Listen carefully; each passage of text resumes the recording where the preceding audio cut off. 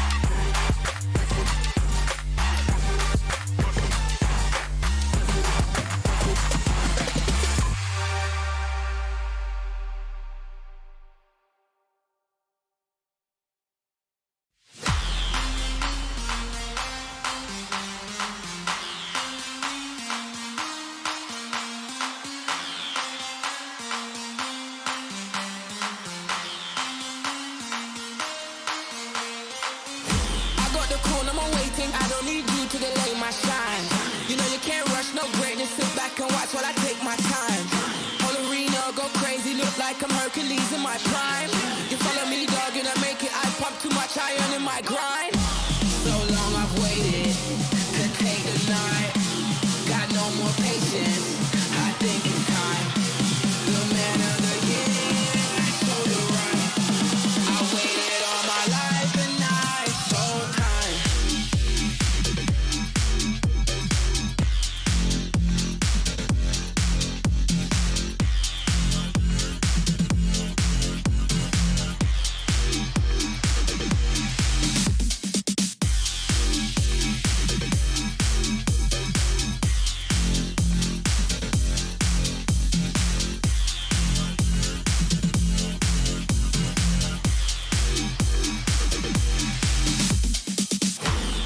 I ain't got no room on stage for no amateur pop stars. Me and my clique don't fear trashing hotels like some animal rock stars. You opened up with a bang up job, but it's time for a real deal headline. Line so big that I can't find the end. I'm gonna kill this airtime. Don't get too comfy. You make the scene now, they gon' love me. I got the keys now, get your own seat. You must be senile if you think you tag along. I'm sorry, my friend, you pegged me wrong. You must be lost, man, your time is gone. If you think I give you the blueprint, you better be stupid or else you're deadly wrong. So long I've waited to take the night. Got no more patience. I think it's time. The man of the year, so you're right. I waited all my life and now it's so time.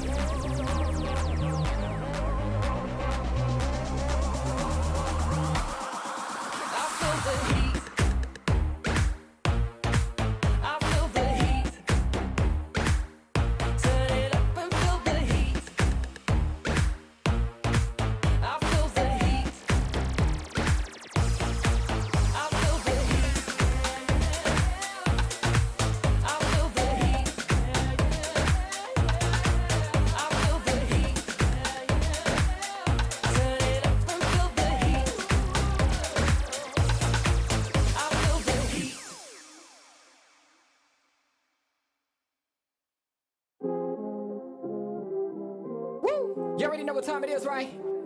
It's your boy Eclipse Darkness. I do this for my people. How I like that. I'm a black, strong man, they can't tell me nothing. What I represent, they try to keep it from me. I done turn a lot of nothing into something. And I'm still out here pushing all they buttons. They can't hold me down, yeah, for nothing.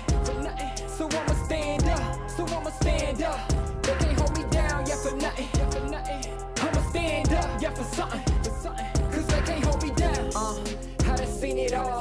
Came up from the gutter, baby, now I'm here to ball.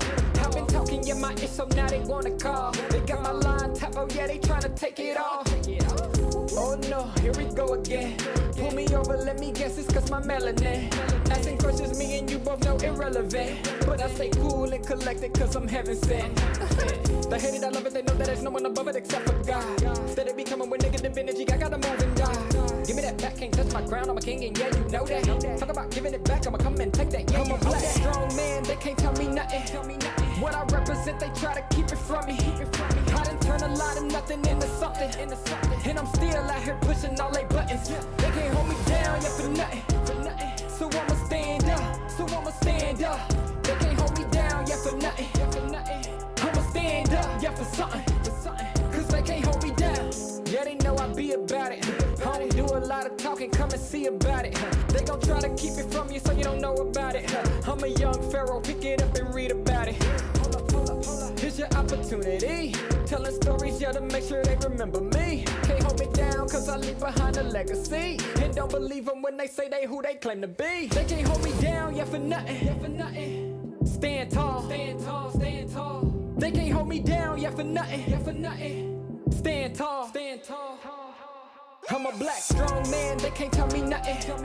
What I represent, they try to keep it from me. I done turn a lot of nothing into something. And I'm still out here pushing all they buttons. They can't hold me down, yeah, for nothing. So I'ma stand up. They can't hold me down, yeah, for nothing. I'ma stand up, yeah, for something. Cause they can't hold me down.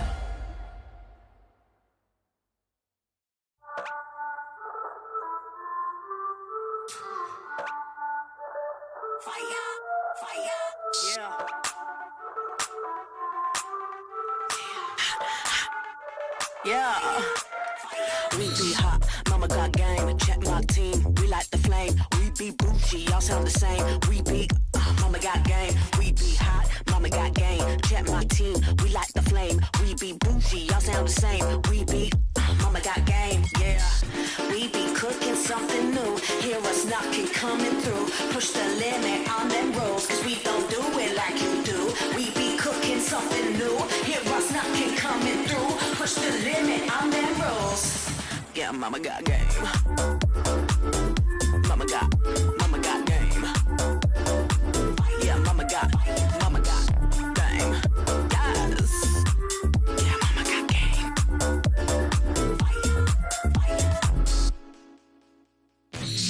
Rockin' the game. Hear them screaming, they screaming my name. We be up on the fame. We be all of the power, we reign. Rockin' the game. Hear them screaming, they screaming my name. We be up on the fame. We be all of the power, we reign. We be cooking something new. Hear us knocking, coming through. Push the limit on them rolls, cause they don't do it like we do. We be cooking something new. Hear us knocking, coming through. Push the limit on them rolls. Yeah, mama got game. Mama got game. Yeah, mama got game. Yes. Yeah, mama got game.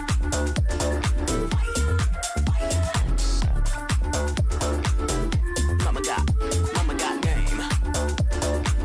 Yeah, mama got game. Yes. Yeah, mama got game.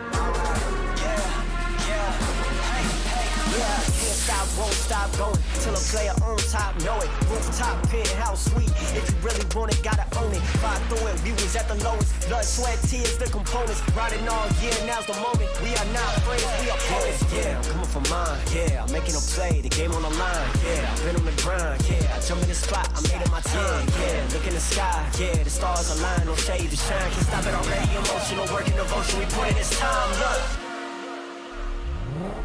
You won't stop my stride. I'll just break your line. I don't tolerate wasted time. Take us down, keep fighting. The Snapdragon Pro Series powered by Samsung Galaxy is brought to you by Snapdragon Elite Gaming, Samsung Galaxy S23 Ultra, Monster Energy, and Kachi Shop.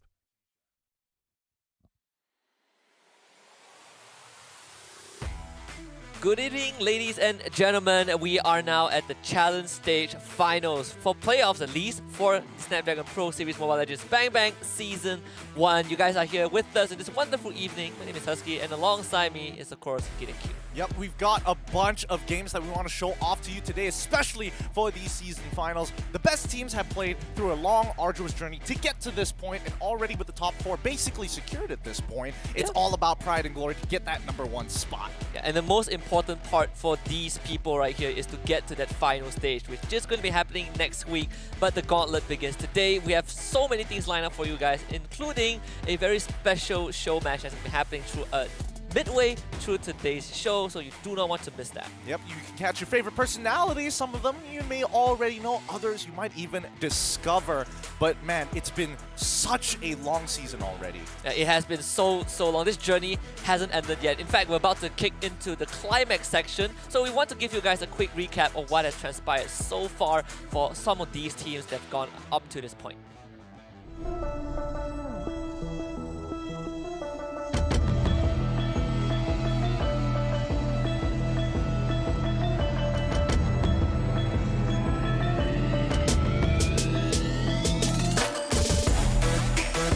First 8 teams. Yep, they're getting going on. Oh, okay, I mean, JH just steals it. Luminal Blast on the back line. Yeah, gonna power to Peasy, doing a lot of damage with those piercing arrows. Takenaga is unstoppable. Get rid of the Fedrin. DYY is gone. GameLab getting a good trade. Lord Pit right in here, right now, and this is actually going to buy a little bit more time for Alpha 8, but at the same time, here comes the King. They force a fight. They go in for the catch, and they got the kill on Arashiki. Zion as well is going to fall, and Alpha 8, they may have won the Lord. Getting gone on by Yutizi, and he knows that he is going to be terminated. Killing spree already for Aizawa. Her boss in the front line. Kesu just dragged back by the Shadow Stampede. Fondia shows up behind, misses the knockup. GameLab, now they're just gonna commit fully. Can anyone catch Yutizi? Fondia certainly does. But look at the battle line completely split apart. It's Aizawa on a Mega Q streak. And GameLab just running down 8-8 in front of their base. Absolute disrespect from GameLab, and they just keep going. 3 kills. GPS could do. Ryujin got also forced away. Venogod, you don't really want to be in the Lord Pit. Not when Ziri is around. He's going to go on forward, get the taunt off, one onto him as well. Backup is not really dead. Venogod just fully commits. And Prisoner's Grab, so close. One flicker still goes down. Venogod, an absolute beast of his own. The force of nature from Euphoria, able to get out of it. Brave working on the Lord is dropping low. Meanwhile,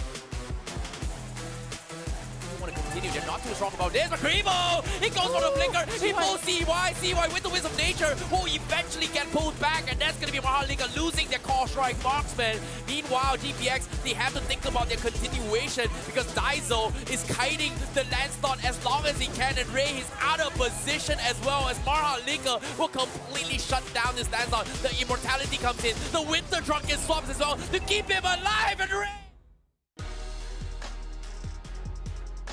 And there you have it, the highlights for our top 4 teams who have gone through this long journey from the group stage to get to the challenge finals. Euphoria Esports, GameLab, MHRLK Esports, and GPX. I mean, these were the teams that everybody was excited to see, especially when it comes down to GameLab and Euphoria. Nobody really knows who is the better opponents against each other. Sometimes GameLab, other people think it's definitely going to be Euphoria, but both of them haven't taken out other favorites as well. A8 for an example, even GPX getting knocked down towards the lower brackets. Every single time a challenger comes up against one of these two teams, they are expected to be disappointed. And one thing that separates these two teams is that GameLab have not dropped a single game leading to Challenge Finals. We'll see if they keep that streak today, because we also have MHRLK Esports and GPX that had to go through this very long and dreadful lower bracket gauntlet, but they were able to basically squeeze through at the very end. MHRLK, winning 2-1 over Alpha 8, and GPX doing the same against the Indonesian's brethren AA Esports.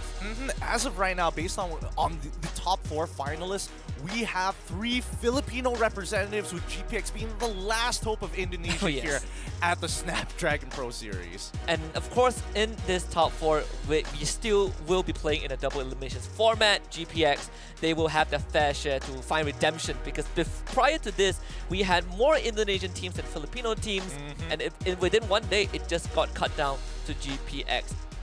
A whole lot to do for them, and this will be today's bracket. Euphoria Esports kicks things off, taking on MHRLK Esports to see which Filipino teams will be the first one to make it to the upper bracket finals. Now keep in mind, this is a double elimination format, so as much as you would like to believe that these teams are going to get eliminated, not just yet. Whoever wins moves on, but the losers just go down into the lower bracket, which will be a BO3, and the grand finals is the only time we're expected to see a best of 5. And this will be today's schedule for those who want a clearer picture. MHRLK starting it off against Euphoria Esports, well, first upper bracket best of 3, and afterwards we will have a extended break to break fast for those who are celebrating the festivities. But when we come back, we will have a Mobile Legends Bang Bang show match between your favorite content creators, which will be a best of 3 as well. Afterwards, we will close off the evening with GameLab against GPX. Oh boy, exciting games to see here today. The best of the best. We're expecting, clean games all the way through. It could be a little bit more back and forth, but expected to see bloodbaths on either side. And I think a lot of the highlights is going to be on GameLab versus GPX, right? The sole Indonesian team up against GameLab, undefeated so far. They had to come through the open finals, but it felt like it was a cakewalk. And this is actually our challenge season prize pool distribution. We already have our 5th to 8th spot finisher for the 4 teams: Tiger Wong Esports, PB and Strike, Alpha 8, and AA Esports. Now, the final 4 will be duking it out for the grand prize of $20,000. Now, obviously, you can see there is a bit of a disparity. First place is significantly more than second, double in matter of fact, compared to second, and as well as third and fourth. So everybody's looking for the first place. Getting second, it feels not as great. Yeah, definitely not when you have a 50% increment in terms of, 50%? Yikes. Yeah, it is 50% now. My mathematics, I need to work on that a bit more. But yeah, $20,000 for first place teams. And I think a lot of the fans would have this agreement that maybe GameLab is the one that's gunning for it, right? We talked to them before. They are aiming beyond challenge season. But we have some good news for all of you MLBB fanatics out there, because we have the registration for the upcoming season for the Snapdragon Pro Series. Again, we told you at the start of Season 1 that we will definitely have more in the future. This is your chance to sign up with your squad to see if you can be the next Grand Challenger. Yep, more importantly, for those of you who are thinking, wow, I can play better than all of these teams, now is your time to prove exactly that. So sign up now at play.eslgaming/Mobile Legends just to make sure you're in the right category. Because, again, ESL, so many different titles all happening at the same time. And I just want to give you guys a bit of a tip. If you are struggling to find teammates, or you're struggling to find a coach or analyst, always look in the comment section. That's where the best talents are at. So hope to see you guys in Season 2, and we are excited for Season 2 already, even though we haven't concluded this one. Look, I mean, this one, there are expectations set, and I think everybody can agree that there's very clear favorites. We're hoping to see upsets here. We're hoping to see, good preparation, especially for these Tier 2 teams. There's a lot of competitions going around, so it depends on whether or not they can really hunker down, focus on the opponents that are going to be coming ahead, especially since it's been really narrowed down to just top 4. Yeah, and we also have narrowed down some statistics for the most picked hero across the challenge stage. Maybe this could help you guys out in the future for Season 2 as well. We have Fredrin with 34 picks, Glue 30, and Farsight with 29. percentage-wise, Fredrin definitely dropped a bit after challenge group stage. Even his win rate has gone down to just a mere 44.1%. I mean, that is to be expected for junglers, and especially for Fredrin in this particular situation, who's been played the most, right? There's going to be a lot of variance in the data, and midway through the season of the Snapdragon Pro Series, a patch was dropped in the middle, so people started to scramble around to figure out what exactly had changed. Yeah, but the good thing is that we do see some changes for heroes like the Glue, who initially wasn't there, but now is one of the most picked heroes alongside Farsight as well. So there are some variations that Fredrin definitely kind of went through the toughest journey. Even before the minor patch that we had, he also was sitting at a measly 50% win rate. And I'm excited to see if today is going to be the same, because for those who have been waiting for Mincetar to be available, well, guess what? The teams can now get their hands on this hero. Yes, we've seen a lot of the MPL regions actually abusing it, either in the EXP lane or sometimes even in the roam position. But I think we can all know that it is time here. Now, both Euphoria has been one of those teams that you have to just keep in mind, because they were the ones who knocked down GPX at the very, very beginning of their series, putting them down into the lower brackets, right? And obviously there are going to be some standards that need to be set. Number one, Euphoria, they are working in their own individual MPL, and the same goes for GPX. So there is a standard level of expected play from both of these teams. And then when you compare Euphoria to their opponents, MHRLK, obviously one of this team has taken out GPX, and you're looking at them on the screen right now. And Euphoria, when you look at the names of these talented players, all of them have God in their name. And that says a lot. They have been living up to their reputation so far. And I think this could be the proving grounds for MHRLK instead, because they came into challenge stage as the first team to qualify.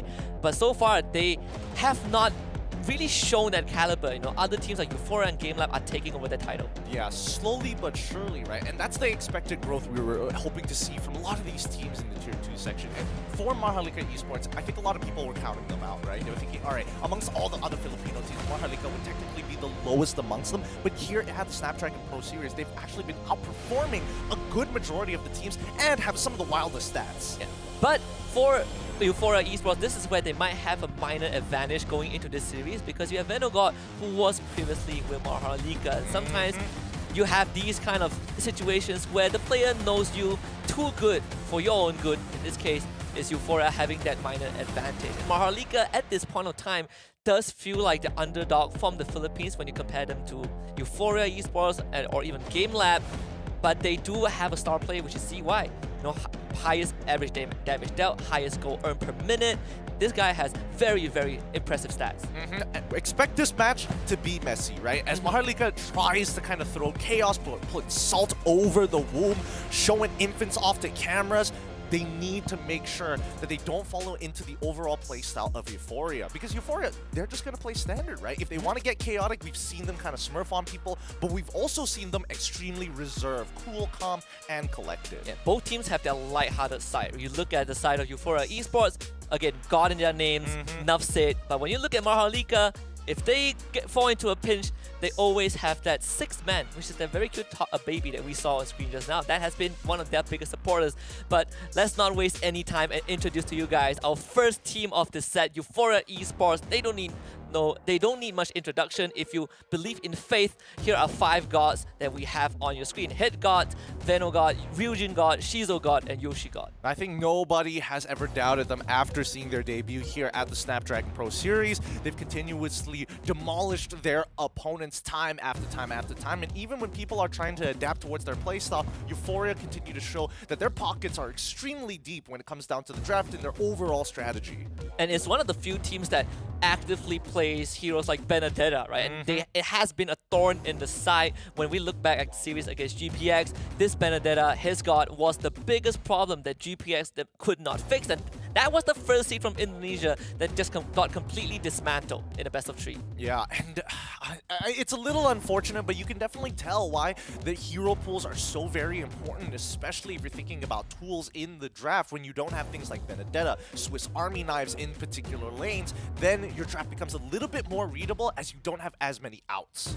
And that's something that Euphoria Esports has really been capitalizing on in this competition. Just their wide hero pool and how flexible some of these players are in switching up their roles. But I think when we look at MHRLK, they also have similar capacity, right, in terms of the hero pool. I think that Benedetta would be a very, very big contest when we look at the draft later on. Hopefully, we'll see, because we never know. With these teams, they have their own, things to do. And Mincetar is available. And Mincetar is available, so that has changed the landscape of how drafts have been looking like. Arlot might not exactly be the biggest focus, but it probably will be banned at some point. Yeah. And let's take a look at Euphoria Esports. Opponents, MHRLK Esports, and this is the 5-man superstar roster: CJ, Kelvin, Daiso, CY, and NIX. And again, we talked about CY, the gold laner of this team, highest gold earned per minute, highest average damage dealt. This guy has basically put on a show throughout the entire challenge stage. Very, very reliable in his role. Extremely reliable. He farms well. His laning phase is usually okay unless somebody is there to interrupt him. And MHRLK plays around him a lot. They focus priority when it comes down to the draft for him specifically, if it is either a priority pick or a counter matchup. But more importantly, everybody else is designed to either peel for him, especially for CJ. And I think one of the factors that Euphoria Esports might need to pay a bit more attention to is the 1-1 pick. It is a hero that CY has been very, very comfortable on. I believe he is also the first player to pick 1-1 up and still play it as if the patch never dropped. Yep, a lot of people have been questioning 1-1. Is 1-1 still good? It really comes down to the player. That it has been nerfed to a point where, yes, you're not going to be able to get really free ultimates, crossbows and tangs, and just chain it together to get an easy Savage or Maniac. Times have changed, and even during his time, we're seeing that CY is counterplaying big counter picks towards the 1-1, things like the Phoveus. Yeah, Phoveus so far not able to shut down CY. We have seen teams like Alva 8, for example. They run the Kaja, and that itself could not stop CY. And I think a big part is, again, because of this 6 supporter, but we have to look at the mid lane. Daiso against Ryujin God. The numbers speak for themselves. I kind of want to believe that Ryujin didn't just do 310 damage per minute. But, I keep an open mind. We must keep an open mind here because the man continues to do work. Like, his damage output may not necessarily look as impressive, but when it hits the most important targets. And we know for a fact that Euphoria as a team isn't going to be as chaotic as a team like MHRLK or like GameLab. They're very efficient at what they do. There's very clear goals and outcomes that are expected to happen when they draft a particular style. Like, I mean, look at his picks so far, right? Everybody plays Farsa, but then we have Kadita as well as Farmis, teamfight orientations. Daiso, on the other hand, has access to Kagura, the Swiss Army knife for mid laners, so it's all about the way they want to play the game. And that was something that I also wanted to bring up, and I'm glad that we are echoing the sentiment of Swiss Army knives, right? We talk about Benedetta on the side of Euphoria, and now we have this Kagura that MHRLK has access to, and I think 1-1 could also be a point of contest because that's what CY has really been demonstrating in those challenge best of 3s. Maybe it could also be a key to take down Euphoria Esports. It could be, but let's see whether or not that's going to be the case. We've got a video to show off our boys here. Let's throw it over to the teaser video. Tinalo na namin kayo 3 beses sa 3 tour na. So, di ko alam kung kaya pa rin pa sa pang-4 na beses. Euphoria, do we even need to talk about them? Taga-MHRLK kami dati. Hindi ko alam kung pating lakas na kami. Euphoria, I can try to put a little effort for this one. Kahit anong yung nagamitin nyo, basta mananalo kami. I am the first. I let you be the last. Now I gotta get a little bit of feedback from you, right? I've been told that you are the sommelier of Smack Talk or pre-match Smack Talk. Like, what's the rating for this one? For this one, there is a lack of charisma coming out from MHRLK. That we need a little bit more confidence in him, and if there was that level of charisma, it would sound a lot more efficient, a lot more clean, a lot more impactful. Because I mean, the god himself, he isn't backing down. He said it so casually that it feels like it's already fat. Yeah, he's like, I play with you guys. I know that you guys are not going to win. Just saying. Just saying. A little bit of editing goes a long way. But Euphoria, clearly incredibly confident, and I can understand why, right? Aside from GameLab, I don't think much teams have been able to really make a dent when they go up against Euphoria, and in the games that they won, they just look so flawless. They really look good. They make it a point to look good. There's a level of finesse to their plays all the time in comparison to their other counterparts that, again, try to out-mechanic their opponents. But I don't know. What about you guys at home? What are your predictions for this particular match? If you're watching us on Twitch, there's a poll going on to decide whether or not you like one team or the other, so let us know. Cast your vote in the Twitch chat. Yeah, maybe the pre-match smack talk will change your opinion, and if it did, also use up that channel point to get your predictions in. We will maybe pull up a live poll to see who favors who more. But for now, I'm placing a bit of that confidence in Euphoria. I think Vanguard has won me over with his two-liners. That's all you have to say. 2 lines and you're like, oh man, I'm soaking right now. I'm gonna win. I play with you guys. You're gonna lose. It's that simple. Keep it simple. Keep it quick. Keep it quick. All right, for this upcoming matchup, right? I'm curious to see who's going to be on blue side. For a long time, I've always felt that, you know, red side has a bit of an advantage, especially since, you know, Farm has had its bug and then they fixed it all up, and now blue side might be a little bit more even. Yeah, and I think that's great, right? When you have Minsita available, just more choices for both teams as well. We're talking about all of this, but have you ever wondered why we're even here in the first place? Well, I'll let you know. Thanks to Snapdragon Elite Gaming. When winning matters, they gave the players an amazing platform to showcase what they're made of. They also gave us the opportunity to just commentate the best Mobile Legends game outside of MPL and MDL. And they are the reason why you guys have a Season 2 that is going to be coming up for the next few months. Thanks to them a lot. We really appreciate it. We do really appreciate it. Having more seasons, especially for these Tier 2 teams, definitely help them, give them the exposure that they need, but also the competitive experience in, well, somewhat an international format. Yeah, you can never get enough of Mobile Legends events, right? There's always something popping up in the grassroots levels, and it's only growing bigger and bigger. And it's great to get to see teams from different regions duke it out. You get to kind of have that assimilation, right? Different cultural exposures to metas. Yeah, and especially at the grassroots, it becomes a little bit more raw. It's not as refined, not as clean, and that's what we want to see. Games that are not just like, oh, total kills, 3-3, 18-minute, 28-minute games. No. Yeah, we want to see people smurf on your opponents. Yeah, I don't want to see Fred in every game. I want to see like a Johnson or something. Ooh, you might get your wish on that one. Who knows? Who knows with these teams? We got a bit of that in the group stage, right? The Cambodian, the Myanmar, the Laos teams, they love that. They love it. The Johnson Gushin was a huge thing. But of course, we are going to jump into the draft for game number 1 between these two squads. I do personally feel like if you are on Euphoria Esports, you are less worried on not having the first pick because they have such a wide hero pool. But for MHRLK, I think this is a team that is looking to be a bit more reactive, at least for game 1. Okay, so we're expecting MHRLK to be on the blue side, or like would prefer to be on the blue side if they win the coin toss. I feel like MHRLK probably would be prefer on the blue side, right? And there it is. They are going to be on the blue side. So first pick for MHRLK, Euphoria Esports on red. I think it's fine for them. I'm more interested to see what the first phase ban is going to be and how important this Minsita is for both teams. It really depends, right? Because if we're thinking about Minstar, we're thinking about people who can dash. So Benedetta, we're thinking about Joy as soft counters, and I think Euphoria, I mean, based on the fact that they're banning out Joy this early on, rather than considering options like, hey, let's get rid of the Kaja and try to bait things out, would mean that they might have access to it, but it's not a lot to go off of just yet. MHRLK Esports, it's interesting because Kadita isn't exactly a very popular ban overall, but generally it's to stop your opponents from stopping artillery mages and more so having a lot of kill pressure when you try to make early rotations in the game. And both teams are showing a lot of respect for one another, right? I think both their mid laners share the Kadita that was taken up by MHRLK, but the 1-1 specifically banned out by Euphoria. They have watched some CY pop off on this hero. They don't want to deal with it. So Euphoria taking out 2 very, very mobile heroes from the get-go. I think they might even go even further than this. If MHRLK Esports wants, since 1-1 is already done for, they might as well ban out the Kaja. Valentina is gone, so they can't just steal the ult. They can let Euphoria take the Farsa, but it really depends on what MHRLK Esports prefer. Their mid laner in this case. Do they prefer high raw damage from the Farsa, or do they prefer a little bit of lane control, a little bit of hard push, a little bit of team fight preparations in the Eve. Yeah, I think it might boil down to those two mid laners again. And we still have the farmers on the board. Both teams also love this hero a lot.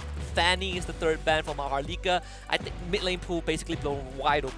Yeah, mid lane pool, pretty obvious what's going to be up and available. Yep, Euphoria is going to ban out the farmers, and they're going to leave it to the artillery mages. But again, EXP laners haven't been touched too much. We've only seen one marksman ban so far for the side of Euphoria Esports. So if MHRLK Esports is going to go for the Fredrin opener, they absolutely can. But there's so many good options to play around. Yeah, you have the Fredrin opener, the glue is going to be the choice for MHRLK. Martis as well, that is on the table. The Kaja, the Arlot. In fact, I think Euphoria in this position, they are spoiled for options. Oh yeah, I think here they're going to go for Melissa, probably going to pick up their jungler at the same time. If not, they can immediately just lock down their mid laner. I don't think supports need to be picked up just yet, unless they've got a flex pick, maybe in like Cho, possibly. Not a team that has played much show though. That's true, Yeah, but who knows? Who knows? With who Euphoria knows? Esports, their scrims could be different.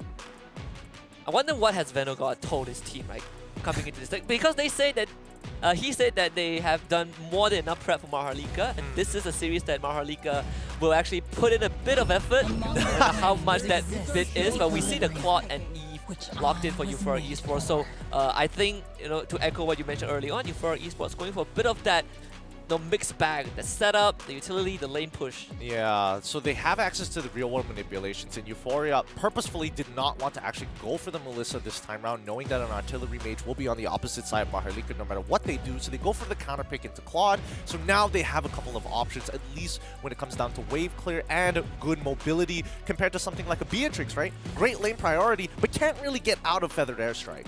And it also puts MHRLK in a position where if you want to play artillery, then you are risking this Claw just jumping on top of you, right? I think that could be an option for Euphoria, but MHRLK are sticking with the Beatrix anyways, but they do bring in the Lancelot. They have their own means of mobility.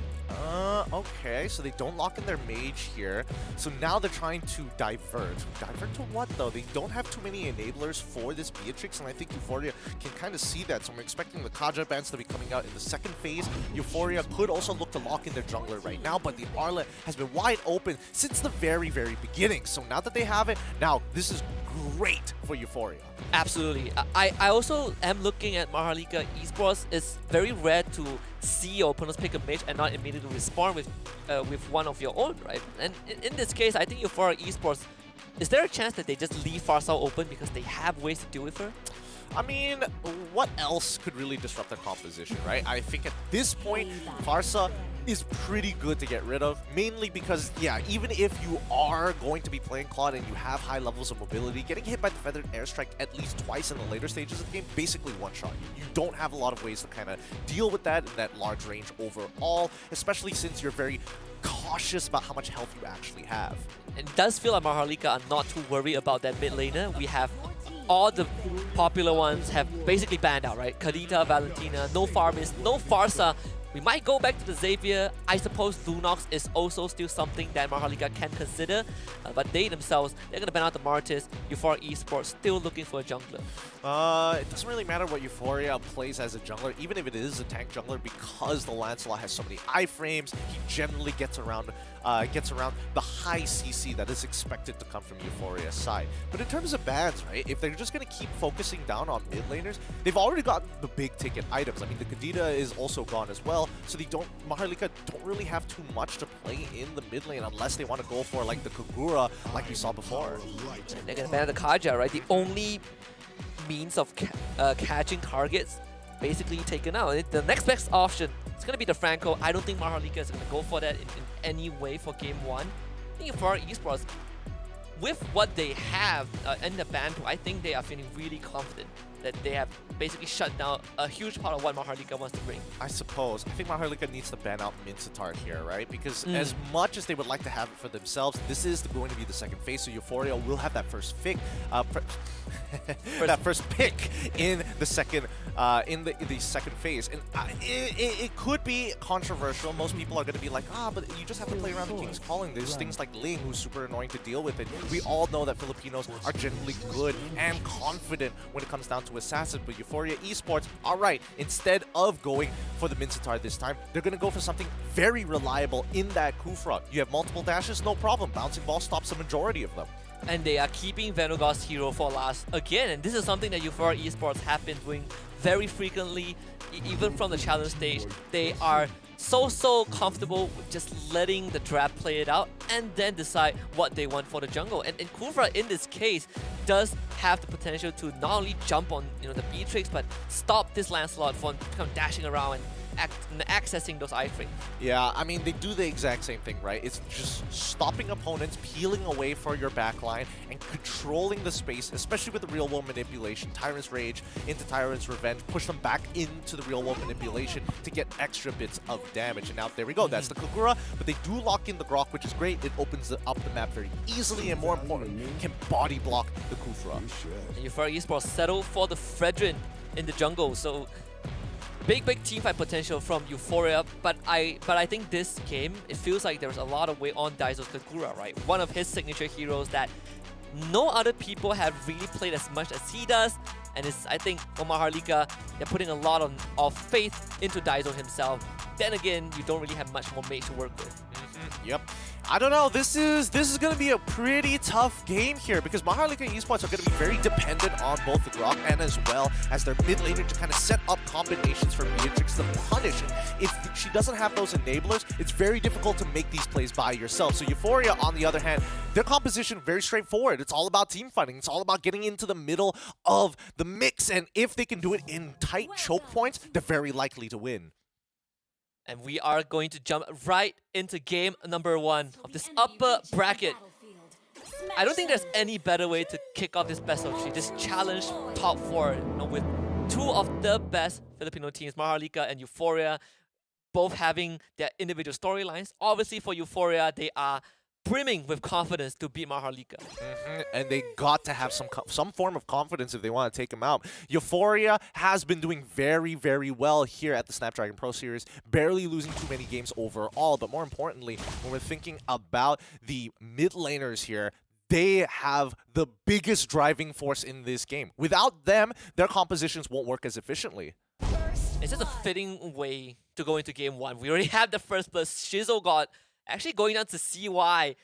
If you're a MHRLK, you are extremely happy, right? We talk about CY having one of the best stats as a goal laner, and now he gets a head start. There we go. Okay, so the game pause comes out. That is to be expected. Claude should never die level 1, especially with the battle spells still up. No cooldowns were wasted at the same time. We're not entirely sure whether he decided to take Art of Thievery or the Battle Mirror image at level 1, so it's really hard to perceive what exactly happened. So luckily, at least we know, even though he died once, and yes, he's going to be behind, it was a technical issue rather than I'm just running it down. And he still has all his spells with him, right? His battle spells. True. So nothing really much was given away. Claude can easily recover from it.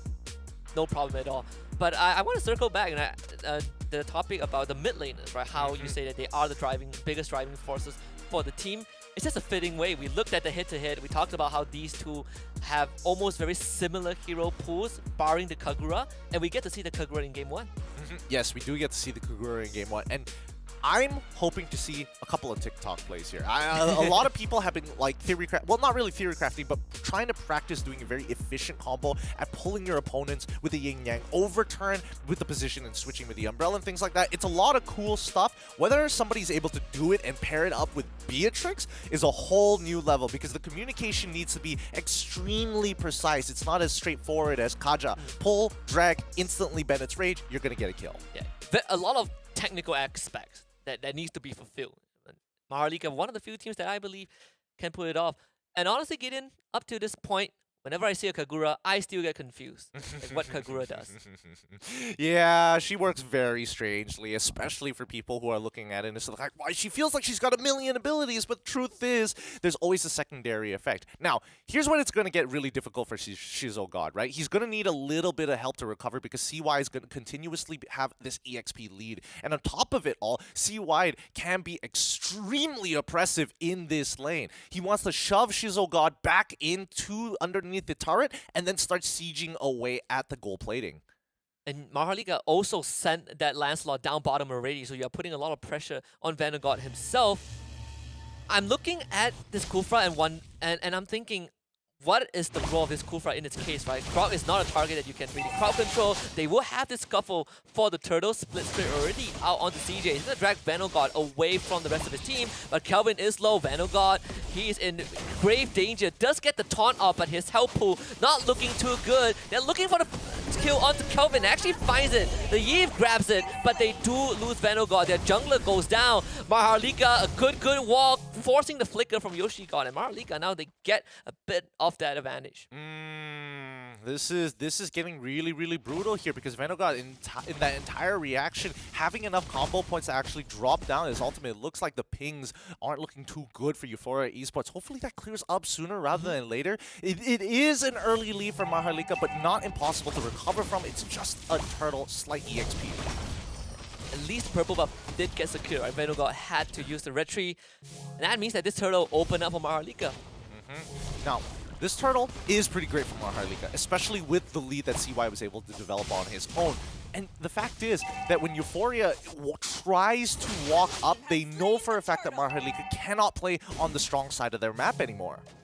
And we also saw kind of the application of NIX, right? The Grok wall is always going to be a bit of a problem for Euphoria to deal with. And in these choke points, it does feel like MHRLK just has stronger tools to fight, right? Beatrice, Kagura, Grok, YoshiGod also not able to do too much, just getting basically ragdoll around by MHRLK. They will try to provide reinforcement with using God. Real manipulation is going to be there. Vanogod going in for the knockup, but they don't have enough damage. Even the Praise of Wrath was not able to get any kills. And this is why I said the mid laners are such a big driving force. These big finishers, Daizo can set up some good fights if Euphoria Esports are really clumped up together. But on Euphoria Esports' side, it's a little bit easier to pull off with Ryujin on the Yves overall. With the real world manipulation, you can kind of limit the areas you can actually move, and you get a situation that we saw just now in the mid lane where they don't really want to walk into the RWM, but you have Vanogod in there, so you need to make a choice at a certain point.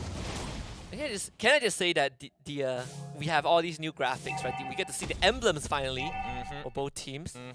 Production have been working overtime. Yeah, it's great to know that Vanogod actually goes for the classic cooldown reductions on his battle spell. So whenever he has it up, just know that if he does it off timing, he's most likely going to get it back up before a neutral objective like Turtle or Lord. Next turtle will be up in half a minute, and MHRLK have already started making moves to the top side. This oppression onto the Claude, it's not stopping anytime soon, right? Especially when you already have the first blood onto CY. They will get that recall out from ShizoGod. MHRLK with a 4-man gang squad just waiting to take control of this top side. Yep, and instantly they start moving down towards the bottom side. Based on your predictions in the chat, it looks like 59% leaning more towards Euphoria. Kufra can jump in, get the knockback. They push NIX into the wall, forcing the flicker out of ShizoGod, but Vanogod, not so lucky, ends up getting eviscerated by CY. Both the goal laners getting a kill. Okay, that's not too bad, but the fact that Vanogod dies, meaning that MHRLK is going to get this turtle, they can secure it for free because they have Retribution and Euphoria don't. So because of this, we have Hetzgod walking up, trying to disturb it, but they're not really going to contest it. They're not looking for a steal. They're just trying to poke the bear and see where the holes are. Unfortunately, there's no real world manipulation, right? So nothing much that Euphoria could do in that situation. MHRLK gets the second turtle. This is as great of a start as it can get. A 2.5k goal advantage for MHRLK itself. And CJ has been doing a great job in keeping this tank under control. Yeah, and that's the beauty of Glue, right? Just one of the biggest sandbags in the EXP lane. No matter how strong you are, it's very difficult to commit on top of a Glue, and more importantly, to secure a kill on a Glue. Oh, and YoshiGod also getting pressured a lot, flickering away to safety, and this guy has to recall. YoshiGod not so lucky, committing into a fight that his team is just not ready to back him up. Yeah, and he also doesn't have flicker, so every time he misses that Tyrant's Rage, it's so brutal for him. He has no real means of escape unless his team is there to bail him out. With bottom side losing that tier 1, now the jungle is under attack. And top side also, they're going to lose ShizoGod for the second time. Meanwhile, Kelvin, he's just messing around with Vanogod in the jungle right now. This guy is sending a message to the person that was smack talking them earlier on. He's putting in the effort we were expecting to see. But more importantly, I think people need to recognize that the early game is a large majority of the game, right? Because of that one kill, because of that one turtle. MHRLK is able to kind of control the tempo of this match, and Euphoria Esports aren't able to kind of keep up with this type of momentum. More importantly, this type of tempo, because they haven't been able to get clean 5v5 fights just yet. Half the time it's 3v3, 4v4. That's the closest we've seen so far. And I know during the draft we did talk a bit about how Euphoria Esports has a composition that has mobility, right? You have all these dives, the Claw to the Arlot, even to the Kufra. But I also want to kind of zone in on the last two picks from MHRLK. They had the Kagura and Grok as a response after seeing the Kufra being picked as well. I personally think it's a very great response from MHRLK. I think so too, because again, as good as most people are going to believe that, yes, Kagura isn't at the top of the list when you think mid-lane mages, what's the most meta, right? Kagura usually doesn't break the top 5. Yeah. Personally, for me, I think it's great because with so much CC, so much dive, and more importantly, the way that you can kind of position your umbrella, you're very maneuverable, but more importantly, if you get hit by CC, you can just purify out of it, right? It's not a battle spell, it's inbuilt into the hero. And I think that's also something that Grok has built into him as well, right? You have all these, it does feel like a neutralizer from the side of MHRLK. So far, all these fights hasn't really gone the way of Euphoria. Exactly. So it's all about punishing and getting battle spells, right? Step 1, get the battle spell. Step 2, punish. Step 3, profit. That's the entire game plan for now from MHRLK Esports until we start rotating to the mid game, right? Once we get into the mid game, which we're slowly bleeding into right now, you start invading the jungle, and now you're trying to bleed out Euphoria Esports. But the biggest problem is that mid tier 1 is still available. MHRLK, if anything, have basically established pretty sizable lead, almost 5,000 goal advantage. And they have NAX basically opening up the rest of the map. Euphoria Esports can't really walk up. And in this case, you are expecting both Venogod and Yoshigod to be the meat shields, to kind of be the frontier. But we have seen how MHRLK just shreds them in these fights. 4v4 by Turtle side though. Gonna try and contest this one. Venogod again brought down low, can't get his combo up with the passive, and he just has CJ sticking onto him. Turtle already secured by Kelvin. Venogod basically just whittled down by CJ. Only Yoshi got left in the front line. The rest of Euphoria cut off by the Grok wall. Now they drop the real manipulation, but Yoshi God has to flicker away, and at the end of it, it still seems like MHRLK are getting the damage done. But Daiso did overextend and Euphoria punish him. And that's what Euphoria wants to do every single time.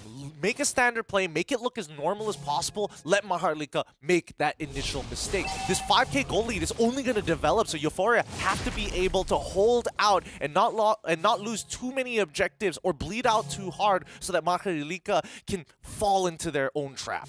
And the silver lining for Euphoria does seem like, at least for Daiso, well, not Daiso, excuse me. At least for the Claude, in this case, Shizogod hasn't really shown up to these big fights yet, right? So we get to gauge his output overall.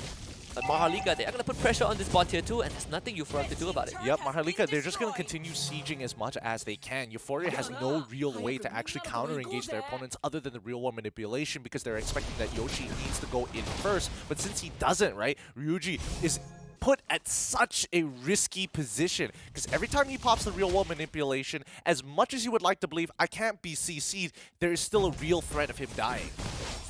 And that goal lead is just increasing exponentially for MHRLK. 2 minutes ago it was 5,000, now it is 7,000, and it's still going up. The map basically open wide. MHRLK taken all the tier 1s, including that extra tier 2 down bot. They are going to take control of the jungle for Euphoria as well. Yeah, expect them to do this exact same strategy for every single turn, right? Bennett's Rage, put people off, quickly switch on over, make sure that they have Bennett, and they slowly chunk down these turns. Because again, CY outranges these turrets. He can take his sweet time with this. And what's the game plan for Euphoria in this case? We saw how they want MHRLK to play into them. That's how they punish Daiso. But it's so hard to find these windows, right? Because we are seeing these two teams primarily fighting in these choke points. Well, I think a lot of it comes down to whether Shizo and as well as Headsgod can jump on top of CY. But at this point, right, CY is really boosting himself as head. If I'm looking at this correctly, he's got 3 items built and he's going into that Winds of Nature. As soon as CY has Winds of Nature, this game is basically locked out for Euphoria. And the Lord also is going to be a big boost for them as well. That MHRLK completely stopping Euphoria Esports even before they reach the doorstep. And that's 10 minutes in, 8.4k goal lead. We have a Lord that's going to start charging down one of these lanes. Oh, it's a death sentence already. It's really difficult for Euphoria Esports. Even if they do make really, really good plays, there's no guarantee that they're going to profit. If they can trade 50-50, it might be good. NX. Very, very low. The engage should come in. Yoshi got clips him on the edge. They're going to try and take him out instantly, but they will also force that flicker from Yoshi God. CJ dragging Vanguard back in. His God also not looking too healthy. He flickers away, but gets rooted down by CJ. This glue is a bit too sticky, just like the name implies. Daiso goes down, but Euphoria are losing members. His God able to chase over CJ, but CJ drags him away from the tier 2. CY is there to back him up, and his God also most likely will be fed to the Sharks. Oh, man. It was about to be such a good play coming in from Euphoria Esports. They just couldn't get away in time, and as tanky as we see this Fredrin being, his itemization right now, not exactly the best. He only has Radiant Armor, this Molten Core, as well as the Blade Armor. Blade Armor, great stats, but he still needs an Anti-Cuirass if he really wants to tank the damage coming in from CY. And with that big team fight with MHRLK now has the Lord on the boss side as well. Again, good Tyrant's Revenge straight into the wall. But Euphoria Esports, they just do not have enough damage output. Well, they do have high ground defense.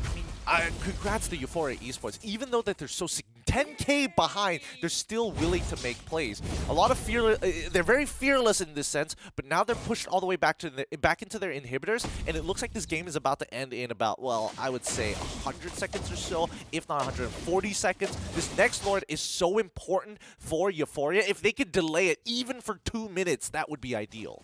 The best case scenario is that they did not lose any inhibitor turrets off of that one push, right? You still have CJ, he has the immortality already, so you gotta kill this Grok twice. And you've seen Euphoria Esports, they just could not really melt through him. It will slowly chip at his health pool though. While that was happening, MHRLK, they have this Lancelot on top side. Vanguard once more might be blocked off, but well, not really in the correct angle. Overall, Euphoria still able to hang on to this top high ground. Well, Headscott, to be fair, has been chunking out Kelvin pretty low there, unless Kelvin took way too many turret shots. The high ground defense going pretty well for Euphoria, and you should expect the inhibitors to start falling once this Lord has been claimed by MHRLK. But more importantly, MHRLK just starving Euphoria out from their base. They don't have any resources to play with, they don't have any buffs, they can't touch jungle camps, and even walking out to clear a wave, they must stick with at least 3 or more. And both the side lanes are synced up again, so you will have Euphoria needing to divert their attention to deal with the side lanes. And both the inhibitors on the side lanes are also dangerously low, right? You can't go down to just one full wave. Lord has just spawned, MHRLK looking to take control of it. Alright, let's see how they're going to play this out, because Venogod has been cut off from the rest of his team, but look at how fast they're chunking out this Lord. I don't think Euphoria can get there in time. You still have the Grok Wall to deal with. They're going to jump in anyways. The Kufra starting off the engage. River manipulation is going to be there. Yoshi God flickers away. They do get rid of CY. Huge kill, but they also lose their own goal laner. It's up to his God right now. He just found Daiso. Euphoria Esports getting the important kills. Kelvin is the only main damage to the left. Vanguard could be the target. Blocked off by the Grok Wall, and he still has a bit of health to work with. Gets the taunt off. His God rejoin. Kelvin in danger. Gets the iframe. The ultimate to get away, even forcing the retreat from MHRLK. Euphoria hangs on. Again, 10k behind, and they still are able to trade up on top of the fact that they got a 2-for-1. Pretty great coming in from Euphoria Esports. Unfortunate for MHRLK because, again, we're seeing that people like Daiso getting targeted down by Shizo God. And Shizo honestly doesn't mind trading against him. He got the damage out with his Blazing Wit, and more importantly, he was able to trade out against Daiso so early on in the match after CY's death to allow the rest of Euphoria to slowly peel back and play for these long, drawn-out fights, which is something that Headscott on this Arlet will be smiling at. And also, Ryujin God was able to pick off CY from the beginning, right? Again, big Kufra pushback! We just talked about CY. This guy's out for another 40 seconds. Euphoria Esports, they did lose the top inhibitor, but this defense is going to hang on for a bit longer. Yep, just shows you where all the gold is invested into Venom. Wow, is Venogod as well as Headscott going to chase? Yeah, they're going to chase them down. When are they going to pull back? Didn't get the taunt off, so the chase ends right then and there. But Euphoria Esports, again, look at the gold disadvantage. They have basically contributed to a 4k gold swing in their favor, right? So Now MHRLK only have a close to 6k advantage. Well, at least you can tell where all the gold is coming from, right? It's all under CY. It all came through that early game. Look at the gold earn leaderboard, right? Both Kelvin and CY are the highest earners so far. And Shizzle, he's trying to keep up. Whoa. Kelvin looking for his god, but no full commitment. I don't think they want to do it. CY is not with them. Both gold laners trying to get to critical mass. CY at this point basically decked out. Basically max items. Yeah. Euphoria is catching up really, really quick though. 44,000 to 49,000. As soon as both teams hit 50k, the gold league just doesn't matter at this point. And I would argue that even now that MHRLK has technically one extra utility item in comparison to Euphoria. How much that's going to matter is going to depend on the player. The CY needs to start being careful. He has been caught out in two crucial fights. And that's how Euphoria held on for so long. And we are also seeing the build up towards the Rose Gold Media for Shizzle God. So trying to one-shot him with Daiso, it's going to be impossible for the next fight. Yeah, it's going to be really, really difficult here. Looking at the item build so far, looks like we got max items on Kelvin, max items on CY as well. He decided to go for the Demon Hunter Sword on top of the Haas's Claw, so he's going to have more than enough lifesteal to keep himself alive in these interactions. But again, his finger needs to be hovering over Flicker all the time. He never knows where that Yoshi God is going to appear, and not to forget the added range he gets with Flicker available. And Euphoria feeling a lot more confident in walking up and trying to at least have their presence to contest this Lord. But he's getting whittled down really fast though. Euphoria Esports, you need to look for some sort of steal. Vanguard, he's right there! Steals the Lord away! And Euphoria Esports buys some time. Shizzle God going absolutely berserk with the Blazing Duet. No kills yet on their end, but Shizzle God is alive. NAX basically chipped down to no health at all.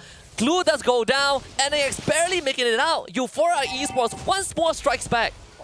Goodness, after all of that, like MHRLK, it was a 5v4. Venogod steals the Lord and Euphoria walks away with a free kill. Man, I mean, Euphoria playing from behind, still extremely confident in the decisions that they made so far, but they got so many battle spells out of MHRLK. And let's not forget, Ryujin, he still has Flicker of his own, so he can play really aggressive. And Daiso has no Flicker. They just sweep him back, bring in the janitorial crew, clean him up. Euphoria Esports basically knocking at the door of MHRLK at this point. The goalie doesn't matter anymore.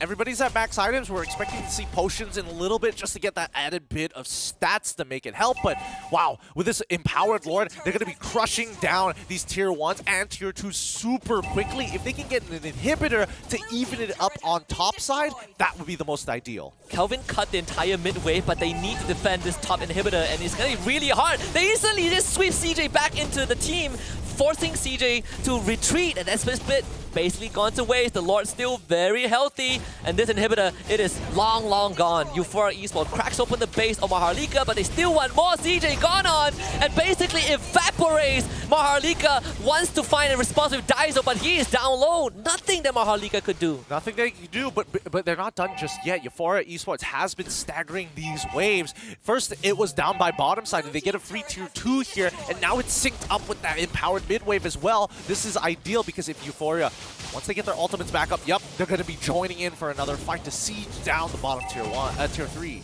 Euphoria Esports looking for the final blow. Rumor manipulation, not finding any kills, but the pressure is going to be there. Euphoria content with the damage that they've dealt. They're going to go for the reset. All right, I think it's a good time to reset. They know that MHRLK, all of their battle spells are back up.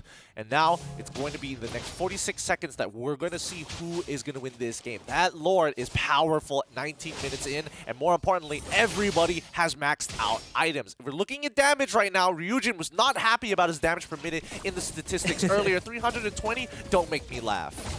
Now he has I can't do the math, but he's added 3 digits behind. He has dealt almost 120,000 damage. Oh man, his stats are going to inflate right after this game, assuming that Euphoria wins. But let's see how this plays out, right? Because if we're talking about interactions, MHRLK Esports, and especially for CJ, needs to find a good, fast engage. This is not going to be easy at all. CY has been basically the target, right? And Daiso, it also feels like his expiration date has already arrived. Can't really one-shot any target. He just gets focused down instantly. And for once in this game, Euphoria Esports are the ones starting off the Lord. slowly just chipping the health away. Yoshi God. Might be a chance. Straight to the back, and they found the dive. The target is there. Shizo God just joins in. Let that ultimate loose. They found CY.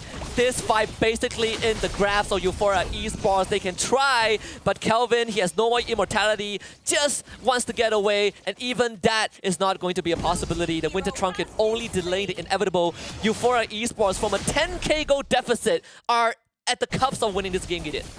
I really thought that the technical issues that they were facing early on in the game might have costed them, but they are showing some veterancy here, playing from behind. And man, that fight was not even close. Yoshi fighting the engage of a lifetime, and they're able to get a little bit more here. The last two survivors of MHRLK are going to be reduced to nothing. 55 seconds for CJ. They have 9 more seconds before CY comes back, but you have to mount this 2 versus 4 defense, which in and of itself is an impossible task. But NIX, he's gonna try throw every single spell, including the kitchen sink, but it is just not sufficient. CY comes back, instantly forced to flicker. They stay alive with the winds of nature, but the entire base cracked open. Kelvin is now back. Can they do something to prolong this game? Shizo got on the crystal alongside Venogod. They've gotten game 1. Yeah, they just tanked it. They pushed through, and Euphoria, despite a really rough start, recover thanks to a couple of small mistakes made by MHRLK Esports, and they continue to push forward despite being so far behind. Not a lot of times we see teams come back from a 10k gold lead. Most would say that is a death sentence. With the Lord at 10 minutes in as well, right? All started with the bot lane inhibitor defense, the high ground defense that they pulled off, kept the base alive, lost the second Lord, and still won a team fight. And still won the team fight. Like, I'm surprised. All of this really shows that being able to invest your gold into one person can really get you ahead in the beginning, but towards the later stages, if you collapse down, and specifically CY, who had a majority of that gold lead in his bank, that shutdown was so huge for Euphoria. And for the tail end of the game, for like 5 minutes straight, CY didn't get to play at all, right? Euphoria switched their focus every single fight. It's Beatrix and only Beatrix. Beatrix and only Beatrix is the name of the game, especially after, man, how many times did Yoshi catch him out? The more that I think about it, the more frustrated I get, especially that last one when he's hiding by River Pixel Brush. It felt like he kind of weaved through multiple people to get to CY. Yeah, and that's what got Euphoria just this great recovery, right?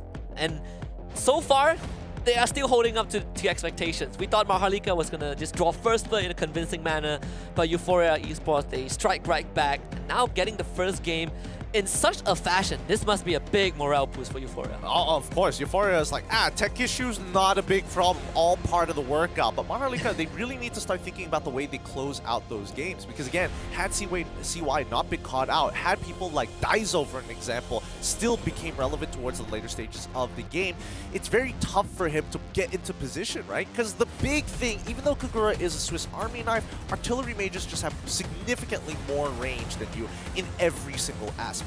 And I think the numbers did show that when you compare both Daizo and Ryujin God all together, Daizo wasn't able to do much past the second Lord. It felt like all these fights, he chose his full combo. He either gets forced to flicker away, or he just gets bursted out by Euphoria. Yep, and even CJ, as much as he wants to like zone as many people as possible, his real use is during these neutral objectives, right? For Lord fights, or more important, Lord and Turtle fights, his job is to get on top of Venogod, pull him out of position so that Lancelot can have the entire neutral objective for himself. And these are the stats, the Hall of Fame for Game 1. CY again with the highest goal per minute average, almost hitting a nasty 800. And this is by the way on the losing side, so this guy's still solid on that goal laner.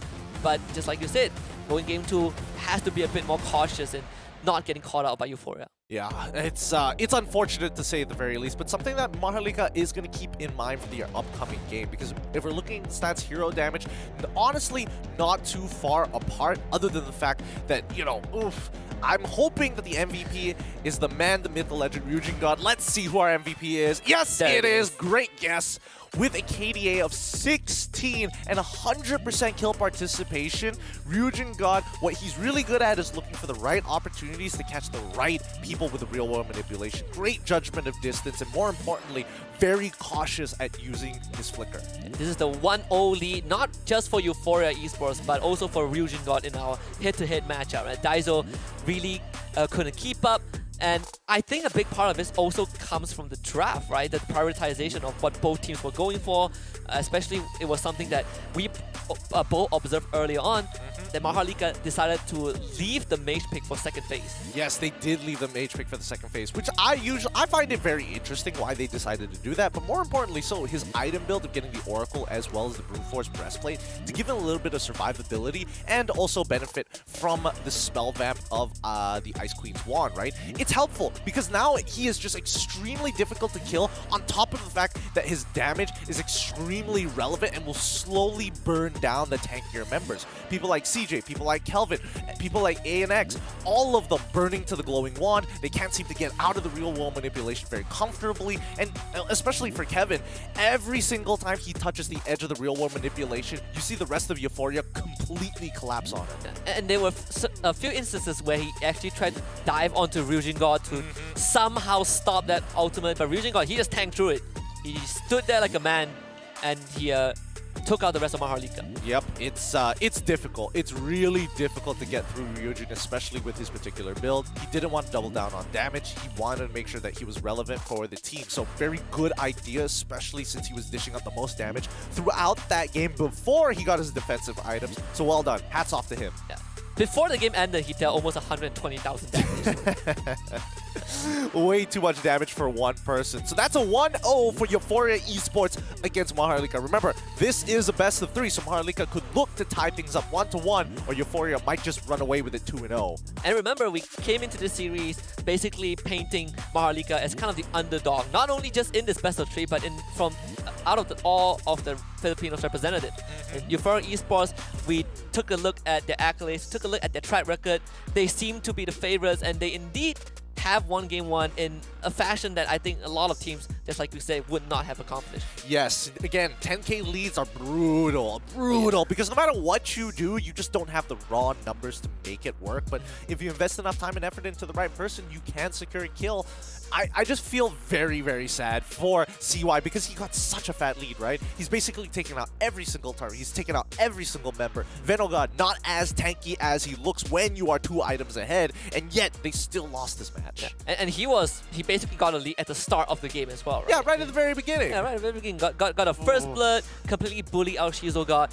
But is it fair to say that CY getting caught out was kind of the main reason that MHRLK fell in that game? Oh, absolutely. Because again, Yoshi should not be able to get on top of him for any reason necessary. Because again, you have a Grok. He should be opening up the map. He should be body blocking for a large majority of these fights every time he has power of nature. And more importantly, they've got Kagura to check bushes as well. So they're not the only person who can safely kind of look around and figure out where Yoshi God is going to come from.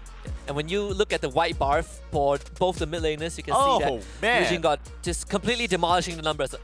Twice the damage, well, almost twice the damage of what Daiso did. Brutal. So very brutal. And not to mention that, again, that 1v1 matchup in the mid lane is not very easy. Again, Kagura has a lot of ways to kind of poke you out. Same goes for Eve. It's a skill matchup, to say at the very least.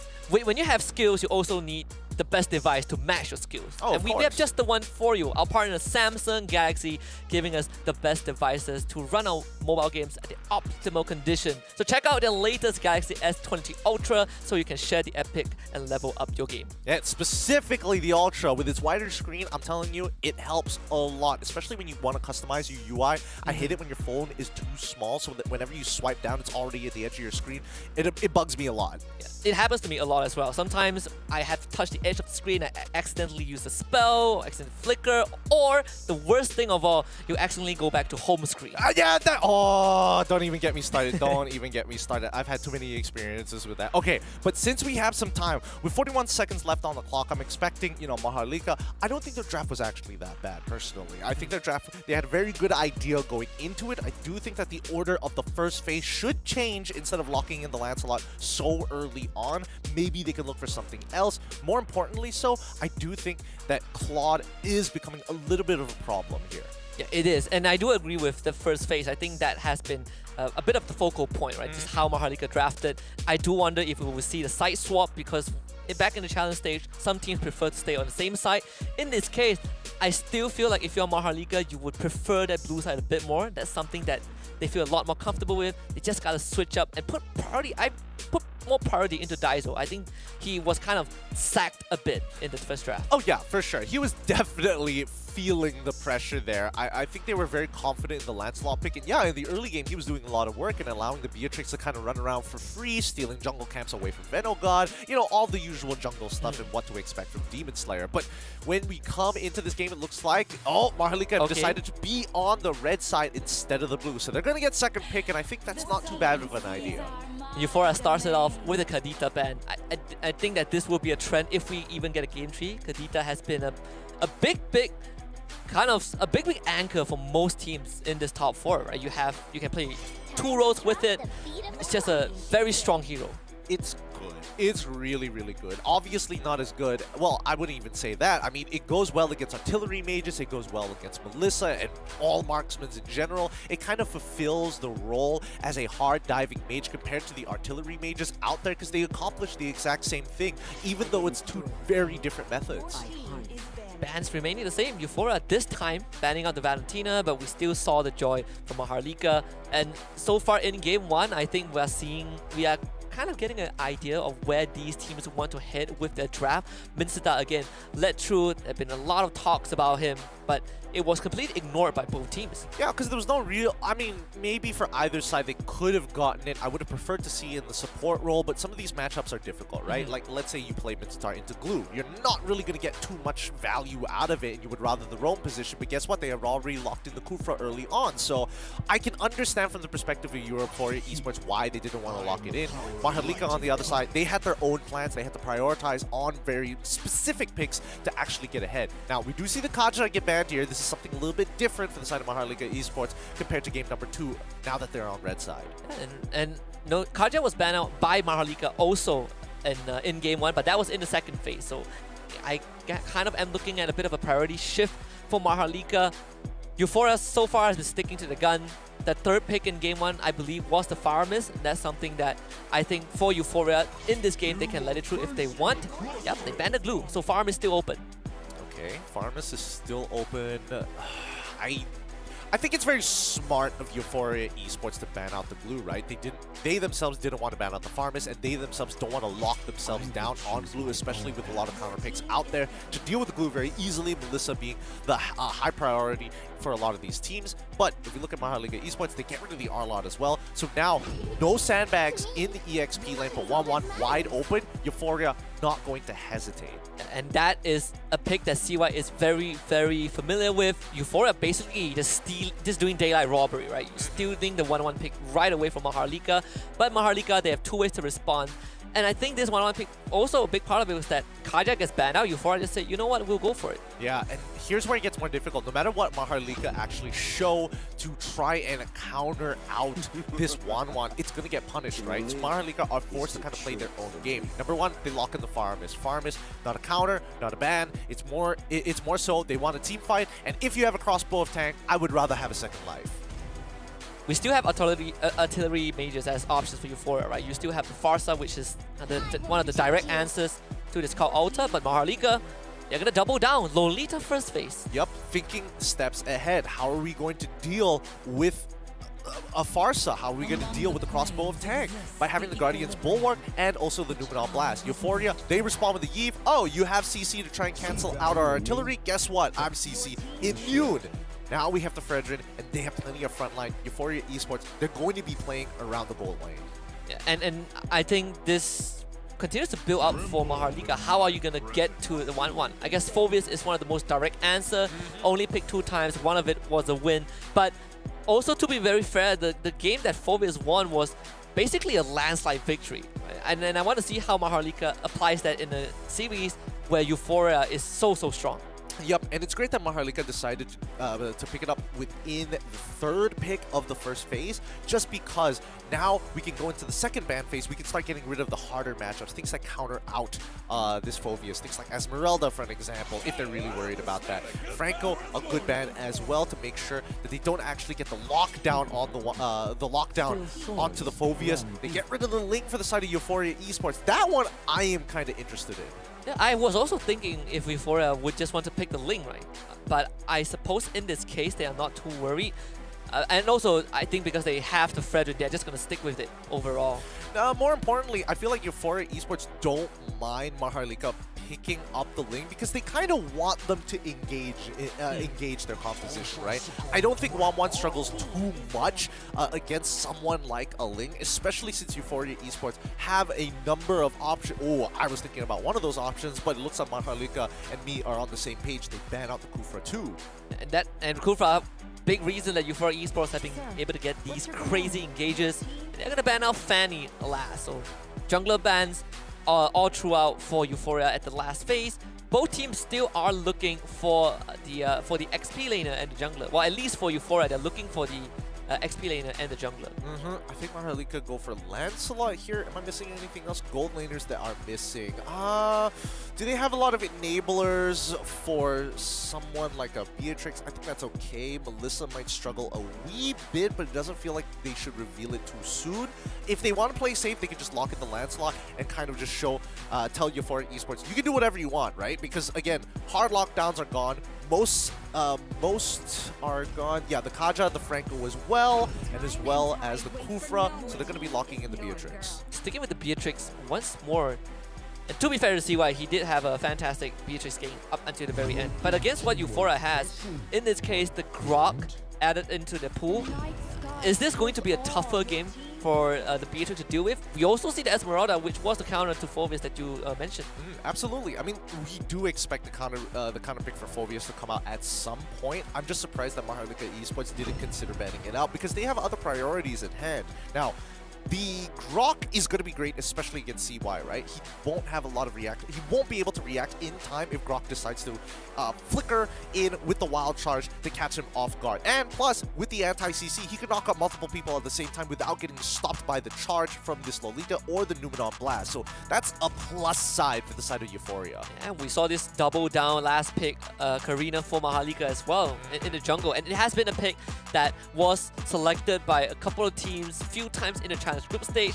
But when you look back at those records, I believe Karina only won like 1 or 2 games, and it's not really good as well. Yeah, it feels like MHRLK, they want to shut down Euphoria Esports' plan about playing this 1-1. So expect to see a lot of engagements down by that gold side. EXP basically not going to be touched for a large majority of it. But let's jump right into it. Blue side, Euphoria Esports with red team going to beat MHRLK. Let's jump into the Land of Dawn. Smash them.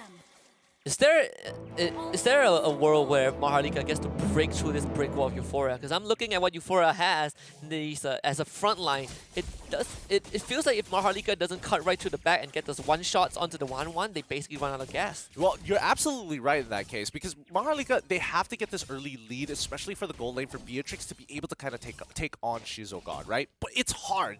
When you're playing 1-1, you generally win a majority of your 1v1 matchups. This is the one where it gets a little difficult because CY has a lot of raw inbuilt damage, especially at level 1. I think these objective contests is going to be a bit of an issue for MHRLK. You look at the teamfight potential that Euphoria has, it is not fun at all. But MHRLK, they do make that early move just to alleviate the pressure for CJ a bit. And they're able to do so. CJ does get that minor XP advantage. Yeah, that's exactly what you want here. Can Shizo actually steal out this River Crab? No.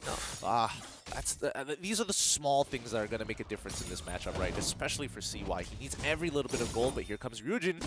The wall not really catching on CY. It's a good attempt from Euphoria just to put that pressure on. In the end, Yoshigod is the one that lost half his health. Well, more importantly, CY does miss out a minion, so Shizzlegod and as well as CY back to even EXP. This is going to be pretty slow for the time being. I'm expecting things to happen only at level 4, but notice in the mid lane, right? A lot of life being lost by Daizo just to make sure he can push out his lanes fast and then quickly run on over to the side lanes. But for MHRLK, the role of Kelvin is definitely different. No, he's not on the Lancelot, but top side, taunt onto CJ, did get the shield. Daiso showing up just in time to save him. But yeah, Kelvin, are we looking at these objectives secure? So we saw the Lancelot, right? Got the first 2 turtles in game 1. Feels like this game he needs to double that effort. I mean, we'll see what he can steal here. Oh, looks Daiso's gonna get a pull on top side onto Headscud, but Phoveus is just so far behind. I don't think MHRLK can actually walk up here. Domino Blast, channel up, flicker forward, hitting 2 in the back. MHRLK starts the engage off. Turtle basically untouched right now, but Venogod still secures the objective, and Kelvin ends up going down to Ryujin God. Phoveus also drops. CJ not in this fight at all. Euphoria off to a fantastic start. Yep, and they got all their battle spells as well. Euphoria have done a really, really good job just purposefully slowing down this turtle take, knowing that MHRLK want to contest them, but they made it look so tantalizing, right? They send Shizo God early rotating down into the mid lane so that MHRLK are forced to kind of comply. They don't want to fight this 4v5, and more importantly, they don't want to interact with each other at all. CY just wants to sit in lane. And now you look at the experience for both junglers. Venogod is 2 levels ahead of Kelvin, just off of their 1 interaction, even though one of the camps on that top jungle. Kelvin, he intends to snowball, but that has been stopped. No, but I mean, Venogod, this is what he intends, right? Every single time you see a jungler, immediately take a neutral objective. If they're able to get any sort of kills, they're instantly invading, like, without a doubt. MHRLK, they're going to have to start playing from behind here, and, well, we've seen them come back a couple of times, but those were very close games. Wants to go onto Yoshi God, but he just wow charges away. Ryujin God even uses that real manipulation and just good wall block from Yoshi. And then might nail them a kill onto NAX. This Lolita barely hang on by a thread. Charge out the Numinal Blast even. They drop the call out from Daiso. They need this Lolita to survive, and she will. Venogod still continuing, and they place a wrap. Almost destroys Kelvin. Doesn't secure it though. That's the most unfortunate part. While this is all happening, topside continuously getting bullied here, but Kelvin just having a really tough time. Euphoria have created a new opening for themselves at putting Kelvin as far behind as possible to make sure that Shizogod is less threatened by this assassin. And they have done basically a good job constantly having a 2 levels advantage in terms of the jungle difference.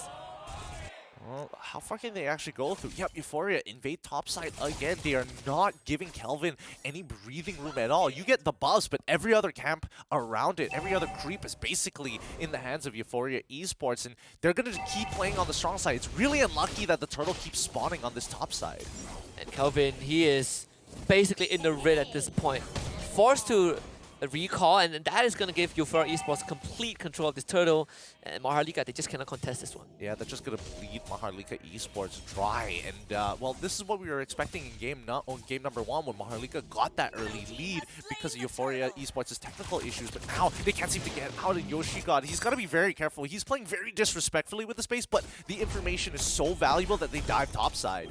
And CJ, not much he can do in the situation. Does flicker away, but the wave is going to crash, and Euphoria Esports is waiting for a pickup, and his god will do that. Meanwhile, Venogod gets a taunt. There are 3 members of MHRLK, including a call altar. Venogod might have overstayed his welcome. Can't get the ultimate off, so Kelvin picks him up. Just 1 combo point. Literally 1 combo point off from actually getting the Appraiser's Wrath, and that could have been a free double kill. But now, with losing their tier 1 down bot side, Venogod doesn't mind dying because he's not worth that much gold. He doesn't have a fat shutdown either to give over to MHRLK Esports, and they can continue the lead and continue the pressure that Headscod is creating on the top side of the map. Look at that, 2 levels down. And when you look across the board, the only 2 heroes that have same levels are the mid laners, right? Both level 7, but the side lane is completely in Euphoria Esports' favor. The jungler, not even close. His god, he can just basically sit in the lane and not be worried about dying. He's even contesting Kelvin. Yeah, he's 2 levels up on Kelvin too. He's gonna... Oh boy, he is getting very close to actually killing him. And now that they know where he is, mid lane is basically done for. Instant dive onto Daiso. The wall again from Yoshi. Just so well placed, and Daiso basically caught in a corner. He will walk away, but Euphoria will get the tier 1. Yep, it looks like MHRLK are just 1 step behind each and every time. The tempo is not falling in their favor, and Euphoria Esports have such great setups when it comes down to just wave management that they get to push at the same time and collide at the right place at the right time in these choke points. So MHRLK if they want to start getting ahead, they can't expect Euphoria to make that mistake. They are showing extreme discipline with the way that they are tactically taking away these tier 2s as well as their tier 1s. MHRLK can't even open up the map like they want to. No contest so far. Lord, I believe, but not Lord, Turtle actually spawned. And Euphoria Esports goes on to it again. It's going to be a third Turtle for them. The one time the Turtle spawns on the strong side for MHRLK, they basically don't have a tier 1 or a tier 2 to protect them. Head Scott, is he going to be fine here? I don't think so. This is about to be a turnaround for Euphoria. CY is definitely not going to be fine. Tries to at least pick out his god, the flicker forward. He's going to trade his life for that. But they give the kill over to Shizogod while the mid lane, again, making sure that Kelvin doesn't participate. Like, you can see that it's difficult for MHRLK to actually move across the map. If they overextend, they're basically done for because reinforcements get immediately intercepted by the remaining members of Euphoria Esports. And it feels very awkward as well, having a call alter, but you can't really fight there, right? We have seen all these defensive call alters that wasn't really translate into much. CJ basically forced to flicker away, clip right on the edge of the real manipulation. They can't even get any return though. NAX just flicker for the Numenon Blast, but you have Shizogod that you need to worry about. And see why, he's just gonna get stunned by the wild charge. Everyone from Euphoria Esports juggling their spell so well. The Lolita drops for another 20. They do get rid of the Grok, but unfortunately Kelvin ends up trading his life. Kelvin, he shouldn't be there. Kelvin really shouldn't be there. He needs to sit by the inhibitors at this point. Euphoria have full control over this game, and they've only developed about a 6k gold lead. I'm rounding it up here because I'm feeling generous, but look at the gold earned leaderboard, right? See why he's trying to keep up, but he's already about 1,300 here. Yeah, 1,300 behind Shizogod, and oh man, with that gold lead, he's able to survive here as the counterattack coming in from Euphoria. And Daizo makes it out, but can't save CY. And that's 20 seconds without the Beatrix. Euphoria Esports, it will crack the last tier 2. Man, I really can't believe that they couldn't kill Shizogod there, right? I mean, it looked like a free kill. It looked like it was about to fall into his hands, but a well-timed Purify making all the difference here. And that's why having inbuilt Purifies in the kit of your heroes makes such a difference in a meta so heavily revolving around CC and tanks. Now the Lord finally spawns. It's 9 minutes in. We are seeing an 8,000 gold advantage for Euphoria.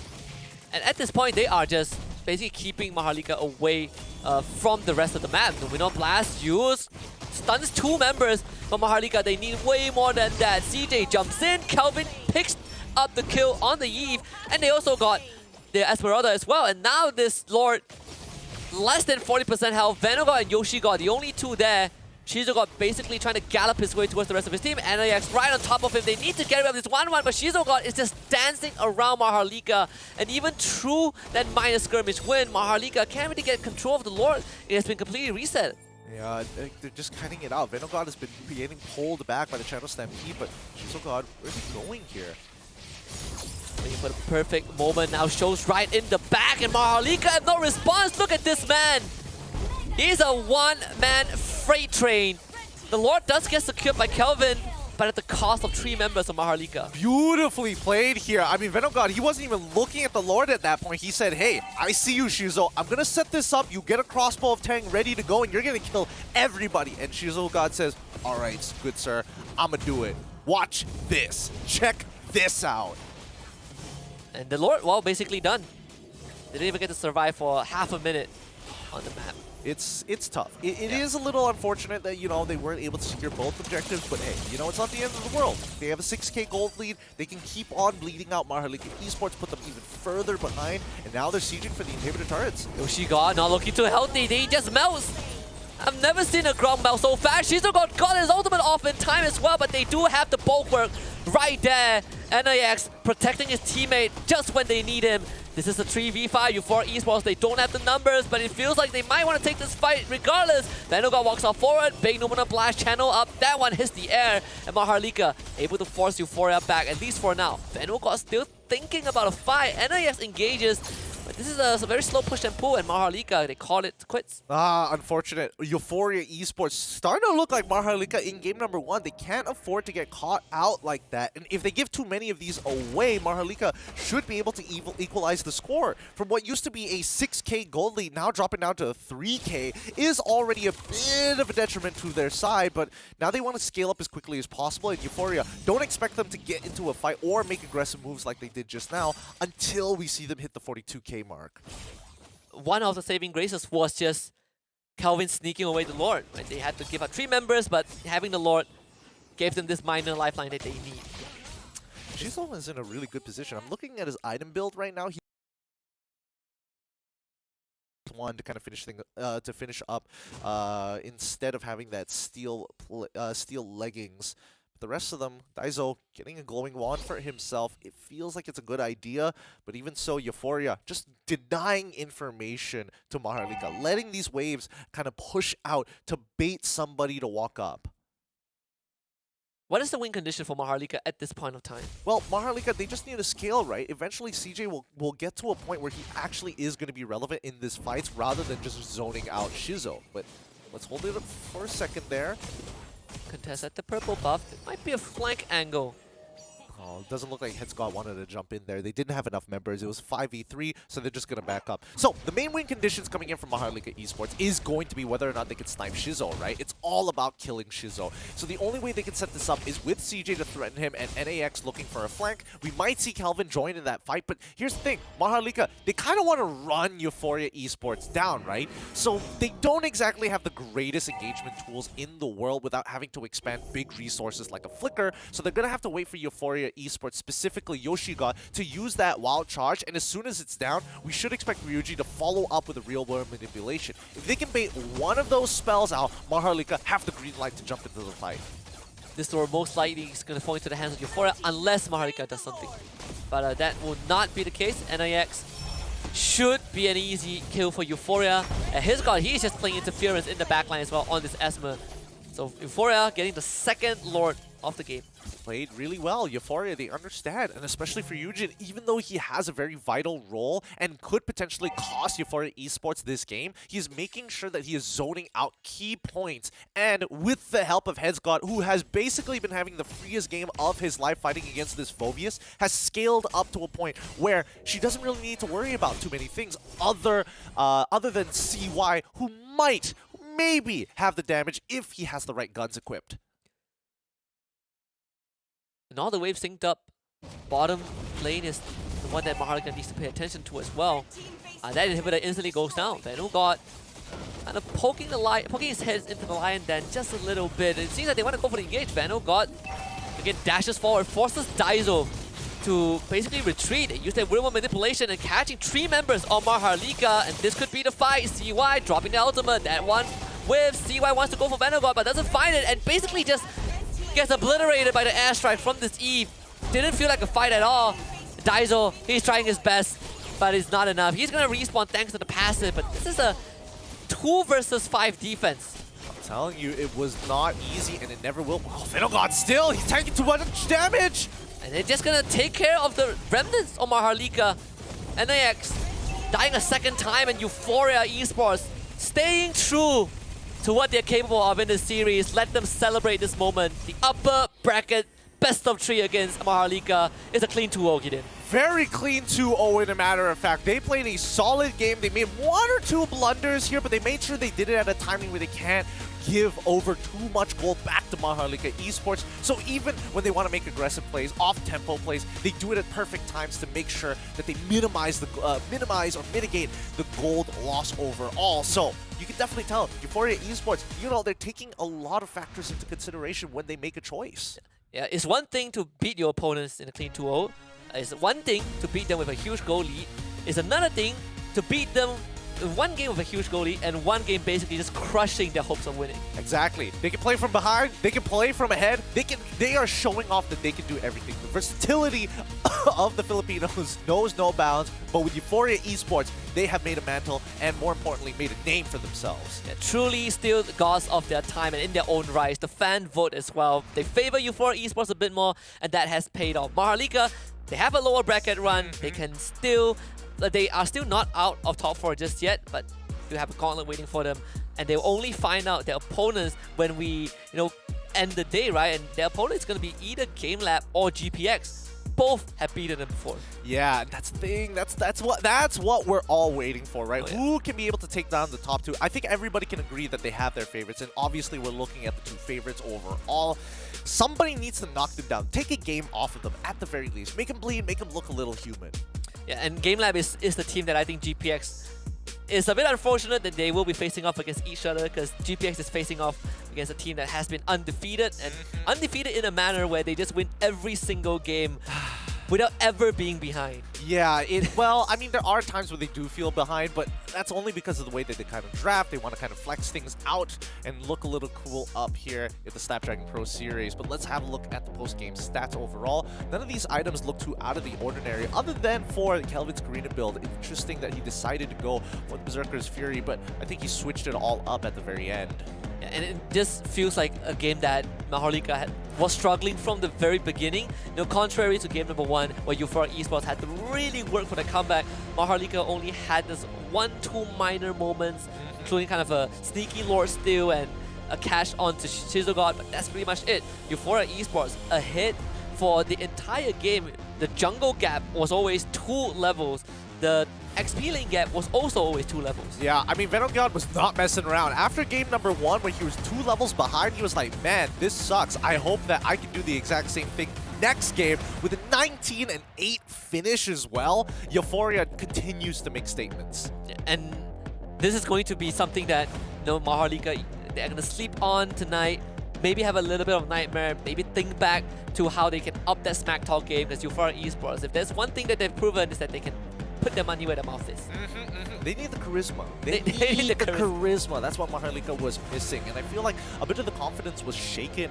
Especially for people like CJ and as well as NAX, who continue to get punished whenever they moved around the map. It felt like they had no openings to kind of slip between the cracks that Euphoria Esports actually had. But this is all because of that early game, right? The early game is such a big contested point for a lot of these teams, especially at the highest least level, because it contributes to at least 70% of the game overall. It's a 180-degree change, because both CJ and NAX were the biggest playmakers in Game 1. They were the ones, they were the primary reason why CY has been having such a fantastic time, why they were even in a 10k goal lead advantage in the first place.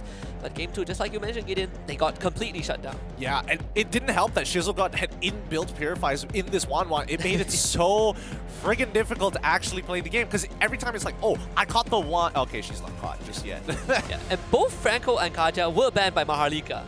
And we look at kind of the drafting, the ban orders, it does seem like MHRLK don't really have much options, and they were really looking at defensive measures. But in that case, well, in that sense, they are trading away a lot of that output, that damage output. Yeah, personally for me, I think Euphoria, they had a really good blue side draft. They played it as good as they can. They punished MHRLK for taking away so many of these hard lockdown heroes, especially with the Kaja and as well as the Franco, who have special keywords in their own right. But oof, a good way to kind of look at the draft and look at the game. Something that MHRLK can, again, have a review, prep for the lower bracket run. We got to talk about the MVP, the series MVP in this case, Shizogod. He might not be the brightest star in Game 1, but again, the recovery that this guy had with the Claude in Game 1 and the 1-1 in Game 2 was basically heaven and earth, right? He got up to a great start in Game 2, and you get to witness what he can do with a massive lead. He literally went to hell and back just to carry this game. He's like, okay, I may have been lagging game number 1, but I can recover in game number 2. Just let me show you what I got when I have perfect ping. And this one of the moments that Shizogod really just took matters into his own hand. You kind of love to see these individual pop-offs, and Shizogod was like, you know what? I will flank them myself. I'll do it.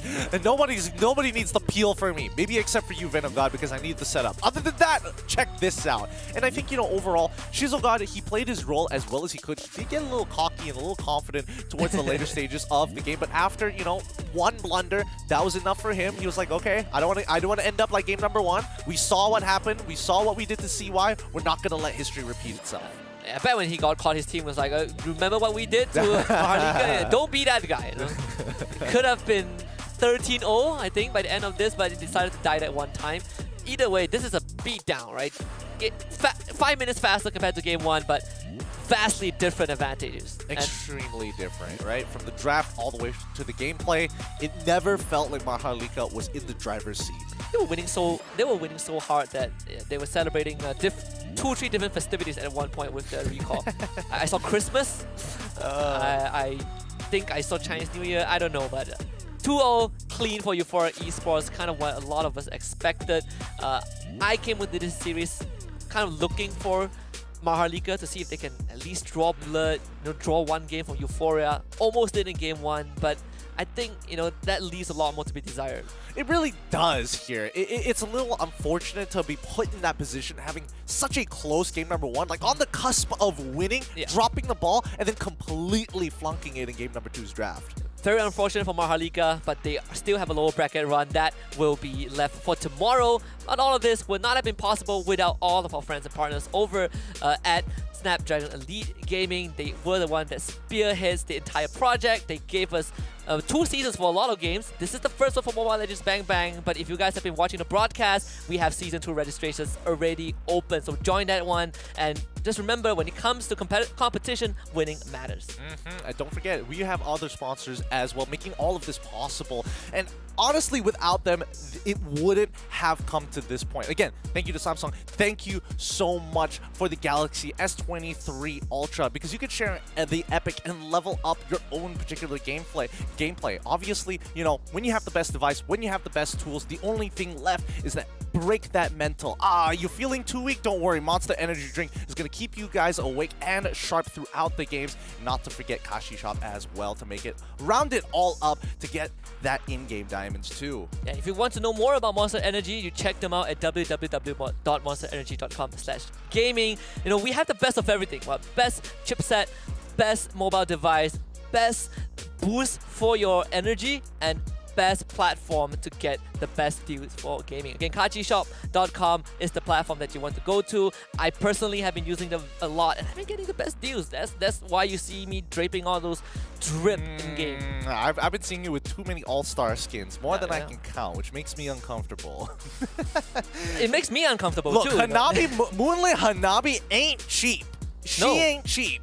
No, I heard from a little bird that you also are aiming for Moonlight Hanabi. I'm considering. I am considering. It is a very big investment of diamonds. I'm not going to lie. It is not easy to get. I don't know how many rolls I'm going to get in, but hopefully within 10. Hopefully. I know Jujutsu Kaisen took me more than 100 rolls. Okay, let's not delve into Jujutsu Kaisen. I am not proud of that one either. With that being said, hopefully you guys have been enjoying the show so far. Technically, we still have that show match happening right after this. Yeah, dude, we have a show match coming up from 10 of your favorite content creator on multiple platforms. This is going to be very, very interesting, right? Because we also have some players from EVOS itself. Oh, we're getting professional players as well. Yeah. All right, so okay, most of you guys are thinking, oh man, it's another show match. You're going to see some of your favorite personalities, some of the one tricks that you've always wanted to see play in a professional game with professional players as well to top it all off. I'm pretty sure it's, well, maybe it could be just one. I'm guessing their captain, hopefully. Yeah. We'll see. Yeah, the players would be the captains, and of course we are going to go for an extended break just to allow those that are celebrating the holy month of Ramadan to break their fast. But while we are gonna go for that break, we also have some videos that we can show you guys in the meantime. We'll come right back for the show match and also to close out the second upper bracket series.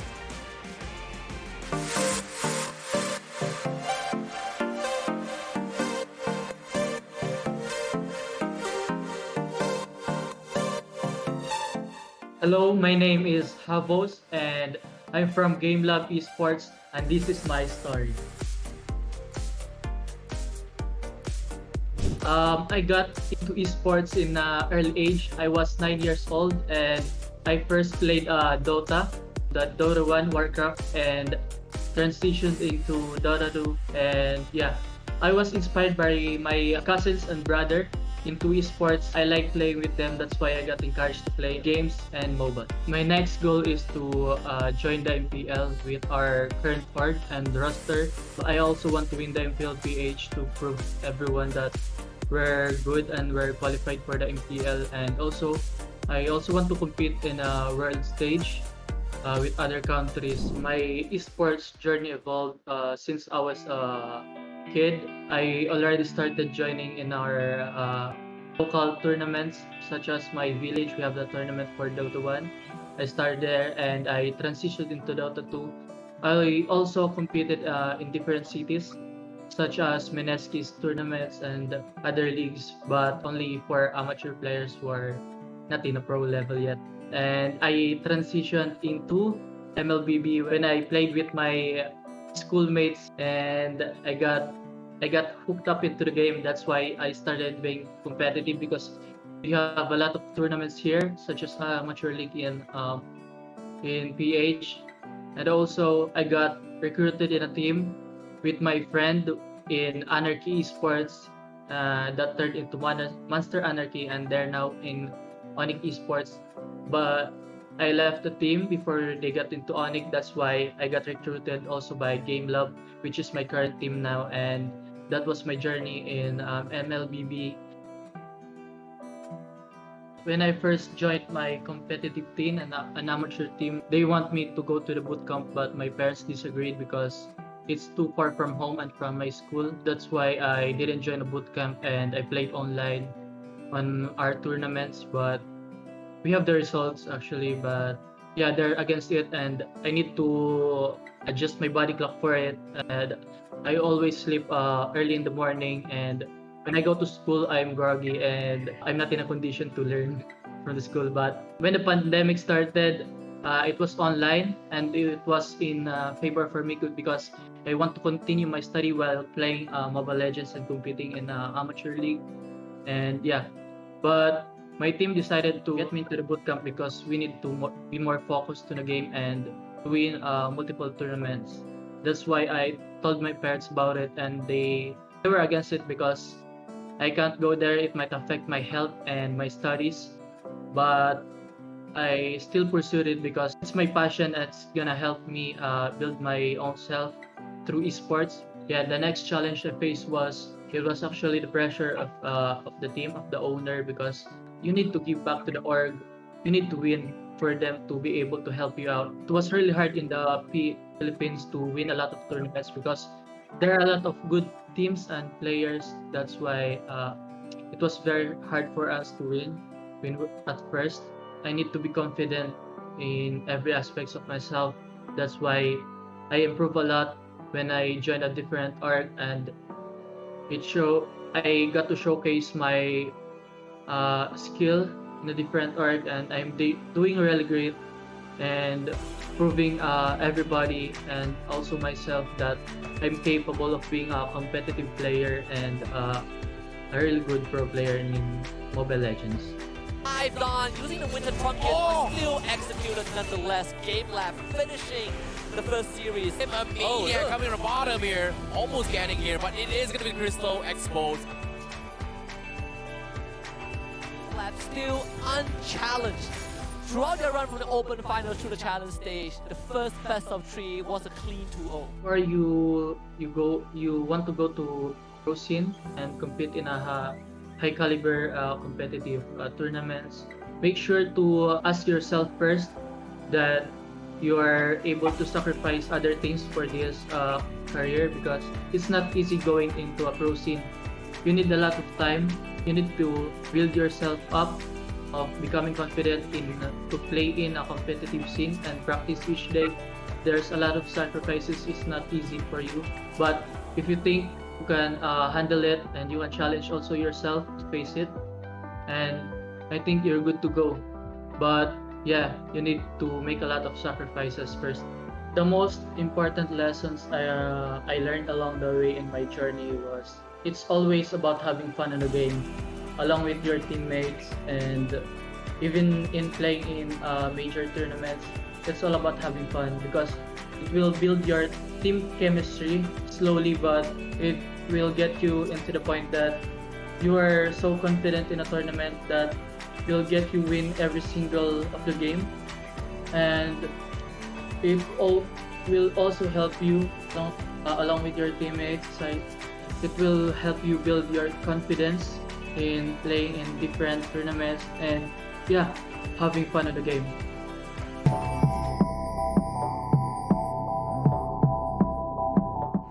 guys, Assalamualaikum, I'm Ikuto, and today we are going to do a patch rundown for patch 1.7.68.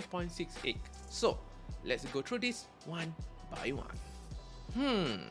Minsita. So basically now Minsita has been reworked. Now the passive has changed. So basically now you are applying stacks to the enemy. So when the stacks reach 5 stacks, the next attack will detonate and it will deal large amount of damage, stun, and also restore some HP. The Spear of Glory, compared to the previous one, Spear of Glory only pulled one enemy, but now it put all enemy in his path into him. So this is going to be a very interesting changes because the Spear of Glory also will stun the enemy if it's on the end of the spear, while it just slow when it's in the middle of the spear. The skill also change, which is the Shield Assault, where now Minsita will bring up his shield and it will just poke enemy in front of you. And also yes, it's also reduce the damage when the damage come from in front of him. Need to notice that second skill Shield Assault is a basic attack. So when you go into the Shield Assault mode, you need to still press the attack button to make sure that you are still poking them. Alright, the next one is King Calling. So basically now it's prevent all enemy in its area from using any movement speed abilities. It also summon Royal Guards and trigger Minsita equipment effect. So let's say if you buy a Demon Hunter sword, or if you buy something like Wind Talker, it also trigger the equipment effects and also trigger the passive, in which the passive, whenever you apply the stack, you apply stuns, damage and heals, but you need to apply it 5 times. So with the help of your Royal Guards, it should be easy for you to obtain and to trigger the passive mark of the king. Joy, they will have some nerf, or maybe you can call it rebalance for Joy. They remove the shield effect and now it will deal additional instant damage each time they hit a non-minion unit. So basically what happens is that it looks like they reduce the survivability but they increase the damage. They also changed the skill to Meow the Raider of Joy. So previously you can use it 5 times, now you can only use it 4 times. And to compensate of the shield remove that's happened to her passive, now it will gain shield only when you're hitting the beat. You know, you ting, if you ting, then there's a shield. If there's no ting, then there's no shield. Alright, Freya, quite interesting, right? We never saw this hero anywhere, but skill 1, the Leap of Fate has changed, where it's no longer enhanced by Sacred Orb, or no, does it cost any Sacred Orb. So you can use it freely, and now it can move through obstacle easily. Okay, let's talk about the Spirit Combo, which is the second skill of Freya. The skill cast needed to trigger Leaping Strike reduced from 3 to 2. So now you can easily proc the leaping skill, which is also have the knockout effect. The cooldown is no longer triggered after the skill, it triggers after not continuing to cast the skill with a certain period. Although the airborne duration has been reduced from 0.5 to 0.4, but I think this is quite good because they reduce the force swing time of the skill. So you know, it's easier for you to swing the skill compared to the previous one. Alright, let's talk about Layla. Basically, they reduce the backswing time to allow her to move and attack more efficiently. So basically, when you are trying to running away and you want to shoot the person in front of you, so it's easier for you to shoot compared to previous. However, they reduce the physical attack, but now what's interesting is that her second skill, the Void Projectile, instead of slow, it's stun.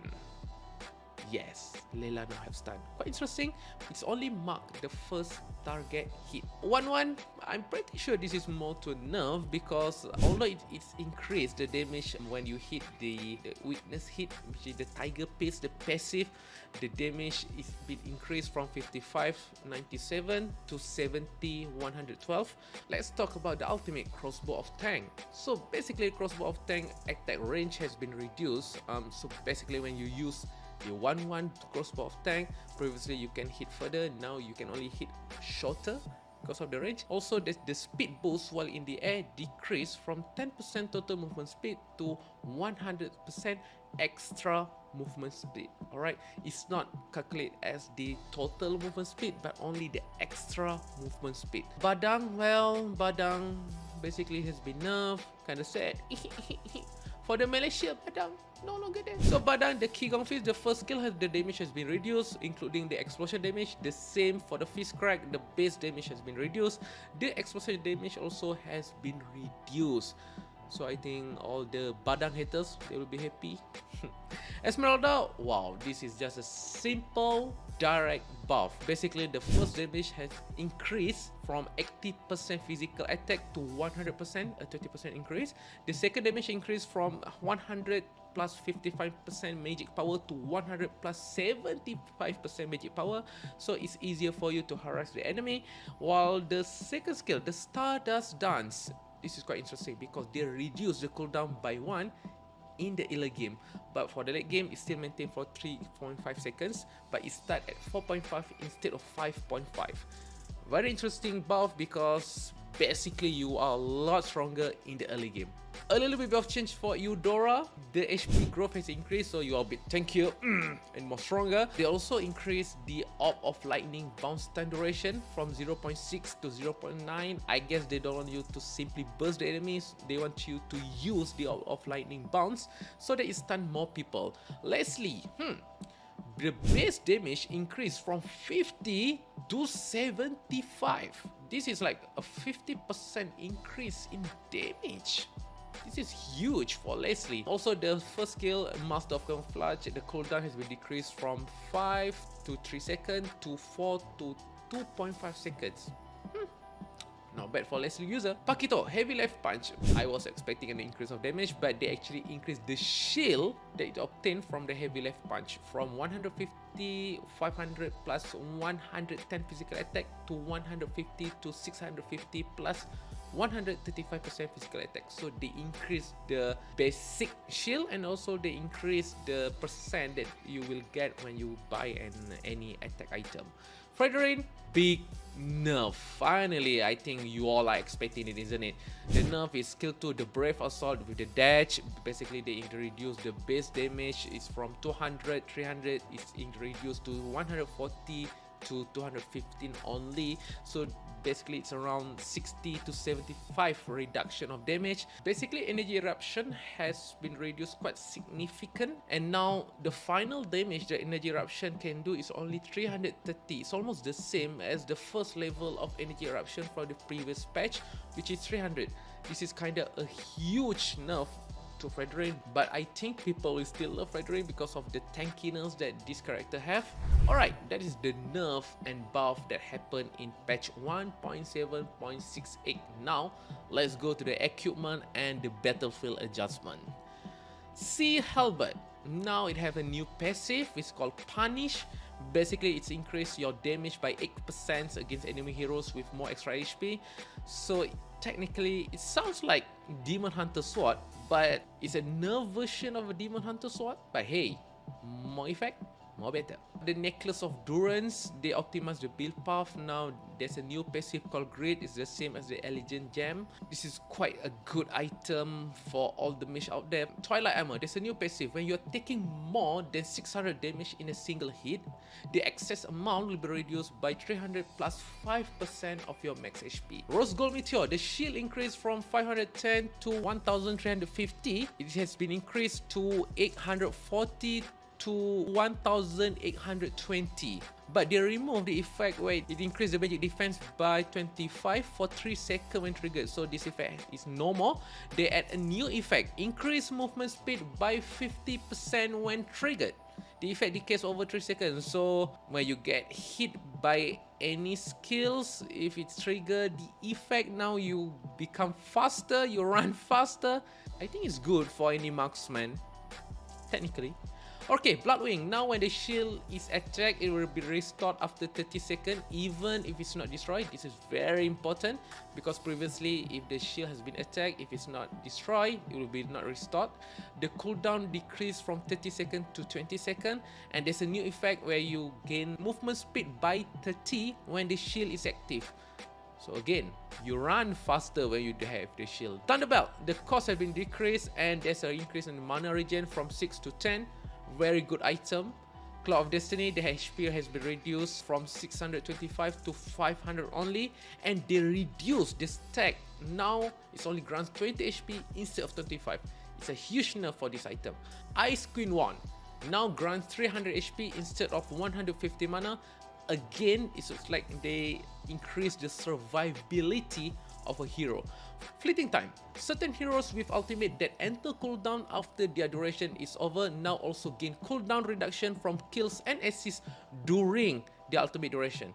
As an example, Farami. So when you open Cut Altar, the cooldown usually start after the ultimate ends, but now the cooldown start during the ultimate itself. Quite a good buff. Dominant size. The attack speed reduction is now calculated after all attack speed bonus. Alright, so it's basically counted all the attack speed item, I assume. Also lower the nearby enemy hero attack speed from 75 to 70%. Dominant size buff. Everybody love it. Now we go to the battle spell changes. Aegis. Shield increase from 750 plus 50 hero level to 750 plus 90 times hero level. This is huge, but they nerf it by remove the effect of granting shield to nearby ally hero. The cooldown also has been decreased from 90 seconds to 75 seconds. Yeah, quite an interesting change. Revitalize. The effect now move with its caster, making it more suitable for supports. Hey, revitalize that move. It's always good. Alright, that's basically wrap up all the changes that happened in patch 1.7.68.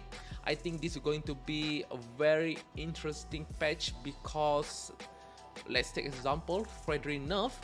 I think it's going to affect the draft because there's a lot of team out there using Frederick not just for their tankiness but also for their damage. Also the changes to Esmeralda. I think now Esmeralda is back into meta. Leslie will be quite interesting pick in all the tournament. Also, let's not forget about the nerf that happened to 1-1. A lot of team love 1-1 now with the nerf that happened to the crossbow of tank where the attack range has been reduced. This is going to affect her tremendously. Now, if we are talking about the Minsita change, I'm pretty sure a lot of team will use him in the future. Imagine having I'm Offended skill, which is Ruby I'm Offended skills, in the first skill of Minsita, and now Minsita can stun the enemy. Not just stun enemy, also apply the stack where the stack will stun the enemy again.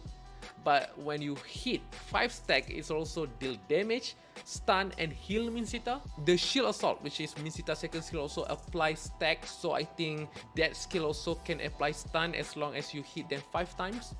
And of course, who don't love King Calling? It just stopped all the movement speed abilities. I'm pretty sure a lot of them out there going to master how to use Minsita. Alright, in conclusion, I think this patch update overall is quite good, although there are a lot of people that are going to be sad to see Frederick nerf and also the nerf that happened to Joy. It might be affect the drafting for some of the team, but I believe stronger teams will be able to prepare. And just thank you. Bye bye.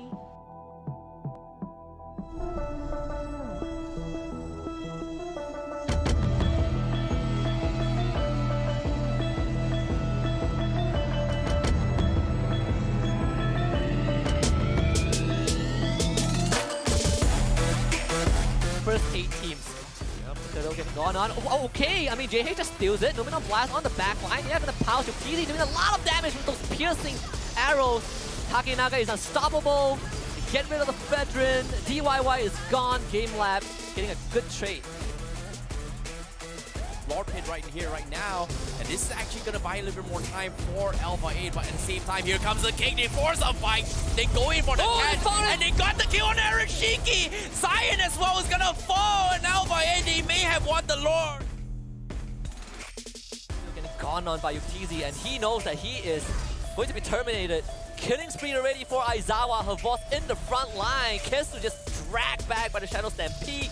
Fonda shows up behind, misses the knockup.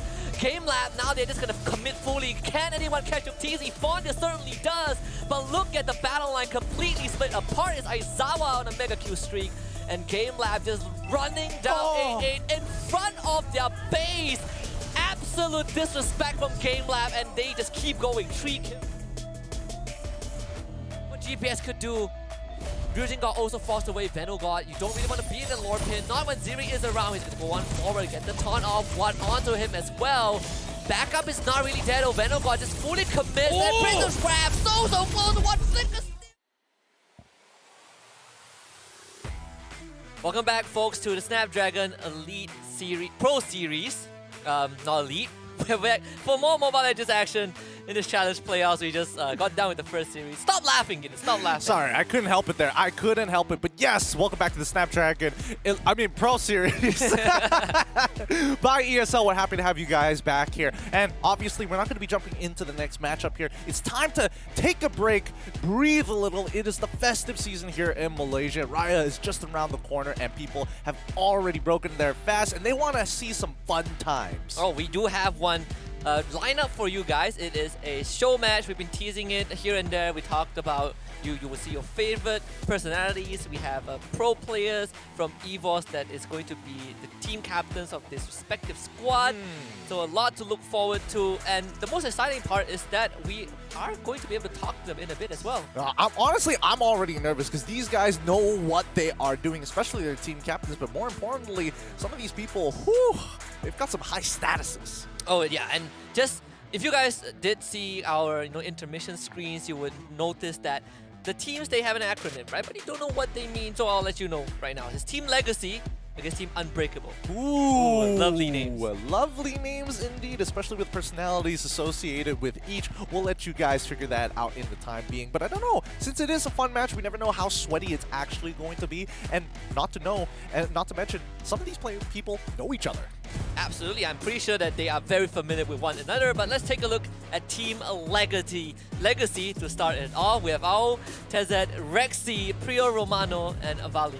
Oh boy, already a strong lineup here. A majority of which going to be coming from some of our favorite regions in Indonesia. But hey, at least we've got all here coming from Malaysia to represent. Yeah, we have one, Ao, obviously the one from Malaysia. Majority of the personalities that we see are going to be from Indonesia, but we also have Filipino personalities as well. Just overall, a very good mixed bag of talents. And some of these people, they can play multiple roles. We might be able to see a lot of swaps in the series. Well, let's see whether or not it's going to be the case, because the more that I look at them and the more that I look at their descriptions, these players, and more importantly, these personalities either come up with their own guides, are known for particular signature picks. Let's have a look at their opponents. Team Unbreakable. And this is another team that you are going to be looking forward to, right? We saw Rexy from EVOS as the captain of Legacy. Well, Team Unbreakable, led by Dilar. They also have Winar Tasandi, Diarchy, Coco Sampang, and Dr. MLBB 88. Look, we said a majority of them were coming from Indonesia, but it doesn't mean we don't have some Filipino representatives here up on Team Unbreakable. It's good to see Coco back in the mix. And Dilar, I miss seeing his play. I really, really do. Yeah, me too. I know EVO's, this guy, one of the few OGs in the scene, right? He has been around for so long. And I personally was very surprised that we even got to see them play, right? Yeah. Leading a team of all things. But let's not forget about the rest of them, especially for Mr. Dr. MLBB 88. I'm surprised that he kept up with the 88 despite everything else. I thought he was just going to leave it at Dr. MLBB. Hey man, I don't want to say this, but you could have also kept up with what you had. I mean, RK, look, we're not going to... Hey, look.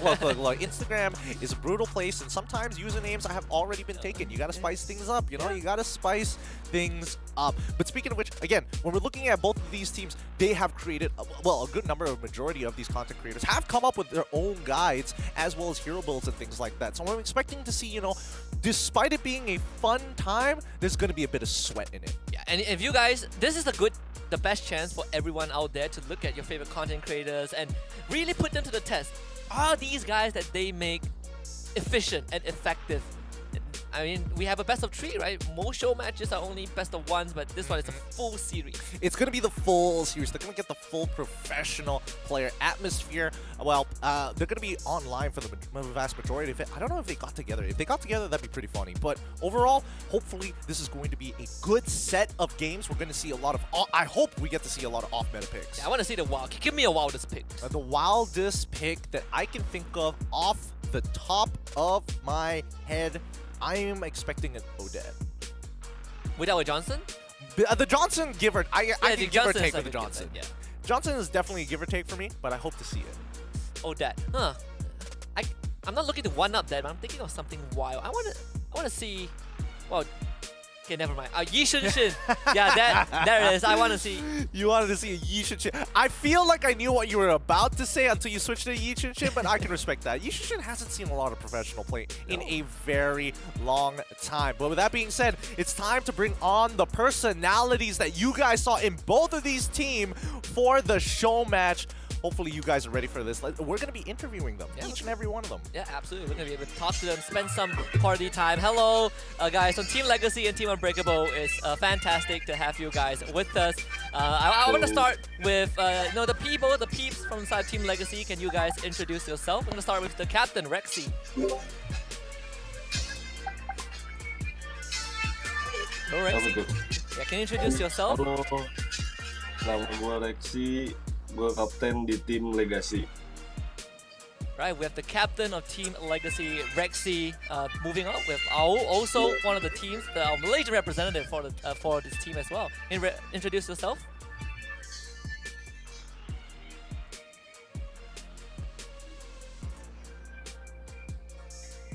Oh, looks like he's having some troubles hearing us. Oh, is there anything you want to say to all the Malaysian fans out there? Apa dia? Boleh dengar tak? Oh.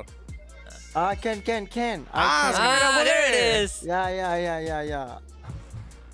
Right, so we'll give it some time. We'll give it some time. Moving on, we have the third member of Team Legacy, Valine. Can you introduce yourself also? Guys. Hi there, can you hear my voice? Oh, yes, we can. Loud and clear. Hi, I'm Valine. I'm going to play mid laner. Nice to know you all. Lovely. All right, great. Priyo Romano, please introduce yourself. Tell us what role you're going to play. Is there anything interesting you're going to bring today for Team Legacy?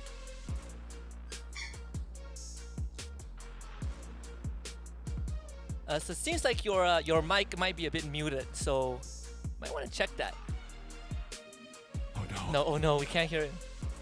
Okay, I'm gonna use my lip reading skill. He says he's gonna smash Team Unbreakable. That sounds about right. He's also really good looking, so it's very distracting for me. Tazed, it's time for you to introduce yourself. Please let us know your role. Introduce yourself. Are you gonna bring anything interesting to the table for Team Legacy? Hello guys, my role is EXP for this team, and my job is to cover Valine in this team. Okay.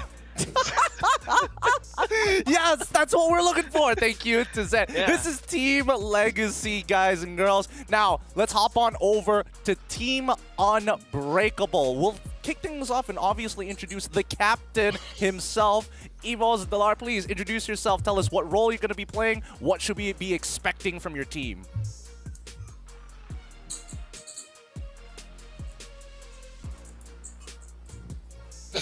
Look, I'm just gonna make the wild assumption that he's saying my team's the best. We're gonna smash the opponent's laners. They made a mistake not picking me for the other side. I think he said 2-0. 2-0? That seems about right. We're gonna double check with production to get some confirmations on that. But Coco, could you please introduce yourself? Tell us your role and what you're bringing to the table for Team Unbreakable. I'm Coco, and I'll be playing gold lane, I think, and my team will carry me. That is my spirit animal. Coco, I resonate with you 100%. I always have my friends carry me also. Moving on, we also have the third member, Winarta Sandy. Can you introduce yourself and your role in Team Unbreakable? Hi, my name is Winarta Sandy. I play mid laner. Mid laner, okay. Yeah. So we're starting to see an idea matchups. of some of these matchups. Yeah, we're seeing the matchup, right? Now we know who is going to go up against who. Moving on, the fourth member of Team Unbreakable. Could you introduce yourself? Diarchi. Hello? Hello, yeah, we can hear you. Yeah. Oh, okay. Hello everyone. My name is Nico, or my nickname is DRC. I think I'm gonna play as a jungler because my team no one to play as a jungler. This guy's autofill.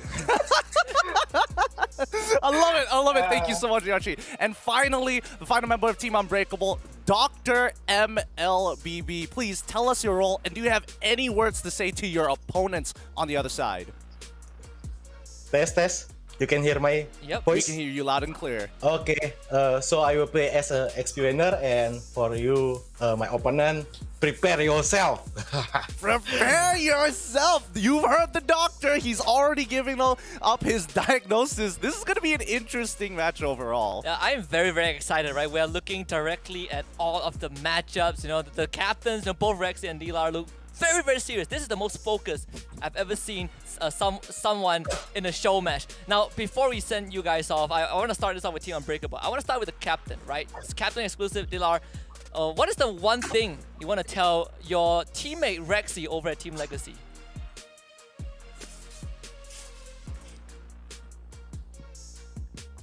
He says GG easy. Yep. Don't worry, we got you. We're translating for you. Thanks. Appreciate it. All right. So, same goes, same question, exact question. Rexy, do you have anything to say about your opponent, Team Unbreakable, especially for their captain, Dilar? Any final words before we start rolling into this game? I cannot speak English. Apa? Boleh dalam bahasa Indo juga. Nggak apa? Tadi apa tadi? Nak cakap apa kepada Team Unbreakable untuk last words untuk EVOS Dilar? Waspadalah. Be careful. So we're be careful on one side, GG easy on the other. This is going to be an exciting best of 3. We're going to send these teams off to prep themselves because I think we have a spicy series to kick off in just a little bit. Good luck to both of your teams. Let's put on a good show here. And man, it really, the captains, like they give me the exact same vibes. Even though they may not be the best in English, we could still understand them deep down on the inside what they really want to say. Look. I'm sweating. I don't know why. I'm not playing, but oh, this is getting heated. It looks like you need to talk to Dr. MLBB afterwards. I think I need a diagnosis. You need to know exactly what's wrong here. And hopefully we get to see, I mean, we can kind of tell what some of these matches are going to look like, but I'm thinking about signature heroes. And let's not forget, there's also the ban system as well. So if there are signature heroes, it's a good and bad thing. Yeah, and I do wonder how well these guys knows one another, right, in the team. Like, have they talked to each other before? And if they did, to what extent have they practiced together? My wild guess, we're going in completely with no prior experience of playing together as a team. Even better, which makes this game extremely chaotic, right? I want the Wild West. You want the Wild West. People making their own individual plays. I'm not gonna listen to my captain. I'm gonna show them how to 1v3. Yeah, and there might be some problem on the side of Unbreakable. I already foresee possible issues, right? The team name might be Unbreakable, but you see, we have an autofill jungler. That could be a problem. Well, I don't know about that. For all we know, this could be like a hero specific where it's like, I do know how to play jungle, but only a limited amount of heroes. And I'm pretty sure, like I thought Dilar was going to be playing the jungle, right? And the EXP was already taken up as well. So it's like, all right, so he's in his own little position. Yeah, well, you have a gold laner that's waiting to get carried. You have a jungler that got autofill.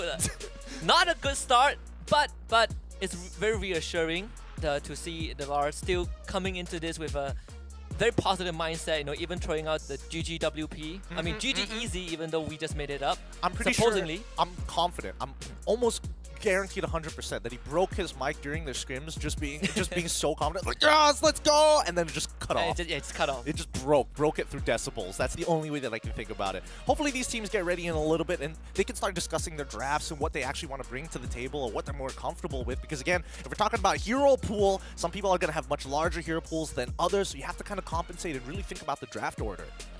We do have a bit of time, so remember the game earlier we played? We talked about wildest picks. You have Odette, Aviation Shin. Let us do the full draft. The full draft, including the hero that that we already mentioned. Well, Okay. I'll start it off. Just to be fair, I'll start it off. All right. I have Yi Shin. All right, As my gold laner. As your gold laner. and Wait, as your gold laner? As my jungler. Oh, I'm talking okay. about my gold laner. My jungler Yi Shin, right? For the tank, I'm gonna go classic. I'm gonna Minotaur.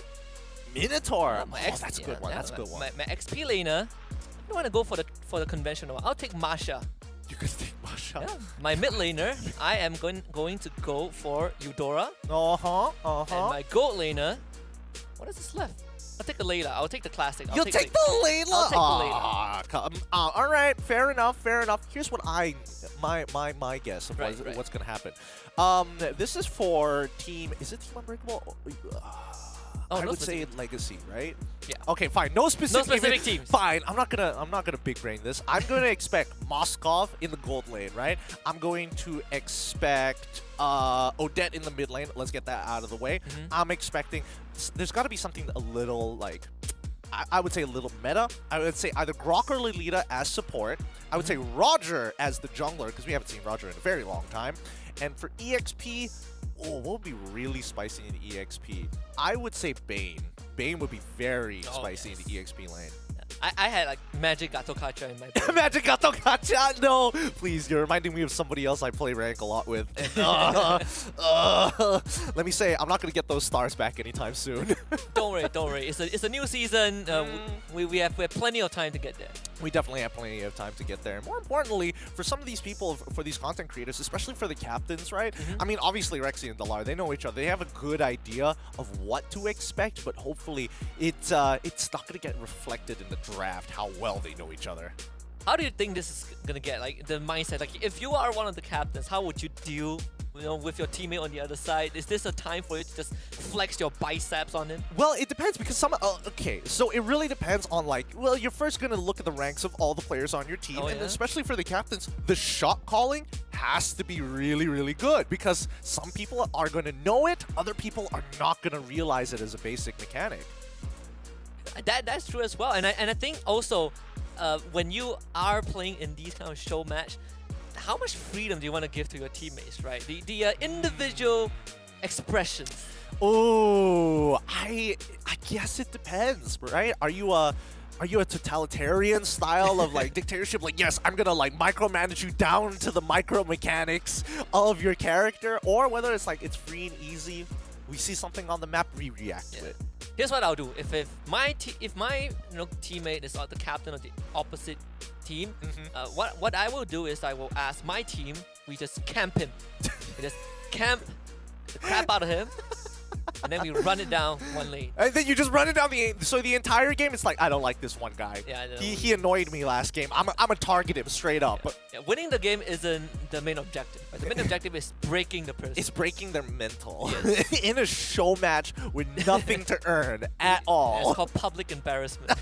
The public shaming that's gonna come along with this. This is gonna be great. This is gonna be great. Looks like it is gonna need a little bit more time for these players to actually set up into the tournament lobbies and to get this going. Ooh, now that I think about it, are they gonna get the full 5 bans or are they gonna get the 3 bans? Well, I think we might have to find that out later. Oh yeah, that actually is a good question. Hopefully we get the full 5 bans, right? Early on, I think, for example, Dilar, he needs to get that mic checked out as well. Like you mentioned, right? Maybe the decibels just blew the audio, so we need to give them some time and space to have the audio issues fixed. But aside from that, I think they look very ready. Especially Dilar. This guy, he is hyper-focused. He is hyper-focused. He even in his portrait photo, when we were showing the teams, he's not even looking at the camera. No, he's not. He's looking at the rest of his team. You guys better not mess this up for me. The expectations are on a different level. With a minute to spare, it's going to be TL up against TU. I don't know what. Maybe production did this on purpose just to get those acronyms out, but well played. Well played. Am I missing something? Don't worry about it. Don't worry about it. Don't worry about it. Deep cut, deep cut. Anyways, with 40 seconds left on the clock, I'm hoping that this is actually a 3-ban system, not a 5-ban system. Because again, some of them are kind of known for particular heroes that everybody they want. Again, the fans are watching. Oh yeah. So you gotta let them have the signature picks. Yeah, if you made a guide on Roger, you better pick Roger. Right? Yeah, if you made a guide on Magic Johnson, well that didn't count. Magic Power Johnson, you Keep going. Keep going. Then you pick Johnson. Magic Mike Johnson. That's Magic what we were Mike, talking yeah. about, right? He came up with 2 movies already. Channing Tatum's a great guy. Other than that, right? With this last 7 seconds, I'm curious to see which team's actually going to go for first pick or second pick, or even if they have a preference. Yeah, probably don't mind, right? You just ban out whatever you don't like. It's like me, if I'm in this situation, I'll ban Nana. I'm banning it so my teammates don't take it. You don't take. You know, drafting has come a long way. You know, we've been there, right? Back in the days, you're banning out what your opponents are good at, but right now you're banning out what your teammates are bad at. That's a fair point. That's a fair point. I'm hoping that it doesn't become like a sweaty meta game. I want it to look as pubby as possible. I want chaos. I want weird interactions. Because there's so many interactions in the game that we don't naturally get to see because of the way the meta works right now. Yeah, I want to tech damage Nana, right? That's as wild as it can get. That's one of the wilder things. I would agree. I wouldn't expect it to work out, but hey, you know, you never know what you get. We might get Tank Gushin for all we know. Sure, why not, right? We have, if Arlott can, with Tank Arlott, you know, we have full magic power Johnson. With Magic Gato Kacha. We got Magic oh boy. Magic Gato. Oh, I can't wait. I can't wait for this game. If I do see a Magic Gato, just know that I'll just be a little triggered throughout the cast. Or we'll go full damage show, right? That's the most classic one. Full damage? I mean, for all we know, Sun. Sun has been... Oh yeah, right, Sun. Sun looks great, but I hope they don't go for the attack damage. The attack speed build. Just full raw damage. I want to see someone just explode. You get 4 doppelgangers, you jump one guy, Malefic Roar, BOD, Hunter Strike, explode. Just see one person completely explode. Yeah, to be very fair to the guy that gets ganked, if 5 guys jump you at once, you would lose also, right? If it's 5 of the same exact person, even better. With a staff. With a staff. That makes it the extra delightful, extra tasteful. But finally, we get to roll into the draft here. Let's have a look at how the players are feeling right now. Yeah, this is 100%, just full confidence right there. As much as we say it's a show match, the level of focus. What the heck? Just look at this. The focus. More like, look at how sweaty this draft is. Team Unbreakable has a little bit of inside information. Banter Johnson, right? Yeah, a little bit of inside information. I can respect that. But banning out the 1-1, the Farmist, then they got rid of the Glue, Arla, as well as the Fanny, and first pick the Joy. Oh, Team Legacy, they're sweating it out. And forcing Team Unbreakable to also sweat out. Well, I guess it's time for us to eliminate some of those fantasies. We're gonna get a very standard game 1, the Benedetta second pick for Team Unbreakable. Alright, Benedetta, I'm liking it. I'm liking this a lot. And now, how are they going to respond with this? Team Legacy, I mean, they already locked in for the Joy. They could pick up the Kaja for themselves to make sure they don't have that counter pick. But let's not forget, the more dashes they have, the more they're at threat against the Minotaur. And look at this, Lancelot for Legacy. Well, I look at Doctor on Unbreakable side, you know, they gotta pick a healer, right? Like pick an Estus or something. Oh wait, no, actually not Estus. What about Angela? Angela's a good healer. You know what? We haven't seen Angela in a long time, actually. If you ever want to see one person try to solo carry, hey, Angela is a big advocate for that. Team Unbreakable, lock in the Franco. Yeah, so we get the Brody for Team Legacy. That's our first phase of the draft. Honestly, this is not the direction that I expected our first show match to go towards. Which is full-on meta. It feels like they are also trying to fight for that spot in the top 2. I mean, if they want to fight, it's... well, we're seeing the Kaja ban. I didn't expect Team Unbreakable to be the ones who get rid of that, so I'm guessing that they have something else in store that they don't want suppressed? What else? So there's no Fanny, there's no Lancelot, a Ling? It could be it's hard to say. It might actually boil down to the lane because I mean, Team Unbreakable, they've already got the Franco to deal with the Joy as well as the Lancelot. More ideally for the Joy because Lancelot is a little bit more kiteable, but we're seeing the Melissa get banned out for the side of Team Legacy. Yes, Team Unbreakable don't have a gold laner of their own. They could follow up with a Minotaur ban potentially if they're thinking about dashing or if they want to play Hayabusa or Ling. But it feels like they've got other plans in mind. They even banned the Diggy, just safety measures from Team Unbreakable. Everything makes sense, right? Maybe the Johnson is a very specific ban, but aside from that, Team Unbreakable, they definitely have something cooked up with the DigiBet. Yeah, they do have something cooked up. I guess they don't want Team Legacy to have a way to potentially just run people over. I mean, it looks like they almost have a dive composition with the first 3 picks that they have. If you add a Diggy to that, they're basically unstoppable at running down your team comp. Fragile last ban for Team Legacy, while TU, now they get kind of the first dips in the second phase. Still looking for that gold laner and a jungler. Do they want to pick up a different type of marksman instead of going for the traditional method? They could just go for like a Harith this time around into the Brody maybe. Lunox is also not that bad. Beatrix usually is the go-to in this particular situation since they don't have the Melissa, but even Claude doesn't do that bad overall. It's going to be... Oh! Okay! Huh. Get the Zas out. Does that mean this is... Oh, where does the Valentine... Zas gold lane? Is it... Wink, wink? It could be a Zas gold lane. It could be a pretty good shot. Let's see. Let's see Team Unbreakable round out the draft after we see how Team Legacy finishes off their composition. The Farsa, again, this is very meta stuff here. Yeah, at least give us a non-meta Roma, but... Yeah, it's probably the only thing that's left. Probably, maybe. I mean, come on. They've got everything kind of set up here. What's good? Lolita? She's able to disengage. Kufra? Okay, Kufra.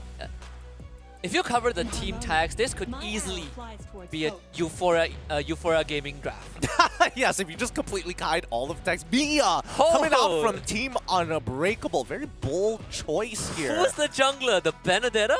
I think so, maybe? It's Coco jungling with Mia? We'll see it a little bit. Okay. We will see it a little bit. You see, I already have a favorite, okay? I already like Team Unbreakable just because we have the Mia and the Zas. The Mia and the Zas is going to make a difference here. Yes, Trust. And we can see that our KOLs are feeling, right? Warming up the heads. They're going to do everything they can to win this game. Coming in with good vibes, honestly. And of course, we are not going to be looking at Alpha against Miracle Gaming. There it is. Team Legacy against Team Unbreakable. Vibe is looking pretty good, you know. They're gelling very well. You can kind of see them communicating with one another in terms of drafting phase. And they're also taking their time to pick their heroes. I think that means that a lot of discussion was going on. But game 1's kicking off right now in this show match. Remember, this is a full best of 3. And between your favorite personalities and pro players. All right, let's get into this as they roll on into the land of Dawn. It's going to be Team Legacy on blue side, Team Unbreakable on the red side, and immediately we're seeing these level 1 invades. Instantly just trying to make life as hard as possible for Rexy. It's gonna get the purple buff, no problem. Tezet also just joining the fun. We have a Valentina jungle, Gideon. Yes, we have a Valentina jungle. I'm rather surprised that they're so confident to make this work out. I mean, he's gonna be very careful. He wants to go for this Lethal Wanderer, but he has to remember he's not exactly like a Lancelot level of power. And I think he didn't get it. He got it. He's got the Lethal Wanderer. It's the little thing that's wandering behind him. But Tezet getting some really good trades against Dr. MLBB right now. Yeah, basically just winning that lane, right? And also one of the more unique heroes designed for Mobile Legends. I just love how playing Joy, you literally have to not tone deaf. You have to know how to follow tempo. You're playing a side game on top of the actual Yeah, you're playing game. a mini game on top of Mobile Legends. It would have been worse if you were tone deaf and the entire game was to guess the key. Oh yeah, it's like, I'm looking for a C minor. Oh, you hit B major? You hit B major, you get less damage. Quick joke for the musing nerds out there. But immediately as we see First Blood come on through, this is the problem with Zosk, right? Really struggles in that early game until he gets level 4. Then he has something to actually try to make a play with. Looking at the high ground defense in the late game as well. But Legacy showing up top, Rexy missing that also. Doctor should be able to get away, and DRT, yeah, he's just gonna make quite quick work of this Lancelot into that. Vengeance gonna run pretty soon. Electro final blow right there. Doctor in the house with a double. Nicely done by the Doctor, but it's not over just yet. Oh, a little late to the party here with the backup in the mid lane. Marlon isn't going to make it in time to make the impact that they wanted. They're not even level 4 as well. This could be bad as Rald is walking up. Yeah, he's going to be right in the thick of things and also has the Bloody Hunt. Instantly just chomps down Owl. This should be an easy takedown. The Kufra, the Turtle actually stolen away by Rexy. This guy, he is not done just yet. Diaki goes down. Both teams actually trading something in return. Yeah, they lose 1 for 1, but at the end of the day, Team Legacy is going to be walking away with Turtle in their hands, and that's going to be great for everybody else as they're catching up on EXP, except for Tizet here onto Dr. MLBB. Well, been bloody so far. 5 total kills in 3 minutes. And just for our viewers who might be confused, Raul is Delar. That's captain of Team Unbreakable. Yep. It can get a bit distracting here, but who's making the shot calls here? It's really tough to say. I feel like it's going to be their team captain, Mr. Delar himself, but he sees what's happening here. Yeah, Coco not on the position to help, so Delar just gonna chew out on that. They do bring the Zaz down bot. Just securing a bit of fun for Coco. I mean, come late game, there it is. The eye hook into the flicker. The patience does pay off. We were all waiting for it. We were all holding our breath. Is Delar gonna throw his Iron Hook? I mean, it feels like he knows that he's there, but this could get bad very quickly. Rexy could be disrespecting some space, knowing that he doesn't have that Bloody Hunt, but he misses. Iron Hook for Delar, but luckily nothing to really lose here. No EXP or gold to be lost. He's still waiting. He's still waiting around. Remember we talked about camping one lane? I think Delar has found a lane that he really wants. Well, he really doesn't like. I thought it was going to be topside, to be fair, but it looks like Dr. MLBB is going to be fine here. And honestly, Coco is going to need the help. Playing the Mia is not exactly that easy. Delar probably will sacrifice this time. Owl coming back for revenge. And that one goes over to Brody. Real Romano having a pretty great start, and Diaki also getting caught out by Tazet, who just basically runs him down. The Petrify Electro Final Blow is there, but Rexy avoiding majority of the damage with that iframe. Owl showing up to help. Good block with the bouncing ball here. And I mean, this game is going to go on pretty slowly because if we're looking at Team Unbreakable's power spikes, it's going to take a while before we see Winard Sandy as well as Coco to get into a position where they're dealing high numbers of damage. And well, for Diaki, he's going to need a farm for quite some time before he's actually relevant. Just waiting for Coco to really come online, but before that happens, Winard Sandy is going to have that flicker expanded to that once more, just jumps on him. Been hitting the right note so far. It's this Joy 2-1-0. Vengeance is back up. Team Unbreakable maybe wants to contest Turtle and instantly loses the Valentina, who gets jumped on by Owl once more. The Doctor is right in the back with his Benedetta. Couldn't get much done. Turtle goes over to Rexy. Team Legacy looking to clean up the scraps, and Owl not gonna do it. No, he won't do it, right? I thought Delar was definitely going to throw the Iron Hook just to mess with the poor guy, but now even the mid lane getting attacked. Dr. MLBB still alive. The eye for an eye keeping him up to perfect health, just enough to make sure he's not in lethal range. And Coco still, there's no reason for Coco to actually walk up. He knows it's way too dangerous, and it looks like Team Legacy are just hard camping this bot side. Yeah, look, every player who has played against a Mia knows, come late game, you'll have this assassin gold laner. Just shows up out of nowhere and destroys your team. It just ruins your laning phase entirely. Yes. And now we see that Zed as well as Rexy trying to control this top side here, and it's tough. It's really tough. All things considered, Diaki is just one level behind Rexy, right? Despite getting pressured so much, this guy has died 3 times overall. And yet here he is. I think, that's just the story of Demon Slayer all over again, right? It's difficult to actually be able to clear out a lot of these camps fast because, again, your auto attacks don't hurt as much as someone like Lancelot, and plus they don't have Demon Slayer. Delar is there. Where's the hook? Wow, this one misses. Both teams just camping the gold lane. Honestly, all things considered, the Mia, the Prio Romano does have that 1 kill. Mia's still keeping close in terms of gold, but Rexy not able to get too much damage in. Delar is going to be there. Owl just straight to the back. No regards for his own survival. ends up getting punished instead. Ah, that's a little sad there. Oh, Rexy able to secure a kill, and now the reinforcements. Doctor, can he get much done? Does have that ultimate to work with, but the rest of the team not there. He's gonna come in anyways with the Petrify, but again, the iframes on Rexy just makes it almost impossible to kill him in one go. Maybe Raw can make a difference. Thornrose is there. The Lar ends up going down. Does that even able to pop that ultimate? Team Unbreakable seeing a bit of the cracks in the structure. I mean, they are giving kills over to the side of Team Legacy, but not enough to really put them that far behind. It's a 2K lead for Team Legacy. Nothing that Team Unbreakable can actually bounce back from. And more importantly, their structures are still available. Like jungle camps, only minor jungle camps are getting stolen away. None of the buffs are getting threatened. Oh. Uh-oh, Diaki might just go down for the 5th time. We're able to sidestep Owl's jump. That's burn though. To the orange buff of Rexy. They do get the cash onto Pure Romano. That one delivered over to Coco. And this is what we should expect from these matches, right? A little messy, a little, you know, try hard at certain moments, and now the dive. Winata Sandy instantly executed. Mega kill for Rexy so far. Well, we are 8.5 minutes in, and no tier 1 have gone down just yet. No, none of the tier 1s, because both sides continuously like throwing bodies at the wall just to make sure it happens. And Coco getting hit, but should be able to walk away from this. As long as, yeah, well, he's gonna get the tower at least. Oh, the man fight this. Okay, he might actually get out. I mean, okay, never mind. There's a lot of people here. He tries to juke it out to confuse all, but naturally he's going to make sure he's going to cover the right side bushes, and if he so happens to not be there, perfect. The rest of Team Legacy can collapse on him. Rexy's level 12, level 13. All the team ones are still up. Oh, once more engaging. This guy just pulling the trigger every chance he gets, but the backline this time basically gone on.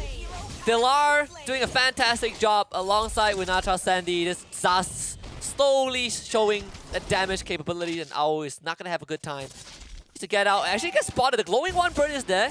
Meanwhile, the Doctor is a mid-side. He's going to get jumped on by 2 members. Team Legacy have his unstoppable Lancelot. Yep, and we finally have the first turrets finally falling after 9 minutes in the game. 1-1 is the score count for turrets. Down on bottom side, the tier 1s are missing, and I'm expecting the lane swap to come out instantaneously from Team Legacy and Unbreakable on that top side.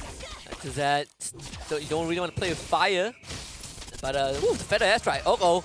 Tries to run on forward and just electrocutes the lot to death. That's so unfortunate. That was able to get the ult off just in time. Oh! Okay, Winatras almost going down, honestly, and committing forward even.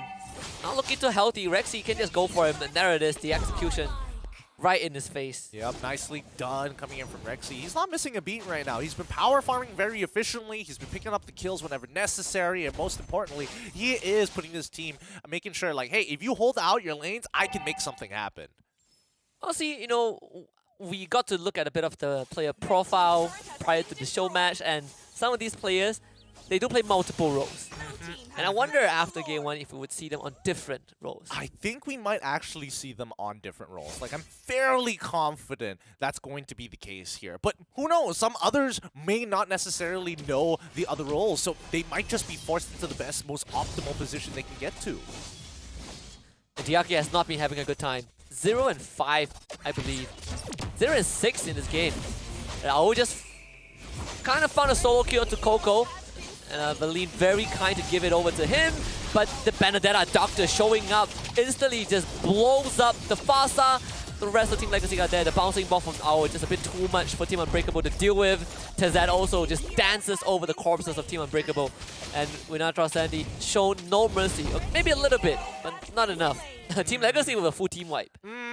Full team wipe here means that they're going to start losing inhibitors, and now they're going to be walking up. Prio Romano is looking real good right now, as he's got more than enough damage to cut through the inhibitor despite its passive being up. And Team Legacy so far have finally kind of broken the mold. 10k goal advantage with the Slord crashing up top. Easily breaks an inhibitor. Doctor right in the miss, forced back almost instantaneously as Rexy, he's gonna get suppressed, bitten to shreds. Coco finds that kill. Oh, he's in the thick of things. with the Lord as his friend, and they will both go down. Oh, so they managed to defend this at the very least. They're able to get some kills back, but it is still a 7.9k lead overall for the side of Team Legacy and Team Unbreakable. It looks like they're starting to get desperate. They're walking out to maybe try and find catch here. And Delar, what an iron hook! And Valine able to fly away off this far side. Meanwhile, Tezat just once more is going on a joyride. And Team Unbreakable ends up losing 3 after seemingly defending the base. With no inhibitors left, Team Unbreakable are in a very awkward spot. I mean, they're strong enough to like find picks here and there, but they're not strong enough to win a 5v5. And oh god, It's gonna get bitten underneath the crystal. This should be an easy kill for Team Unbreakable. well, but they still lose a member in the process, and that's not ideal. But man, if only, at least Winashriani is able to get into his little turret in time. But look at how difficult it is, right? This Lord and these empowered minions, not even Lord empowered minions, are starting to become a problem for Team Unbreakable. And this is the time for Coco to maybe go big. Rexy he just flew past the crystal. Delar needs a miraculous hook. Instant conceal from Team Legacy. Oh, he's gonna be able to start the engage up. Instantly flickers in front of the crystal. And that's it, the final blow from Team Legacy. The torn apart memory is also used as well. Team Unbreakable, they've already lost Coco. Delar not landing the iron hook. It's down to him and the Doctor. But this time, this Doctor is not gonna be able to even save himself. Team Legacy just toying with their foot at this point. This game is done. Yep, this game is basically done. They have enough. They're zoning off Raul at the very end. Delar can't even do much. He flickers forward while the base gets cracked wide open. GG, well played. That's going to be Team Legacy taking the very first game. Definitely leaving a mark in this game 1. It is kind of a bit of a bloodbath. And I guess the meta team won. Yeah, that's the thing. What right? a surprise. What a surprise. They played the meta and they won? Ugh, how could they?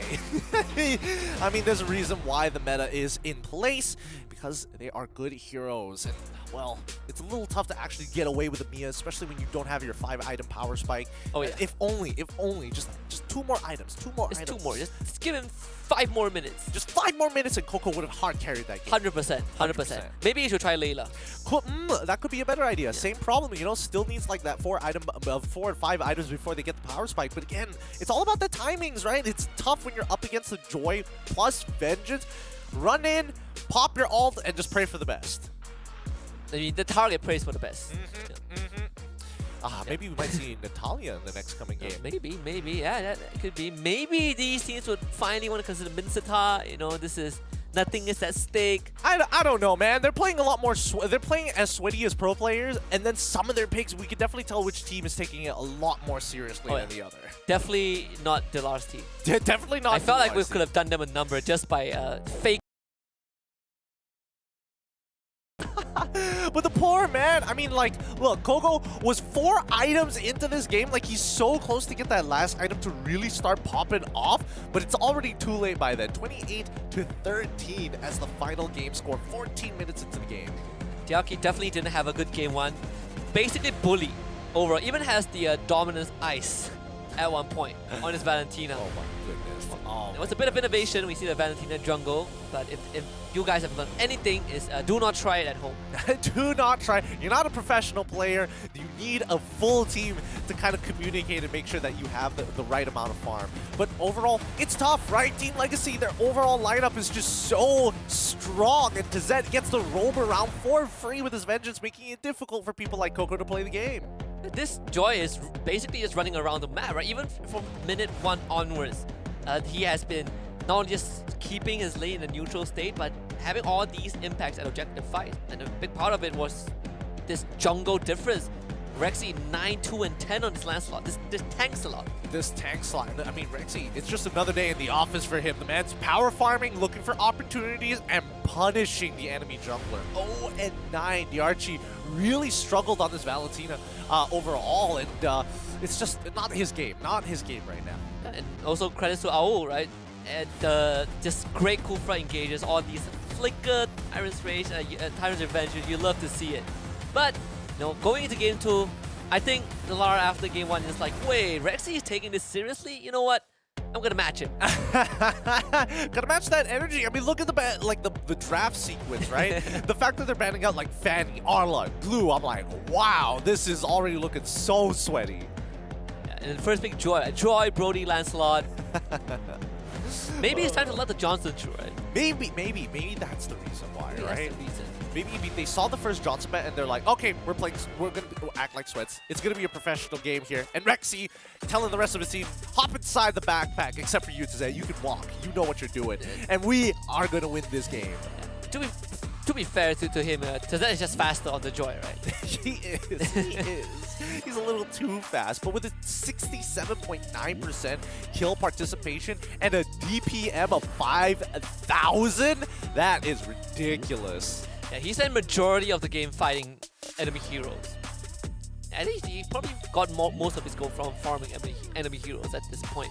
But yeah, massive damage output on his Lancelot. Probably didn't even break a sweat. But Rexy, calm down a bit. Calm down, my guy. It's not like he's trying to re-qualify for things. I mean, they've already got a slot. Technically, they've got a slot for the SEA Games while he's under the EVOS Legends banner. Hopefully, they, might be able to make waves for himself. And this is only the first part of this best of 3 series, and looks like TL, they are not holding back. Oh, definitely not. Look at this. You love to see it. The pop-off moments. The pop-up moments, indeed. I mean, there's so many things to say about this game, right? And especially with having that free roam and the raw priority in his lane. As fast as Dr. MLBB is, they have the exact same job. Cut off the backline. Tazet has more kill pressure, but the zoning capabilities of Benedetta is also good. That's the pop-off of a man who has been camped for 8 minutes and finally gets to carry the game. Naturally carries the game. Look at it. That's a Brody. Just one more time. Just in case you missed it. Yep, the third rep. The third rep is where he really powers up here. The first two, those were just the warm-up. That's Brody in a nutshell, guys. That's how hard Brody hits. He really does hit hard. Look at that. Making it 4 times. Yeah, he got 4 kills, so he deserved 4 reps. 4 reps in, and Team Legacy 1-0 against Team Unbreakable. Maybe we're going to see a couple of shifts in the draft in this MLBB show match to hopefully tie it up 1-1. And I do want to see what else Team Unbreakable has left in the tank. Any more unorthodox picks? How are they going to shift out the bans a little bit? And most interesting of all, are these players going to switch roles? Ooh, I hope they do switch roles, right? Give us a little freshness from something else. I mean, Rexy, you can tell that he's comfortable on this Lancelot. Yeah. You can definitely tell that Tazet very comfortable on this Joy, like he's doing general mechanics to hop over multiple walls at the same time to cut through the jungle to get into the mid lane. Like, all right, we get it. How about you just walk like everybody else? Yeah, how about you play a role, how about you don't play Joy? Play something that needs walking. Oh boy. Hopefully they switch things up. Maybe, I don't know, they could have special conditions if they want to. Either they can play all mages if they want to, technically. Yeah, that'd be a show. That'd be a show to watch. Suggestions? Which mages would be the best tank? Which mages would be the best tank? Esmeralda. Alright, Esmeralda's considered. That kind of feels like a cop-out, you know? Like, it does feel a bit of a cop-out. I'll come up with another one. Yeah. Game number 2, look. So I remember on the side of Team Unbreakable, I forgot who said it, but someone said, I don't know what role I'm gonna play, but I guess I'll be playing this role.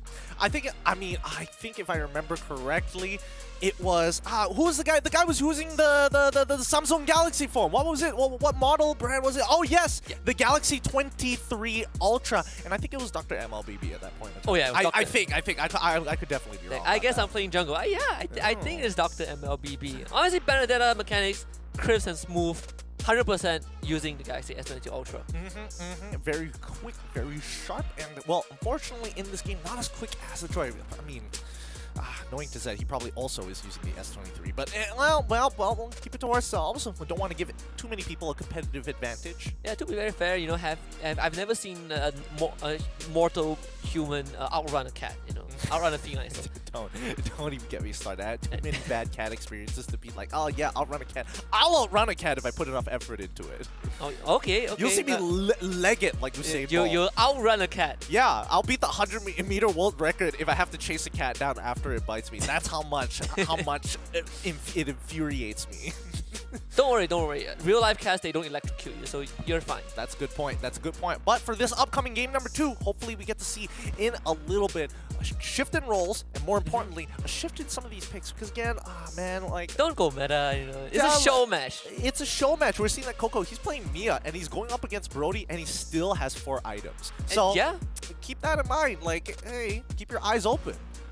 Under the screens, one of the players from EVOS, Rexy, captain for Team Legacy, obviously just basically zoned in. This guy, man of few words, man of focus, and sure will. It's just winning. That's all he's thinking about. It's just like, I'm just going to win this game. I just got to keep winning. Just like every other tournament he's ever faced. If you just keep on winning, eventually you'll become champions. That is true.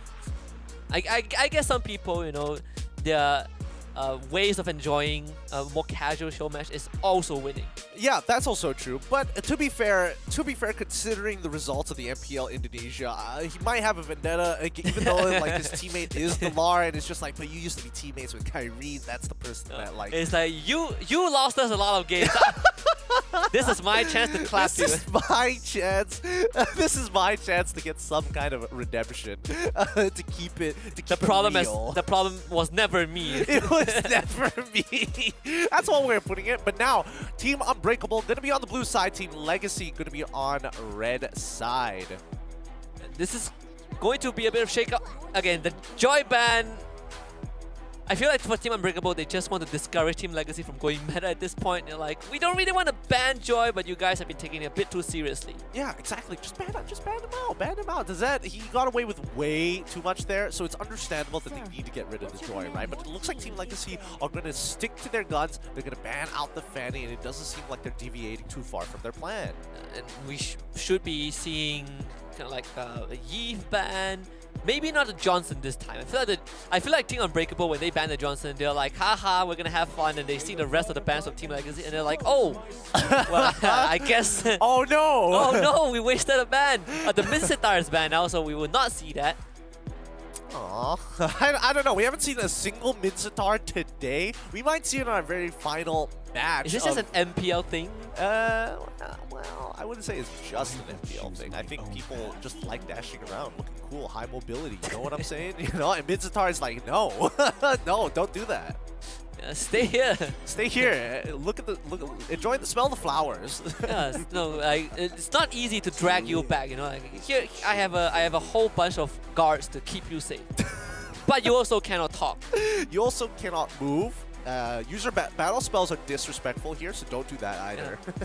Not in the face of royalty. Not in the face of royalty. Now, the first pick should be coming up real quick. We're seeing the Mincetar, the Joy, the Farmis, and the Glue Arlott Fanny for the side of Team Legacy. Let's see what the first pick is actually going to be for the side of Unbreakable, right? Because if it is going to be anything, it's most likely going to be like a super early jungle pick if they're going to sweat it out.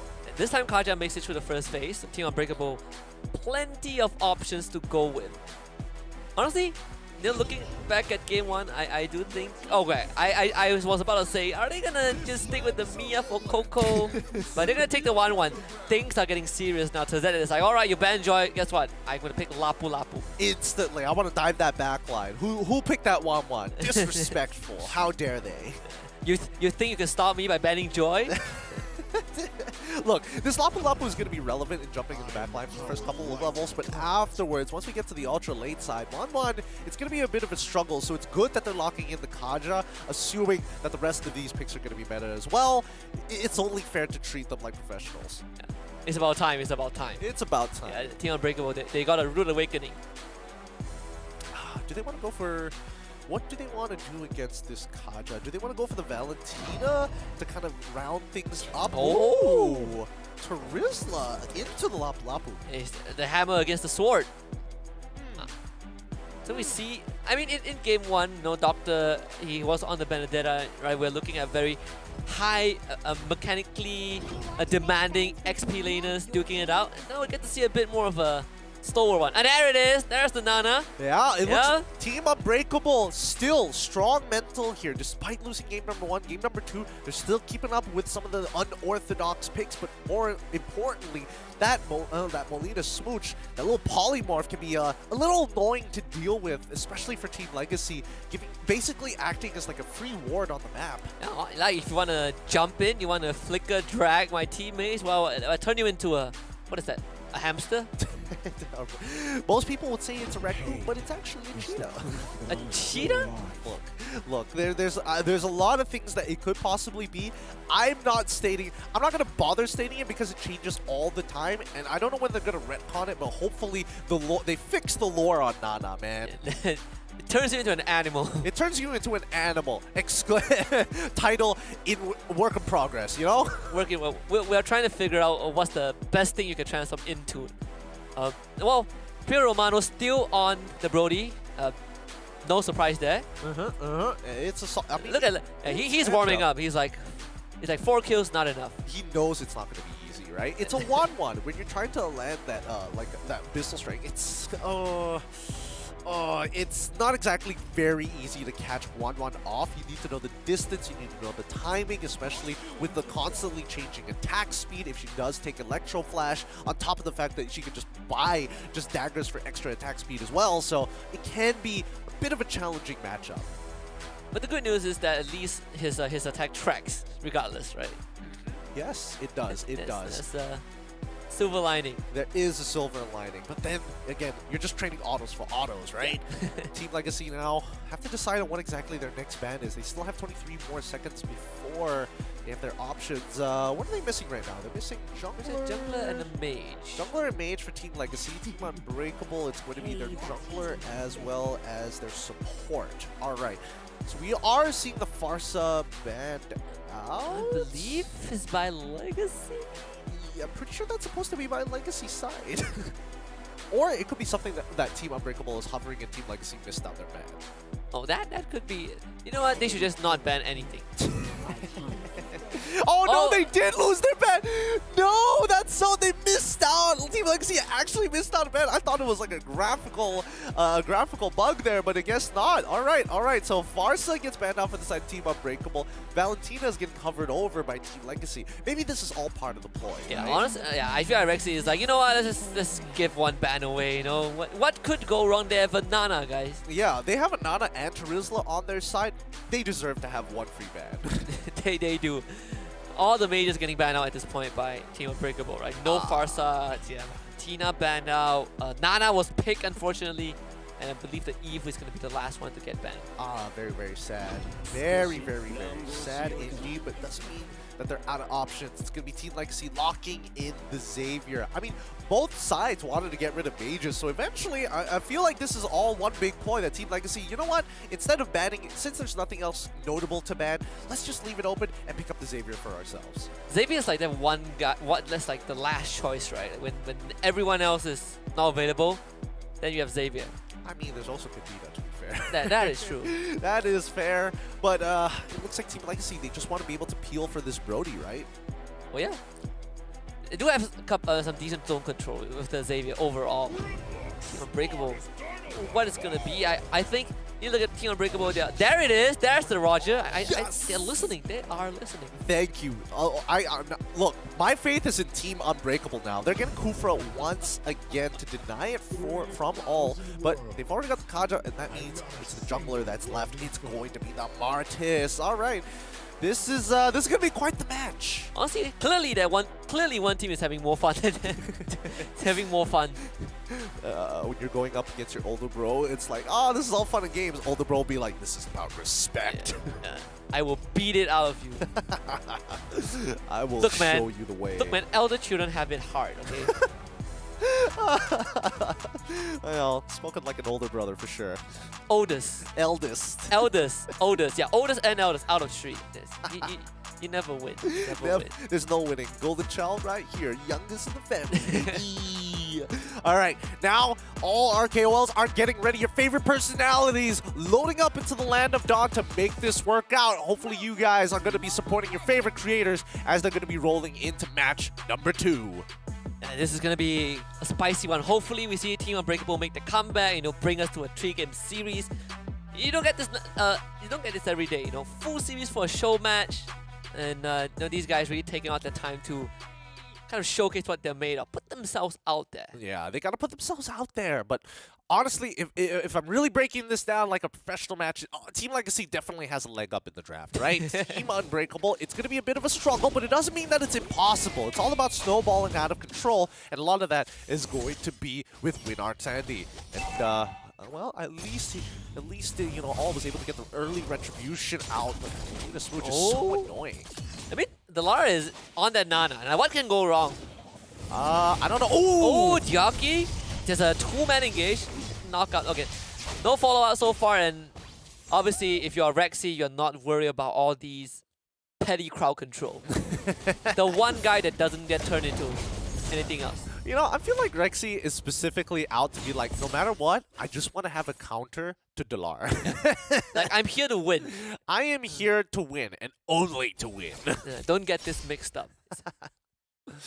We may be teammates, but it's war out here. We are only teammates when we're playing together. Looks like All is having a little bit of... Oh, wait, All might have...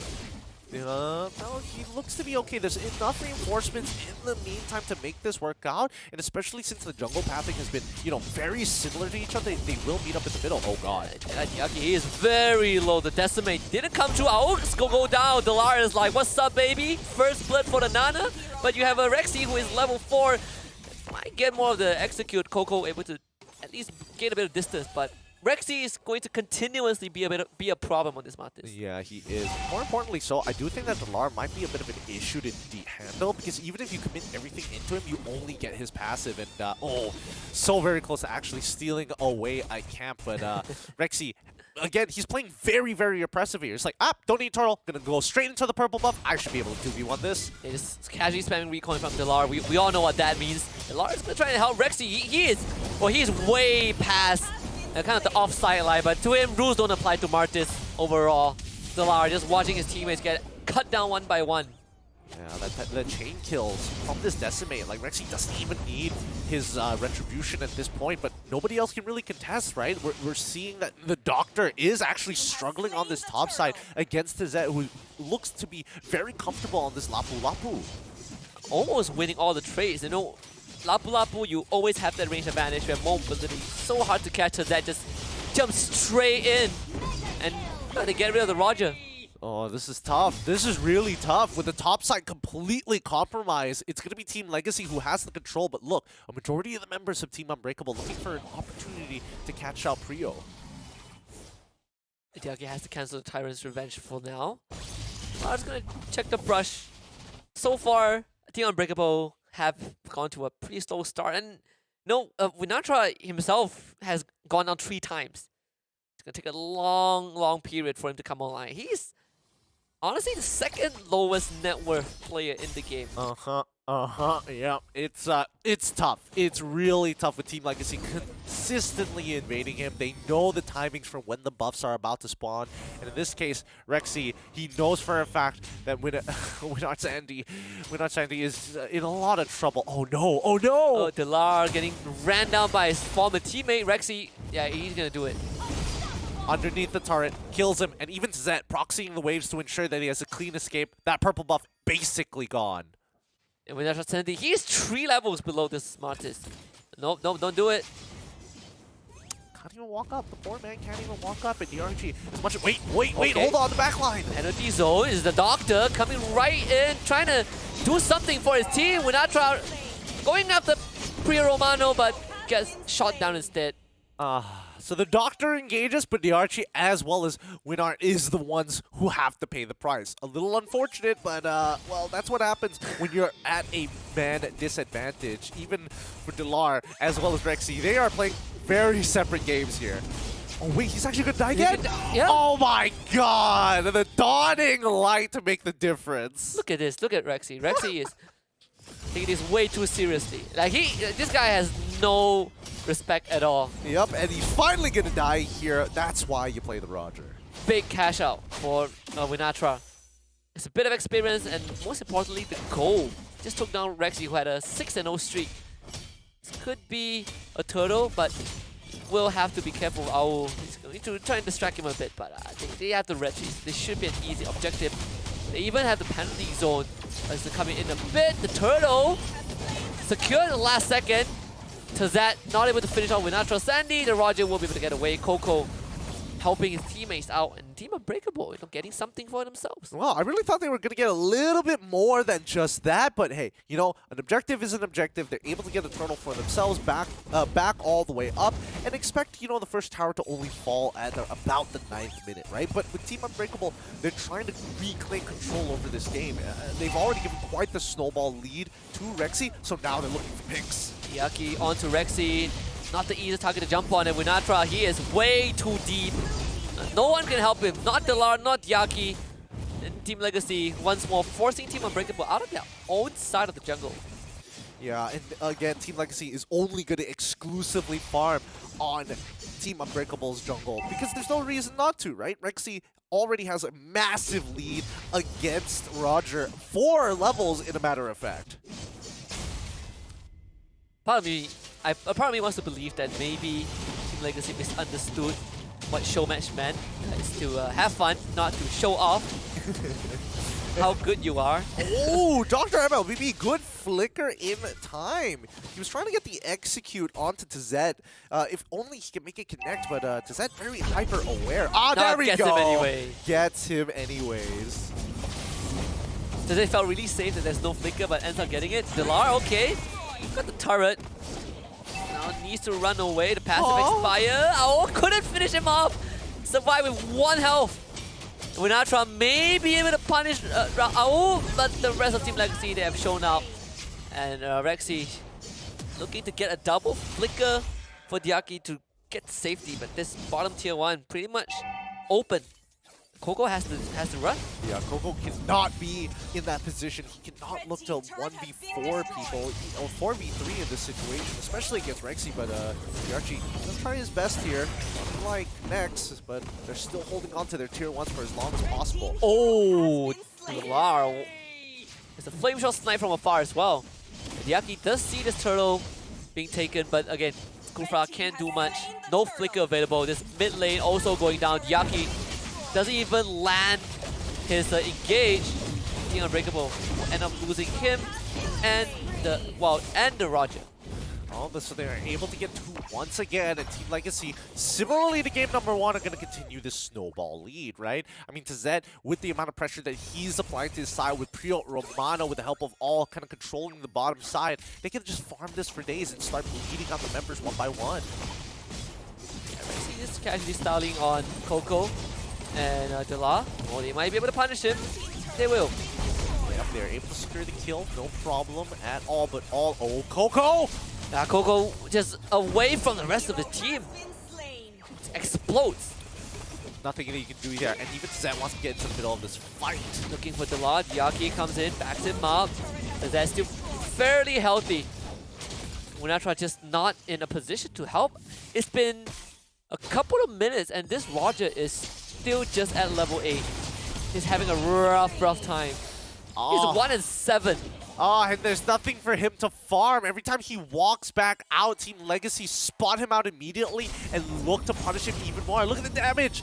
Rexy and as well as Tazet topping it off with Dr. MLBB and Delar just behind them. Winatra only has 14,000, right? The third from the bottom in terms of damage. He's 4 levels behind Rexy. Well, he's 3 levels behind Rexy now. 3 levels behind Rexy? Oh man, this is only going to get worse from here on out. Looking at the item list so far, no second items have been created yet for... Oh god, all finds a catch. Oh, it's so well done. Flicker, Divine Death onto Coco, Rexy just casually just dances forward for the execute. Diaki also not making it out. That's 2 for Team Legacy. If they want more, they can honestly go for it. Team Unbreakable very, very low. Yeah, but let's see. Is Doctor? Doctor. Oh, well, okay. They had to. They put him on the totem pole, and they're like, okay, this is our sacrifice. Oh boy, this is a brutal game coming out from Team Legacy. It's only a 5k gold lead. Look at Doctor, and they're like, diagnose this. Do your own autopsy. Oh boy. Cause of death, mass recalls. Mass recalls. With all 5 of their members hovering by this orange buff, it's only going to get more difficult from here on out. Oh god. You actually is going for Delar again, rocking the passive, taking heaps of damage underneath the tier 2. Really getting punished a bit. The Dawning Light though does hit onto like 4 members of the side team Unbreakable, and Tazet looking for the cleanup. Team Legacy still coming out on top. And that Lord's going to be crashing in. Still so very healthy, and 3 members still alive with the rest of them. 10 seconds until they start spawning right here, right now. Team Legacy, they're going to crack open. They should technically crack open this inhibitor, and they shouldn't give this away for free.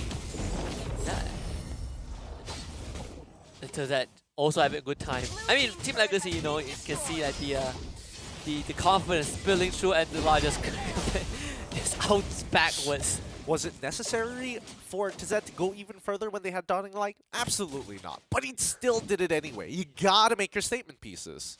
You have to. I feel like there's a bit of a. I feel like after watching how Pure Romano really popped out, and like they all now are trying to find their own moments. Right? They're like, oh man, this is gonna look so good on TikTok. This guy popped off once, and we replayed it 4 times. They're like, yes, it's time for us to get our reps in. But the way that Team Legacy is playing right now, they're making sure that they're starving out Team Unbreakable. What's the level? Winatra, level 11 to level 14 of this Martis, and Aoush gonna get an easy pull.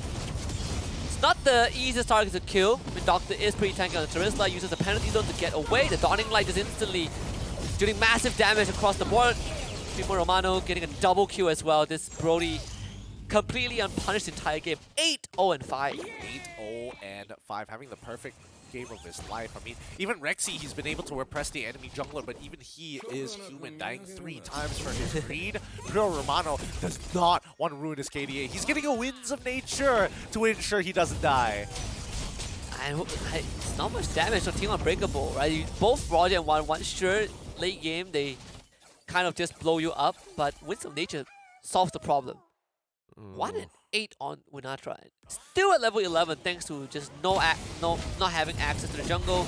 Rexy's max level at 5. They're going to throw everything from the kitchen sink onto Rexy. Even can they get him though?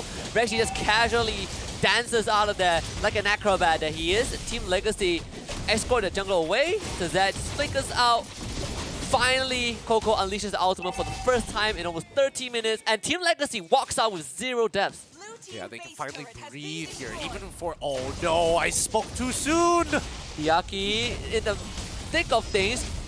Winatra will try to help this Roger straight to the bat, looking for Owl, who just flickers to safety, and Winatra himself gets 2-shotted by Primo Romano. Yaki now not looking healthy.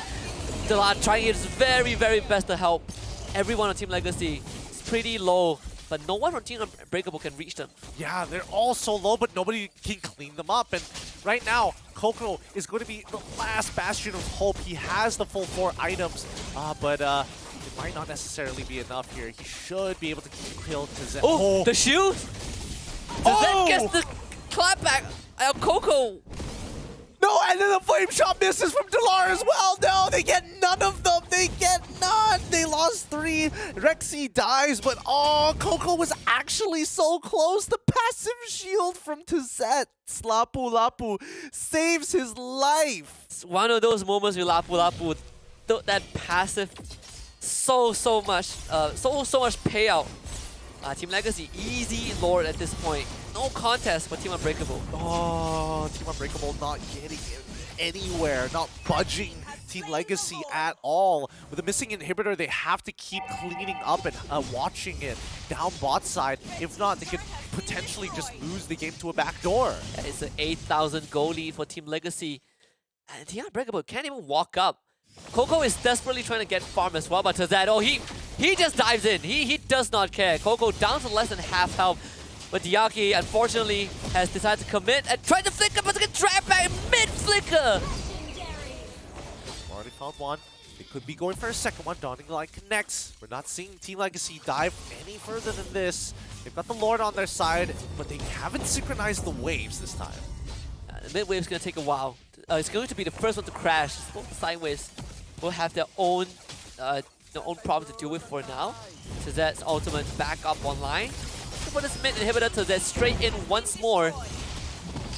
Doctor going in, penalty zone, trapping 2 members of Team Legacy, but just look at the rest of Team Unbreakable getting bursted down by this overwhelming damage output from Team Legacy. Delar has lost his passive. He's trying to clear out the Lord and Team Legacy at the same time, but Team Legacy have had enough. Rexy feels like he has styled on his teammate more than enough, and even gets the final kill in this game. Team Legacy 2-0 victory in the show match. They are going to be your eventual winners. Woo! What a match there! Team Legacy take it away! And you can tell members, they did not want to lose anytime through smashing the competition. 2-0. Watch out, guys. If you sign up for Season 2, this might be the squad that you're up against. I think we found a new all-star team. Team Legacy. Just phenomenal performance. Clean as a whistle in both games. A bit too serious for my liking, but overall, it's good Mobile Legends. It's good Mobile Legends indeed. Again, they were trying their absolute best, but man, that was oppression coming in from Rexy. He was like, guys, don't worry. The enemy's not going to have a jungler. You just need to win your lanes, and I got you. I got you. Yeah, guys, look at it. My teammate is playing Nana. You think they can win this? Oh boy, oh boy. They were very, very confident, and I mean, by the end of the game, they were already getting close to their max builds, but it's great to see them all kind of, gel together well to put this type of performance. This does feel like a team that has been playing together for a long, long time, but it's actually not. Yeah, they've just been meshed together. Sometimes the best teams comes from the most random of people. Hey, who knows? Maybe they're just going out and join the MCL immediately after this. They're like, it's happening. It's gonna happen like on Friday. So let's get it over and done with. Yeah. I completely understand the feeling. I've played in 2 MCLs. I've lost 1. I definitely wasn't thinking that it was going to be 2, but hey. I have a 50% win rate MCL, but I'm playing like the lower division, so. Oh, that's fair. That's fair. It only gets really fun once you have like 5, and then you slowly build it up from there. Yeah. But that's besides the point. Thank you to our KOLs for actually, putting up a good show for everybody and watching. For you guys at home, again, keep supporting your favorite personalities up here. And let's have a look at the post-game stats to see if there's anything out of the ordinary. Yeah, honestly, it's a great palette cleanser also, right? Before another crazy best of 3 that's going to happen in a bit. But I mean, look at Team Legacy, 32 kills to 8 of Team Unbreakable. Ooh, it's brutal, and you can definitely see a couple of which teams are really, well, I would like to say take it seriously, but look at that, the Roger build going for that full tank with this, greedy enough, didn't take Demon Slayer, decides to go killing spree despite the fact that he's building full tank on top of getting a Thunderbell. Hey, you know the saying, right? If I am tanky enough and I don't die easily, and I get a kill, and I restore my health, I'm going to get more health. It's an all-in-one package. It's an all-in-one package. I mean, I don't know if I would build Roger that way. I felt like he should have greeted out there, and he might have been able to get some results. But then again, it's a tough game. I mean, Team Unbreakable, they are staying true to the essence of a show match, right? We wanted to see, weird builds. This is one of it. This definitely is one of it, but all has been putting up a great performance here, especially on that Kaja being able to catch out Wanwan Coco multiple times throughout that game. Honestly, my favorite moment was when he used the Divine Judgment on a Kufra that flickered away. It's like, no, come back here. Come back here. We're not done talking yet. Yeah, well, where are you going? Where are you going? Oh, boy. But you would imagine that it would be one of the supports, and in this case, it's DRG taking the most damage. Delar, who's dishing out the most damage, despite the fact that he's playing Nana.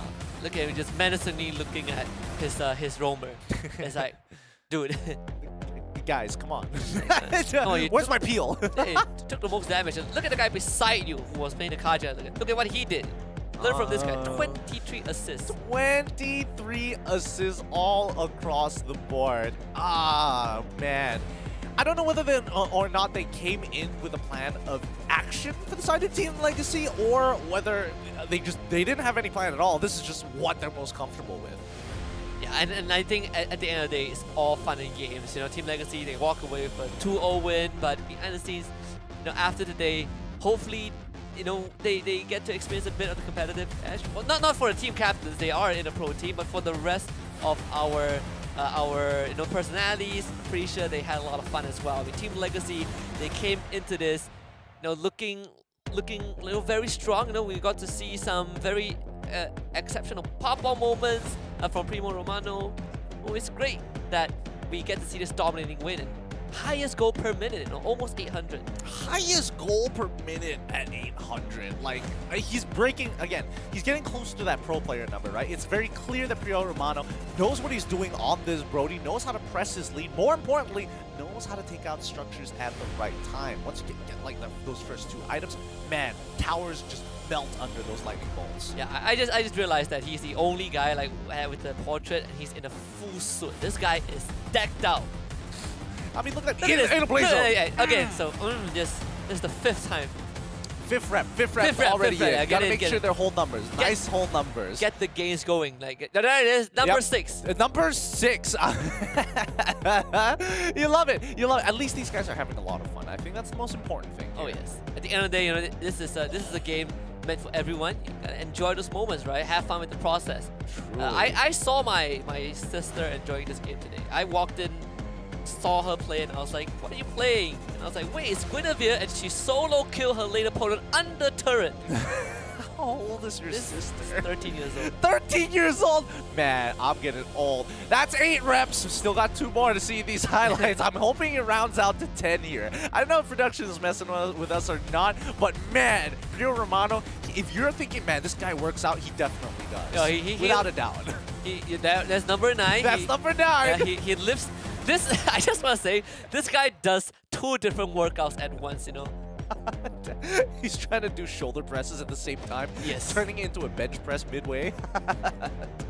Oh boy, but Team Legacy really put the hurt onto Team Unbreakable this match. Again, if you cover the team tag, this could easily be one of the top 4 teams that we have in this tournament. Team Legacy in this Mobile Legends Bang show match. A great way to kick off our challenge stage playoffs also, right? You need a bit of that palate cleanser, and both teams showed us a very different spectrum. Team Legacy, just guns blazing, going for quick 2-0, but we also enjoyed watching Team Unbreakable coming out with their own, very quirky playstyle. You see the Nana, you see the Mia, even the Tank Roger, which I hope to not see in my games. Yeah, a Tank Roger. Honestly, I might actually try it at some point, but probably not with the killing spree. I might switch things up. We're gonna switch over to Team Legacy for now because they are the winners, so we gotta talk to the winners. We gotta hear what they have to say. Again, once more, hi Team Legacy. Hello. Congratulations, What's Tanya, up, guys? on your victory just now, 2-0. I wanna just quickly start with the captain Rexy. Apakah perasaan kau lepas menang versus a teammate Delar? Perasaan? Biasa aja karena fun match. So I asked Rexy, what is his feelings after beating his teammate, and he said it's just another day in the office. Easy peasy dusting cobwebs off the shoulders. Just absolutely smashing here. But I mean, it's one thing after another. But Primo Romano, I've been dying to ask. Why you're the only person who came in a blazer today, right? What's your experience like for the show match? Why the blazer? Give us the rundown. No, but this is I use this outfit every time I stream, to be honest, because I used to be in the office and I love using blazer suits and stuff. That's it. Man of style here. Doesn't back down. Wow. Do you work out? Because we saw, I do. You do. We saw some, I say some, but we saw a lot of pop-off moments. It was just you repeatedly doing just shoulder presses in front of your cam. Is this one of the ways for you to feel pumped up and motivate yourself? Like, what is your routine? Give us a rundown of your routine. Wow. Well, on a leg day, I would do squat. I would do like lunges and some hip thrusts. Definitely, I'm liking keep the the sound. legs strong. Okay. I'm writing it. Sorry. I was writing it down earlier. I want to get some nice meaty legs too. Thank you so much for your Romano. To Zed, I'm gonna ask you not the same things, because as much as Primo Romano works out in real life, it looks like you've been playing this game since you were born. You were smashing it in the EXP lane. Yeah, I told you guys from the start, before the game start, don't try to kill Valin because there's our mission to protect her. So be careful. Wait, this was a mission? Is it a mission? No, we didn't know that. Yes. Okay. Yes. I want to get feedback from Valine herself, right? How much do you rate this secret service? You know, out of 10, how many points do you give them? 11 out of 10. 11 out of Did 10. a very great job. Very great job. Are you gonna make great a job. new video about this? How to protect one laner?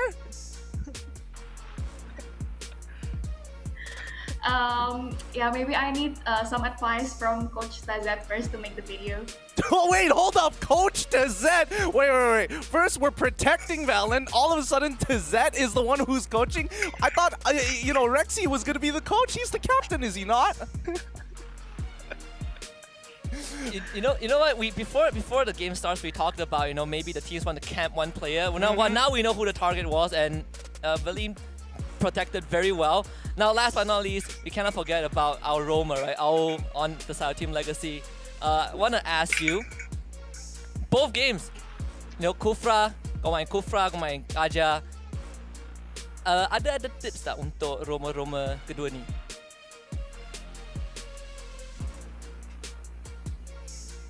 Oh, you seems like your mic kau tak ada suara, tak ada audio. Alright, let us Okay, there it is. Sekarang boleh dengar. I'm from player marksman and I know the draft to fight the enemy and I want to die and I all together and all. Crushed it. Hey, Yeah. Bila boleh cakap dalam bahasa Inggeris? I thought you could only speak in VM. I appreciate it so much, all. Thank you so much for the tips and tricks. And with that being said, let's do the final roundup here. Do any of you have anything to say to the fans who are watching you and everybody who's watching the Snapdragon Pro Series? Oh, and also, I want to ask one thing. Predictions, right? Prediksi untuk next series seterusnya. GameLab vs GPX. Team mana yang akan menang? Which team do you think will win? All of you guys. Anyone can answer. I'll start with Rex here. GPX lah. GPX. Gio Romano. Okay, GPX. The Z. Which team do you think will win? Yeah. GameLab or GPX? Yeah, GPX for GPX. sure. Valine, GPX also. GPX. Rexy, GPX atau GameLab? GPX. GPX. Okay, finally. Oh. Yes, GameLab sah. Alright, we have... Guys, we found the imposter. We know the imposter. Thank you so much to Team Legacy. Congratulations on your 2-0 victory against Unbreakable. Give it up for Rexy, All, Valine, Prio Romano, as well as to Zed. Thank you so much for coming on to the show. Hopefully, we get to see you guys in different circumstances. Oh, a show match to round it all up, and finding out that at least with all, he's going for GameLab, and Indo Pride is very, very strong. Look, man, the next time we see them, and if there's a roster change, we know who's going to get sacked. For sure. It's the last time we see all on that roster. Oh, it's great. But that is our second best of 3 happening here today. We still have one more upper bracket match to conclude today. It's GameLab versus GPX, and only one of these teams will survive and the other will go down to the lower brackets. I don't know about them. I'm gonna go with my boy from Malaysia. I'm thinking GameLab is gonna take it. I'm feeling GameLab as well because they haven't lost a single game, right? Loser will face off against MHRLK tomorrow in the lower bracket. But we're gonna take a short break. But do remember, when we come back, it's the most anticipated best of 3 GameLab against GPX. The Snapdragon Pro Series powered by Samsung Galaxy is brought to you by Snapdragon Elite Gaming, Samsung Galaxy S23 Ultra, Monster Energy, and Kachi Shop.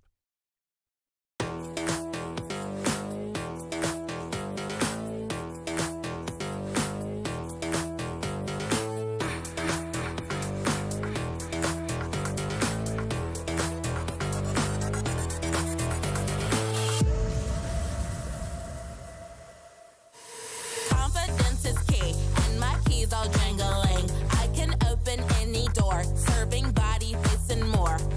Confidence is key,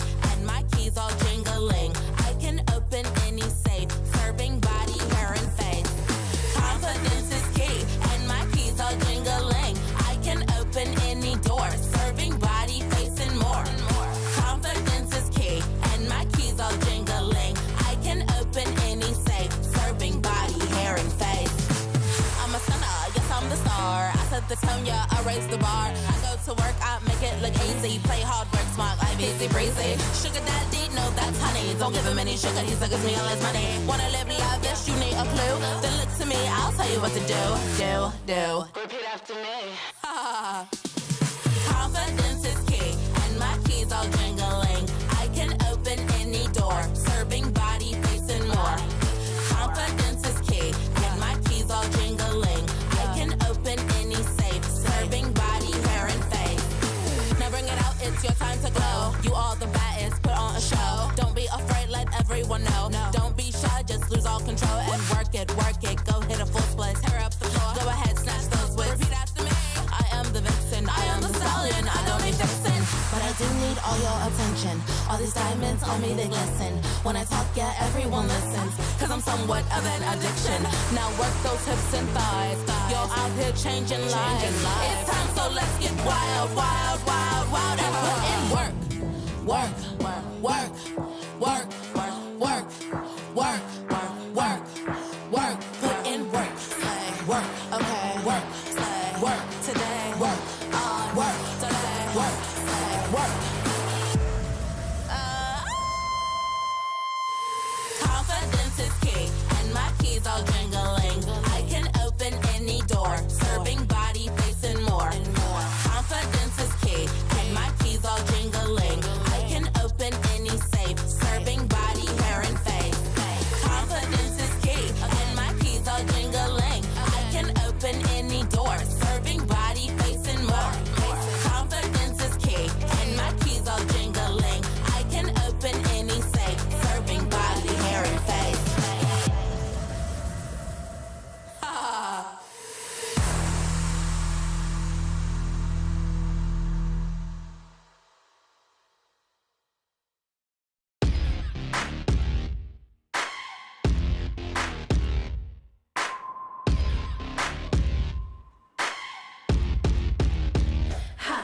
I'm a punk chick, and I make you wanna ride around town with my own clique.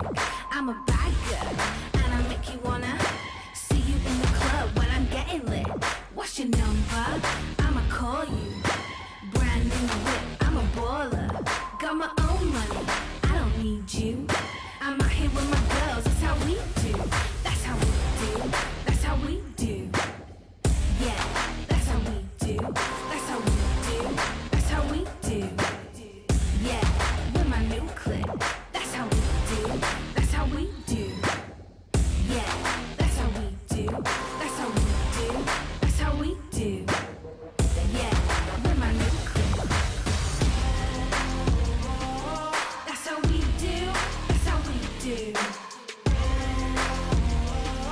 That's how we do. That's how we do. That's how we do. How do you do? You can't do it like us, cause that's how we do. I run this, and I'm gonna do it harder. You ain't my sugar daddy, I don't need no father. Figure it out, that's what we do. Riding around town with my whole crew. Yeah, see me in the club, getting tipsy. Never gonna kiss me. Hell no, a drink won't convince me. Got my own money, I don't need you. Out here with my girls, that's how we do. That's how we do. That's how we do. Yeah, that's how we do. That's how we do. That's how we do. Yeah, with my new clip. That's how we do. That's how we do. Yeah, that's how we do. That's how we do. That's how we do. Yeah, with my new clip.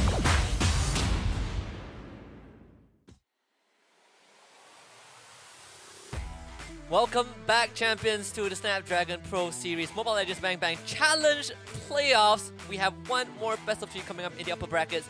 This time it's going to be the coveted GameLab against the last hope of Indonesia, GPX Esports. You are with us. My name is Husky, and alongside me is Kid and Q.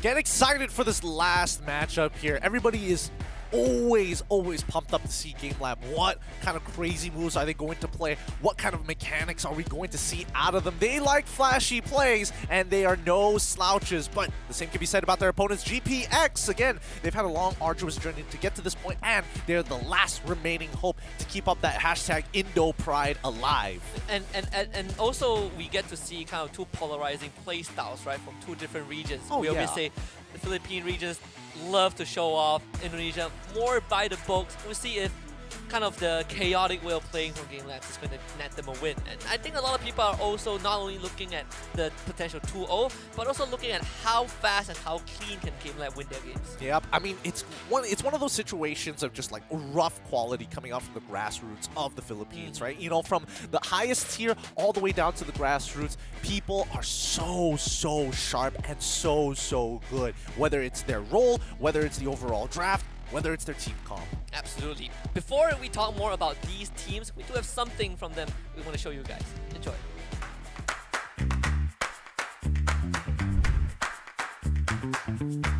I want to be handsome also.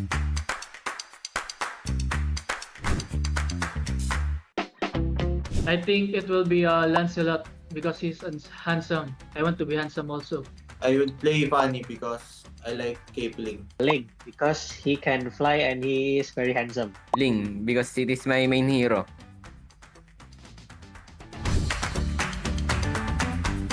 The celebrity I want to play in Mobile Legends is with Chooks TV because he's fun to play with. Celebrity to play Mobile Legends with would be my favorite artist, Manila Gray. Fredo Kitty, because I like to play ROM so much. Leonardo DiCaprio. I think it's Aizawa because he don't die in a game. The strongest carries are Gold Lane, Shizugad. What from GPX because he is my teammates. For me, it is Aizawa from GameLab. Look, Calvin is the most down-to-earth guy. Yeah. He's serious. He's serious. His answers all serious. He's the only guy that didn't vouch for his own teammates at the end. I love it. No, he really is. He really is. But the one thing that I know is in common amongst most people is the fact that they were talking about Aizawa. And they're not wrong when they said, hey, because Aizawa never dies, he's the only person in the challenge season to have double-digit KDA.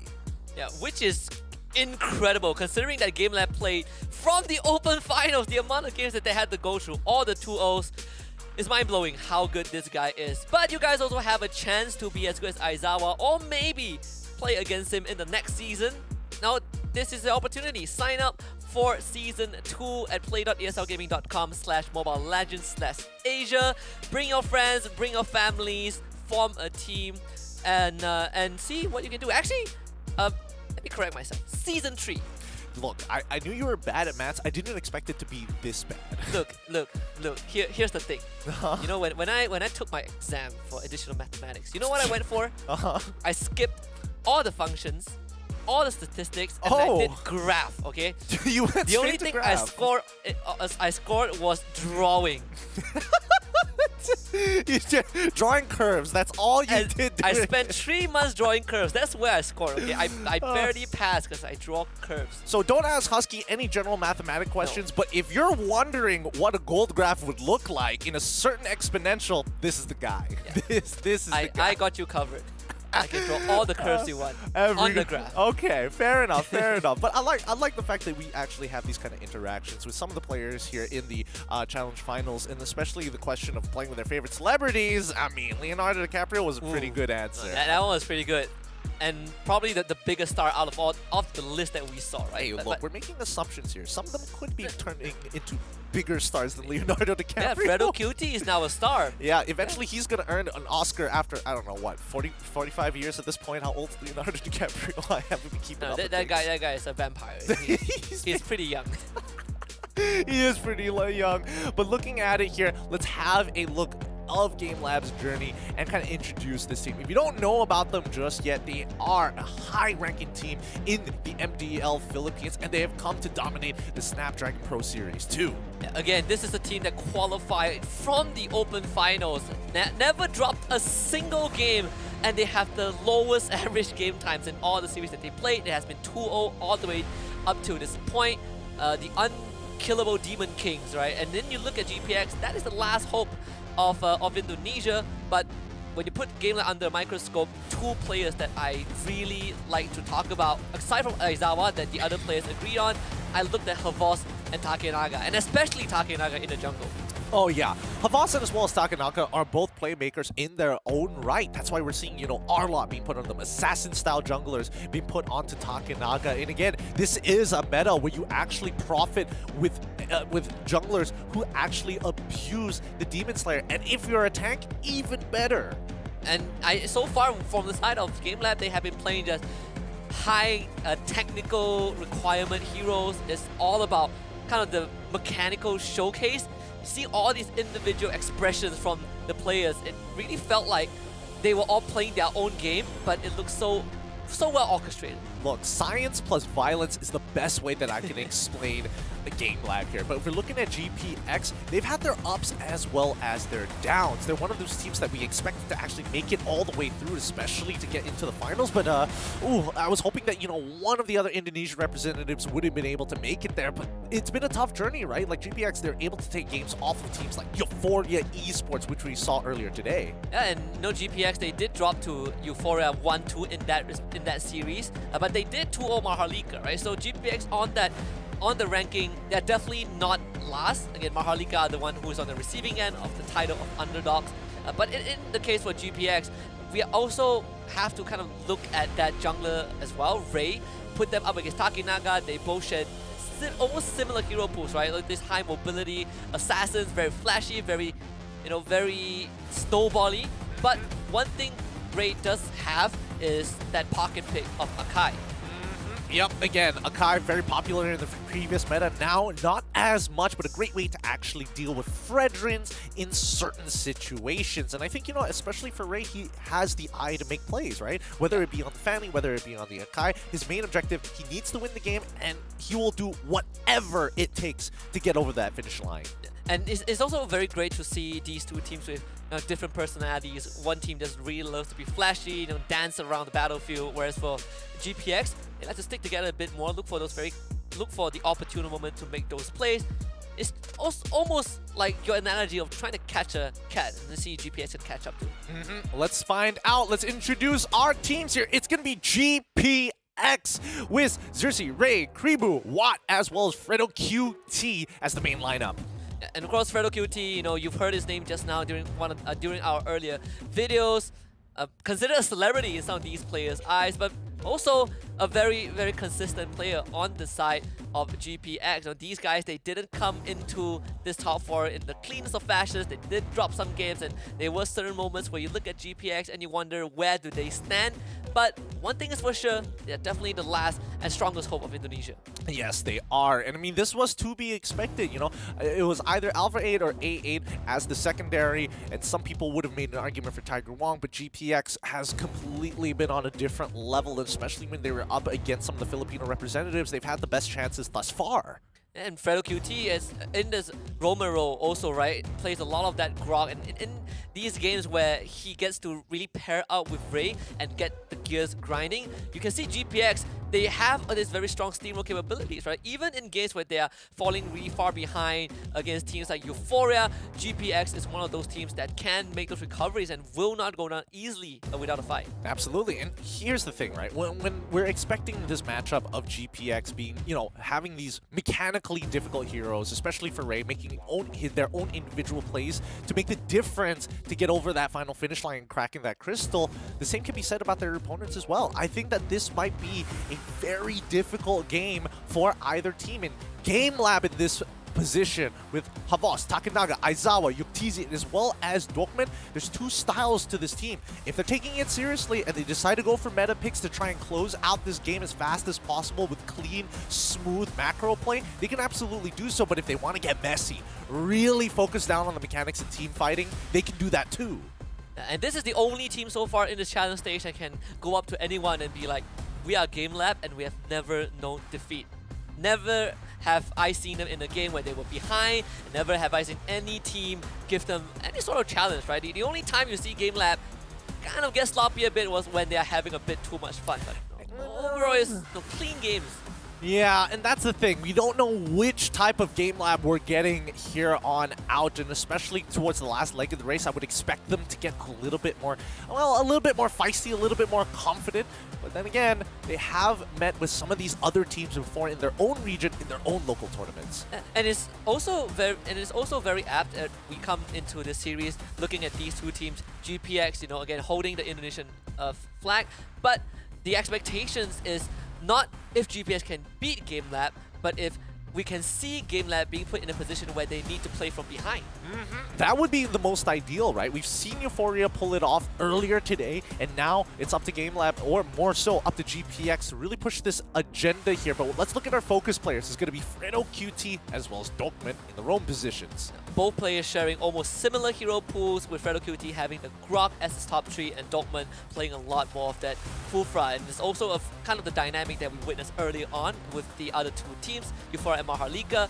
And then you look at kind of the numbers. Dokman basically winning out a majority of it, especially the KD. This guy has been having clean games, even as a roamer. Absolutely, and Fredo QT looking to be the one, especially with the overall 73.2% honest kill participation, which is only going to be 7.6% higher than Dokman's. But look at his hero pool. Cho, Kaja, and as well as the Grok. Almost similar to Dokman, but the only difference being the Grok, I'm thinking about counter engages, right? Coming in from Dokman, and that's why he's losing out on that kill participation. Yeah. And it's always fun to see, kind of these Kaja, especially Cho getting picked up, one of my favorite roamers to witness.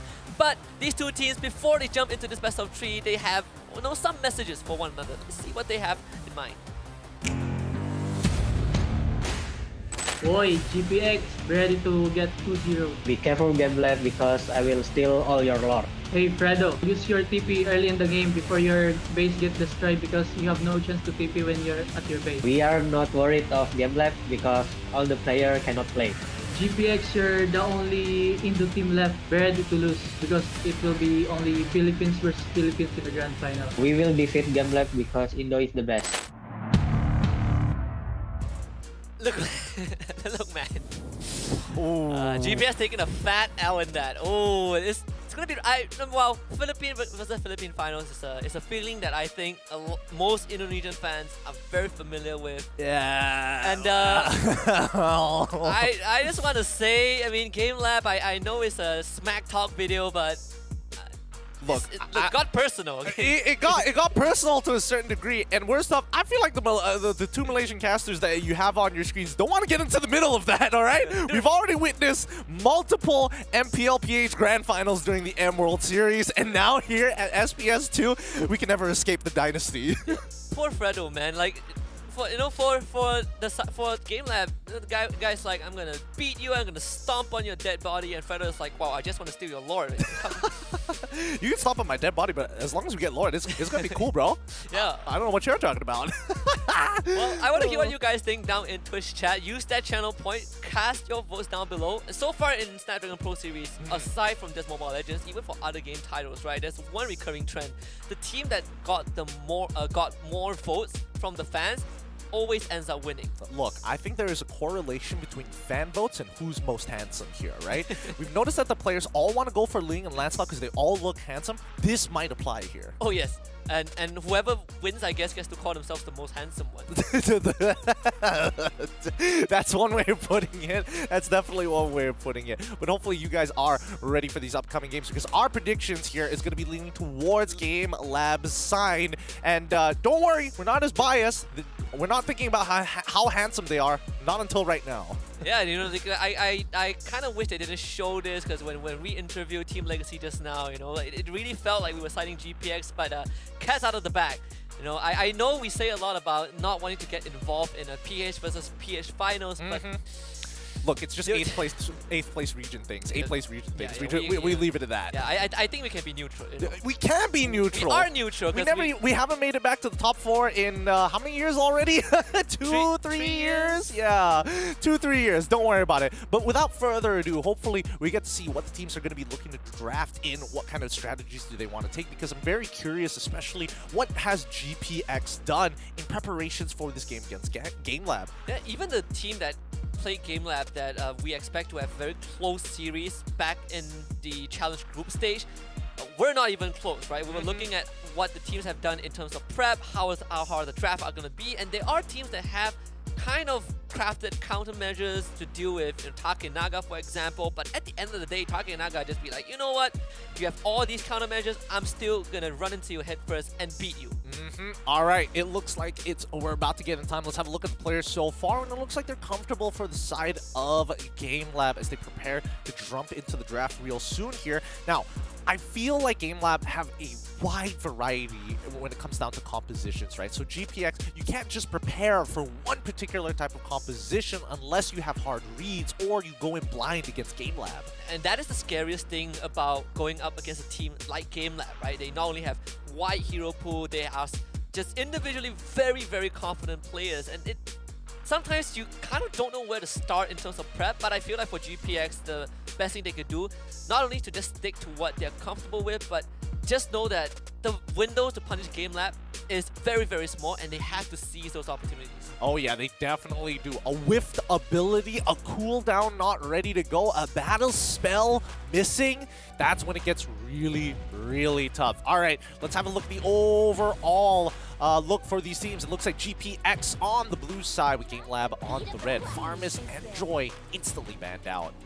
And right off the bat, GPX, it's good to see them coming into this with high spirits, though I know I'm not a safety hazards expert, but just be careful with the Look, sharing is caring, all right? Everybody, if one person gets shocked, everybody gets shocked. They're a team.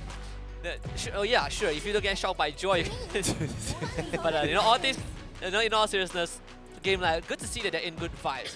They are coming into this, with a clear mind and just treating this as any other game. And again, especially against GameLab, you don't want to be losing out in that mental game, because GameLab, they break you really fast. Oh yeah, all right. Especially when you realize the level that they're playing at, it almost feels like they're messing with you. So let's see, GPX, they're following up with the Kaja as well as the 1-1 for the side of GameLab. GPX will hold priority and get rid of the Arla. Again, these are all playmaking heroes, right? When you have things like the Farmis, things like Kaja, and as well as Arla, all of which GameLab have shown off before. And GameLab is the first team that picked up the Arlot, made it into a tank Arlot, and completely just ran over all the other teams. So I like how GPX are really focusing on some of these playmaking abilities, but they did ban out the Kaja, which would open up, heroes like a Ling or a Lancelot for Takenaga, and so far he hasn't deviated away from that. Yeah, GPX start off with a Farsa opener. That's, I haven't seen a Farsa opener in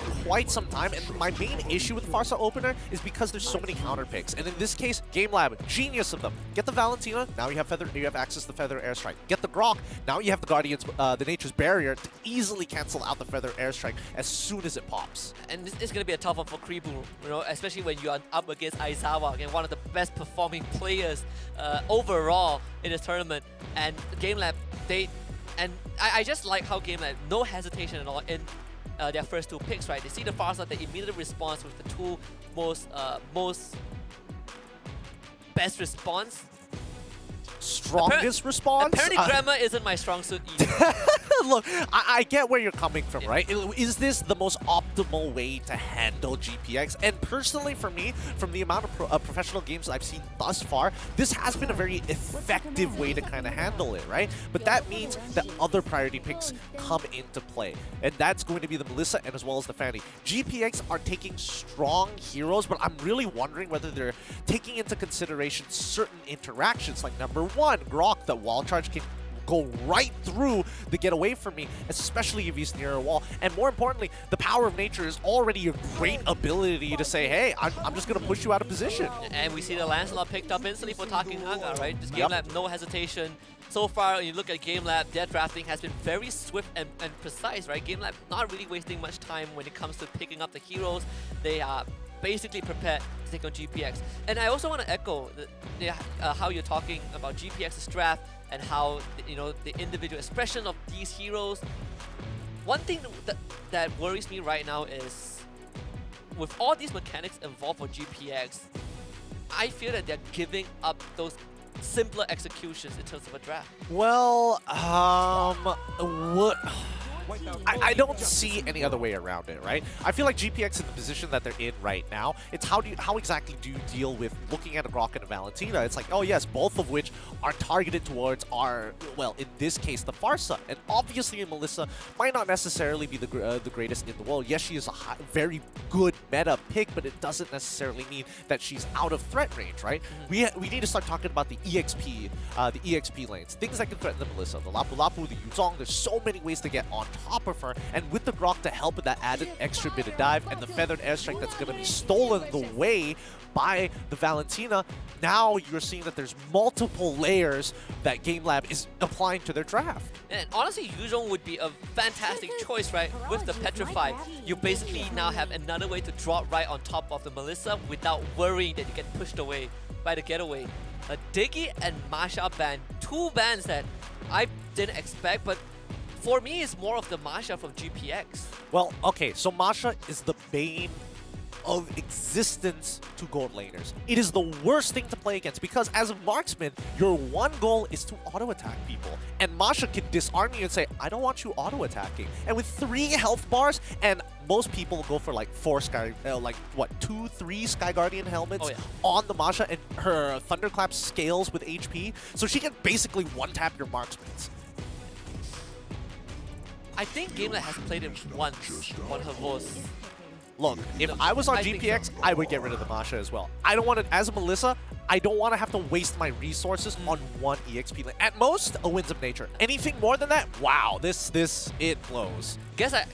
I guess it's also more of a team-specific thing, right? Because Masha bans are not very common. Yeah, not very common. The Atlas also is a ban that we haven't seen for a long time. In this case, GPX takes it out. Also, one of the few heroes that just goes right through the Melissa ultimate. It's like, yeah, GPX.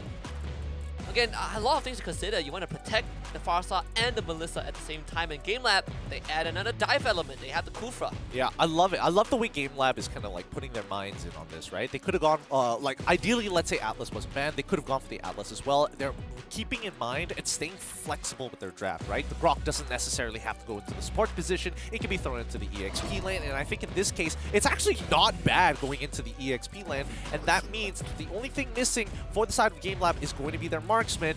My guess is that it's going to be the Claude. GPX, they lock in the Terizla to try and control the top side as much as they can. Good ways to trade against Grok, and most importantly, he has a way to start catching out the members of GameLab. So at least GPX have a couple of solutions, right? Big Pneumono Blast, huge area control, and if GameLab decides to dive in, now there's a way for GPX to kind of counter-engage. But GameLab, again, they left basically Yuktzi's pick for last. He's also not shy to go for something like a Moskov if he doesn't feel like the Claude today. I think plenty of options. I still think the Claude is a better choice. I think the Claude is the most optimal choice. I don't think Moskov is bad. It really depends on what you're more worried about, right? If you want Claude, you're basically trying to get on top of this Pharsa. You're trying to kind of dodge the Numenon Blast. You have more mobility. If you're playing the Moskov, you're really afraid of this Fanny, and you want to make sure that you Blade of Despair just in time to push her away if she's trying to cable on top of you. But GameLab, as expected, we do see the Claude. And now, with the final lineups, what are you thinking? Because I think that GPX, as strong as their lineup is, it's all about counter-engaging. They want GameLab to make that first move. And that's something that we did kind of talked about coming into the series, where GPX will probably be a bit more reactive to what GameLab is trying to do, to exploit those windows of opportunity. I personally look at GameLab's draft and I'm like, based on their track record and how clean those games are, GameLab has a good chance of taking this game. It's up to GPX and how much they can exploit the windows that GameLab gives them. Well, all eyes are on Ray right now. That early game is his to control, and if he can bait out an engagement from GameLab with the rest of his team ready to bounce back, that's their main win condition. That's how they're going to have to deal with their team fights. Yeah. And by the way, I remember last time we saw, I forgot which team that went up against GameLab, and that team had a Fanny. What happened was GameLab did the same thing, right? They picked the Grok into the Fanny, anti-Kuras, immediately the Fanny becomes basically useless in that mid to late game fight. And this is a game where GPX picked the Fanny directly into the Grok. Well, yeah, because again, Grok isn't your main target. You're trying to start getting the weaker members like Aizawa and as well as Yuktzi, who don't have as big of a life bar, especially in the earlier stages of the game where Fanny's damage is super relevant. Whoa, whoa. Uh-oh, what? not looking too healthy. Dolman and Yuktisi looking to whittle him down. No kills. One gets to walk away. But that's already a lane 1 for GameLab. Oh, that is so very good. I expected Watt to actually die there, but he made sure that when he popped his Inspired that both Dokman as well as Yuktisi were in range muddles. Oh god, Aizawa. Instantly forced to flicker. At least, again, while looking at Ray, he does show up. Dolman is right there! Jumps up top of him. First blood for GameLab. Again, the window is very, very small if you're GPX. Oh, it is, and they don't want to press their advantage there, and especially with Ziri running up to actually contest with this Lethal Wanderer, I'm surprised that he didn't want to actually flicker for this kill onto Dokman. And that means you basically, for GPX, they concede that bottom side, and her voice is like, alright, we'll take it, right? I'm a Grok, I'm gonna cut the wave, start crashing my own wave into the turret, even gets to kind of stall out GPX's next wave as well. It does feel like, you know, he's forcing GPX to make rotations down bot, but he's not the easiest to kill. Ziri is not 4 yet. He is not, and that's the thing. That's the thing. Rock is really good at manipulating these waves constantly. So as soon as you give up just a little bit of pressure, he will take advantage of that. But our two focus players here, Fredo QT and as well as Dokman, both roamers on either side, they're going to mirror each other for the entire game, right? They have to mirror each other because if they're not at the right place at the right time, it could be detrimental to the team. Look at this landslide victory for GameLab. At least in the fans' mind, GameLab have already won this series overall. Well, let's see if the predictions are going to be correct here.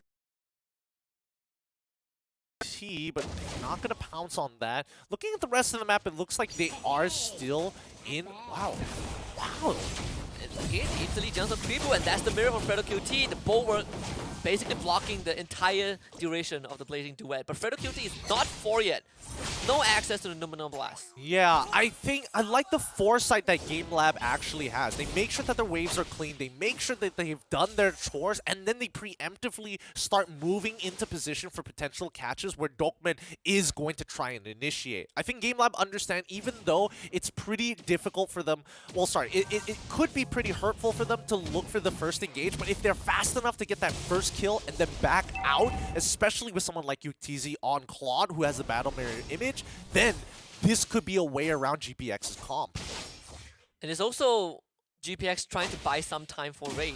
Did go down earlier on, so already behind in resources compared to Takenaga. But the entire team of GPX around this area, Takenaga is poking the bear just a little bit. Fredo QT is the target, but GPX, they know that they can't really respond to this. Fredo QT needs to walk out. They're going to try here. They're going to try their absolute best, but GameLab controlling the tempo really well. Havos right there, Fredo QT. It's going to completely miss the Numenor Blast. And they're going to get him.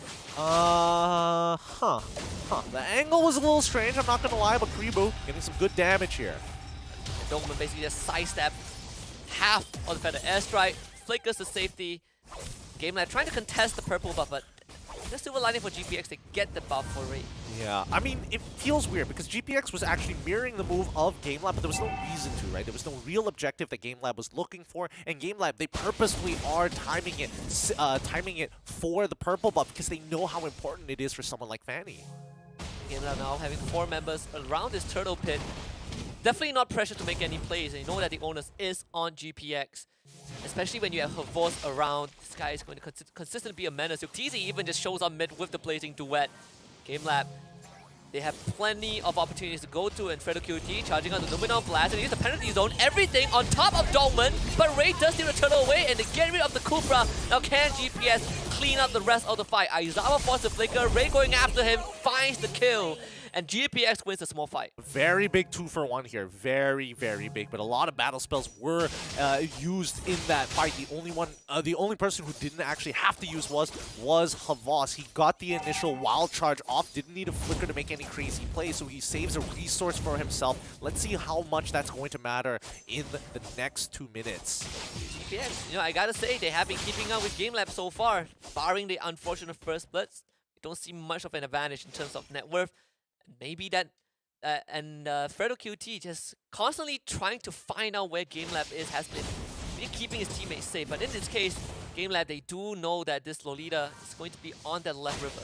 Yeah. Now, another aspect of GameLab's composition that we didn't get to talk about earlier is the fact of scaling, right? It's going to be really difficult in the ultra late stages of the game compared to GPX, where a lot of their heroes naturally have plenty of damage built into them. GameLab, on the other hand, their conditions to get that damage out is a lot more, it's a lot difficult, right? Because if we're talking artillery mage versus Valentina, without the ultimate, Valentina is going to struggle to find these picks. And Takenaga basically quite deep. Have the feather airstrike. Kind of dodged by her voice. Ray not able to find the execute.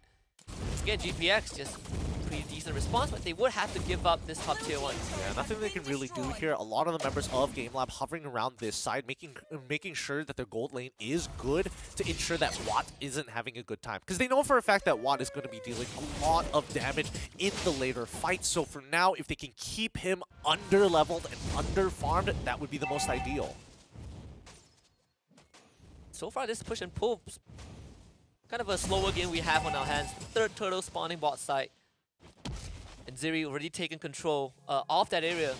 You have this penalty zone which can always be a great engage tool. And he does have the flicker in hand. Feather QT ready to follow up with Luminum Blast if needed as well. And now with Ray showing up, they're going to go straight in. Her voice is the target. The Feather Airstrike will finish him off. Dortmund counter engages, but GPX, they have the damage output. Dortmund goes on the flicker, swipe, but the ultimate doesn't do enough. Dortmund goes down. Takenaga next to fall. What will find it? And GPX with a big fight at the turtle pit. Beautifully done by GPX. They really have practiced this comp before. Oh, Karibu, he might be in a lot of trouble here. It is. The wall! The wall and the slight slow coming out from Watt just at the end there, so he couldn't go over safely. Doesn't secure the kill, but now the counter engagement. GPX would press their advantage to here on the bottom side. And now with Watt around, it's going to start becoming a bit of a problem. 2 items. The Demon Hunter Sword and the Corrosion side. Dolman is right there. Better airstrike used before TZ back. GPX gets the bot tier 1.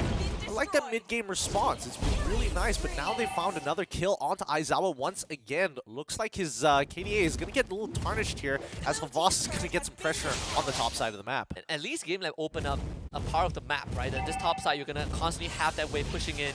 And if Havas isn't in the fight, he is crashing these waves. And for an inhibitor to get threatened this early on before the Lord, it is going to put a bit of pressure on GPX. Honestly, not as much as you would like to believe, right? Because when it's all the way at the inhibitor 8 minutes into the game, to be able to split push that far down, oh my god. Great. Where did all his life go? He lost 50% of his HP, and that's through the shield that's developed from the Blazing Duet. People even committing the better airstrike just to clear out the wave. GameLab searching for any sort of opening. At least, you know, we want to see how far can GPX take this. They're dealing with GameLab pretty well so far. They are not putting them on the back foot yet, but this is the most neutral we've seen GameLab.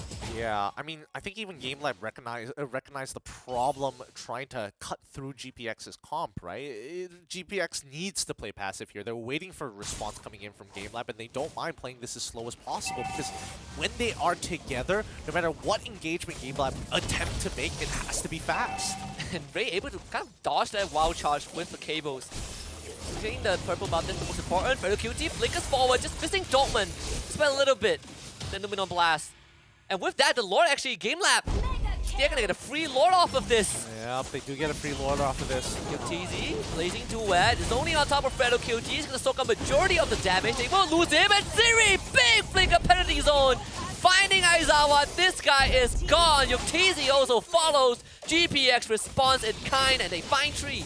Huge catch. A huge catch coming in from Ziri here. Honestly, that was the most ideal situation for GameLab. They were able, my god, that was like, what, 7 cables that came out of here? Alright, GameLab was able to sneak away this Lord. If they wanted to push back, they could have easily taken the safe path around, but instead they got greedy for this kill, and that's when Ziri saw the opportunity to initiate a fight when GameLab wasn't ready, because he was able to catch Dokman as well, noticing that Havas was on the opposite side, and without any flicker, they could easily expect to see his wild charge coming from a certain direction and nothing else. I mean, look at this, right? The match didn't go as planned. Havas ends up dying, and that's when you see the counter engagement coming in from Ziri. He sees all of them. Karibo, get ready. This is your moment. And that's what GPX have been wanting to happen, right? Just having GameLab play into them. But GPX does have to deal with this Lord that is whacking this inhibitor. Actually, it will go down. Yep, they don't have any damage. Watt ended up dying before this, and GameLab, despite having a large majority of their players die prior to this, they were still able to net an inhibitor. So they are in the positive when it comes down to profits. Yeah, and honestly, net value is great for GameLab. And GPX, Ray just got the Sea Halberd also. One of the latest purchase, Dokman on the side. GameLab just waiting for GPX to overstep and try to protect that tier 2, which will now go down. So GameLab gonna slowly transition into the bottom end, and Ray just losing 60% health with one totem swipe.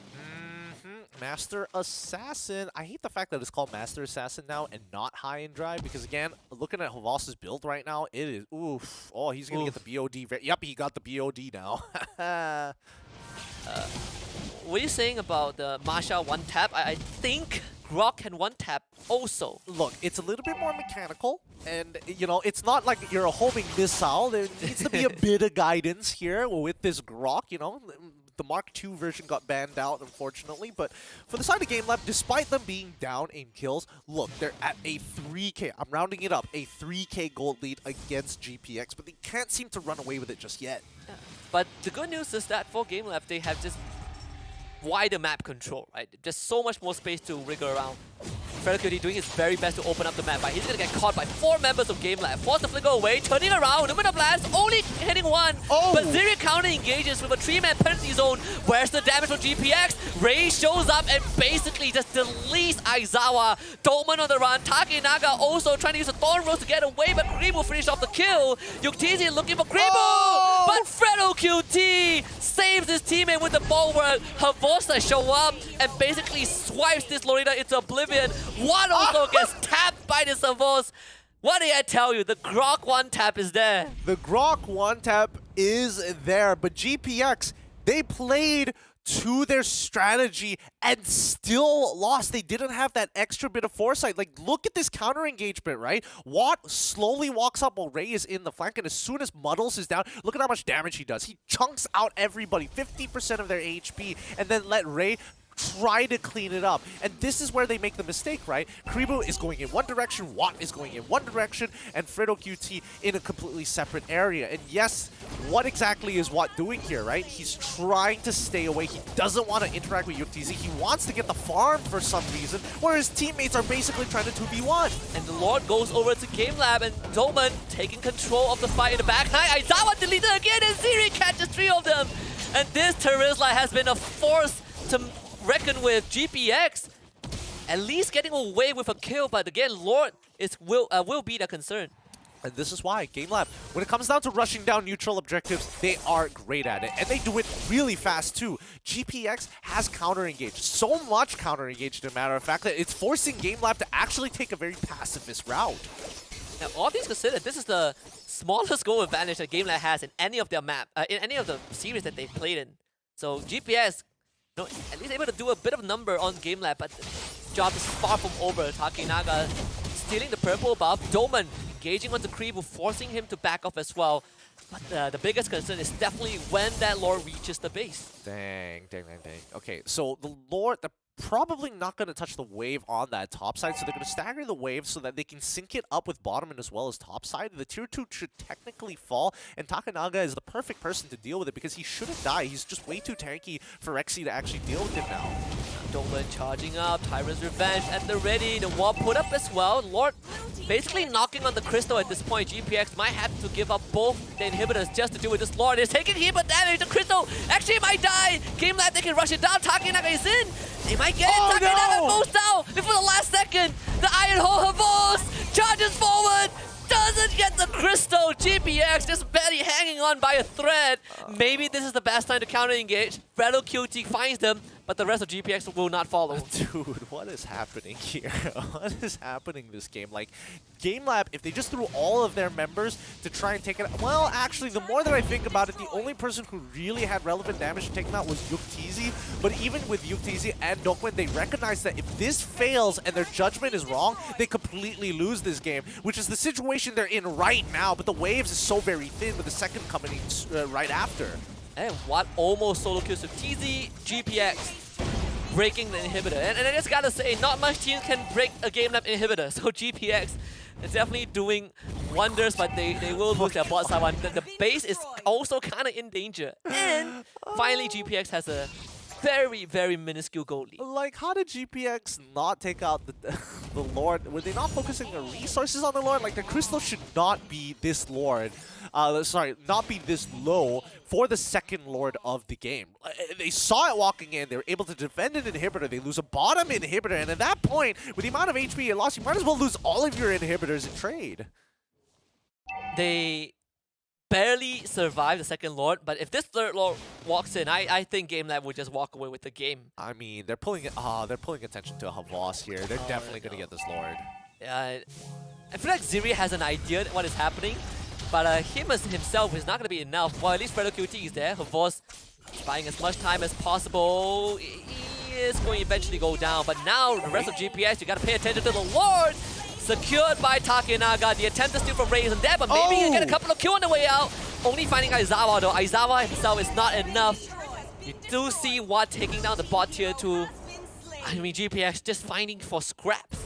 Oh, they're doing great. And Yuktizi, I mean, he's playing with fire right now. He's got very relevant damage, and Watt is the only damage dealer left other than Kribu when his Feather Airstrike is down. But with Lord Empowered minions and the Lord himself, they should honestly try to rush this if they wanted to end it, because again, the Crystal has taken so much damage, and with 15 seconds, at least 12 seconds for Ray to come back to life, this could be an endgame situation. Yeah, it's a 3 versus 3 situation. GPX, Ray back in 5 seconds. They just need to buy a bit of time. Yuktizi instant blazing duet, twist the back, doesn't get Kribu, he flies away. Yuktizi goes down, Immortality pop, the Lord taken care of as well. GPX once more with an iron hold on this base. They are not ready to go yet. Yeah, it feels like GPX is almost baiting out their crystal just to make GameLab commit to anything right now. They are struggling to close out this game. If they get Ray, then maybe there is a chance. Ray, I don't think he's getting out of this, but maybe he is. Yeah, he gets to cover a lot of distance with these cables. Like, he doesn't even need to use the second cable half the time. Just one cable at max range is able to dodge out a majority of abilities. Good news for GameLab is that all inhibitors on GPX have been taken out, but this is the second time that GPX have been able to defend that base. And if you're a GameLab, you're going to be worried a bit. I think they are extremely worried, because now they're thinking the only way we close out this game is with the Lord, right? And considering how GPX has scaled very, very well, let's find out. And one Ziri, if they can burst him down, it's going to be great. And they do. Ziri goes down without using any of the spells, and Dongwei should be able to walk out of this alive as well. Ray not finding any assassination. Battle QT will be gone on. The rest of GPX basically scattering into the wind. Can they get Feather QT out? He's blocked by her force. Immortality is popped. They have vision on the side of GPX, but they cannot find any response. Ray needs to go huge, but her voice just weighs him away. Yeah, does he not recognize it? No, he can technically just fly right through him to get a trade somewhere, because these death timers are very, very long. 19 minutes into the game. Like, Ferno QT is not going to be back up in 29 more seconds, so by the time Lord has spawned, he still has an extra 5 seconds to get to the Lord. GameLab just needs to reset a bit. They pushed in that bottom wave. No one is cutting top wave yet, so it would take GameLab a while to synchronize these minions. But overall, they still have control of the bottom side of the jungle. That's where the Lord is going to spawn. Alright, and it looks like the inhibitor side here. Okay. They try to get on top of Watt, but Ziri? It looks like they're about to get punished for it. Oh my god! They do get the punishment to Yuktizi! Bad news for GameLab. You do see Havos on that top side. So at least for GPX, well, at least for GameLab, Ray isn't with GPX, so they can't really run for the Lord, but Fredo QT shows right up. Luminol Blast just let it loose very early on, but Doman's gonna be the target. What? Staying a safe distance, Takenaga cannot help. Doman goes down. Aizawa also not able to do much. In fact, Kribu is running after him, forcing out the flicker. Aizawa drops low, and GameLab, for the first time, in a bit of a pickle, basically forced to scatter away. Havos, what are you doing? He's got wall charge. He's trying to get out of it, and he managed to get Fredo QT's flicker out of there. These resources are so very valuable here. UTZ coming back up into 2 here. Will GameLab still try to contest? If they don't, GPX have a good chance to score game 1. Trying to keep Takenaga away. This guy very tanky, and now Feather Airstrike used as well. A lot of resources thrown in. Ray just goes in. Couldn't really get the immortality, but brought Takenaga down low enough. Yeah, and I don't think they're going to contest this lore. Like, GPX is trying to bait out a fight, knowing that Takenaga could come back with Retribution, but we saw that Ray, he still has 10 more seconds until it comes back off of cooldown, and then it should be generally all right. But this is a terrible position for GPX to actually play, right? They lost their window of opportunity to punish GameLab. And they needed to deal with the side waves as well, so it gives GameLab control of the Lord Pit again. Ray, he will have to take a while to get that purple buff. GameLab withering down the Lord. This is crucial for GPX. Ray really isn't in a position to contest anything. And they lost Lorita straight up. Ziri just get a good penalty zone. Ray needs to go absolutely big, but gets melted by the Blazing Duet. Barely walks away with the cables. GPX not able to find a trade this time. Unfortunately, I think Yuktisi could have just ran alongside Ray and be able to secure the kill, but he realized that his damage was starting to fall off at that point, so he just focused on staying alive. And now, wait, GameLab, where are they? They're in the middle of this fight, but GPX, again, they've only lost 1 member. It's a 5v4 with no inhibitors, yet GameLab giving so much respect. They still need to wait for 20 seconds of Fredo QT, and I mean, GPX, they don't have that time. Ray is trying to cut that middle wave at least, draw attention away. Feather Airstrike used as well. Takenaga dives straight to the back. Ray, once more, just walking away with 0 of health, but Takenaga in danger. Forced away by what? But the Lord still getting gone on. Ray, can he steal this Lord? He's showing up very close, but Takenaga finds it again! GPX, they need to get these kills, get Takenaga out of this. Winter Trunkian keeping him alive. What is still there? Kribu finds the kill, but GameLab still have 4 members left alive. Kribu has vision, but GPX just could not engage. Oh my goodness, this game boiled down to 1 retribution. 1 retribution. That is why Demon Slayer is such a good ability, a good emblem. Oh, man, especially this late into the game, it makes all the difference. GPX played that as good as it could get.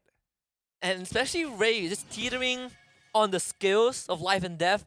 At GameLab now, looking to close out game number 1, and this could be too tall of an order for GPX. Even with that defense, Aizawa does go. Maybe there's a chance. GameLab wants the end, but they're not given it easily. Finally takes care of what, but Havos tanking the Crystal. Yuktisi straight for the jugular. They won this game.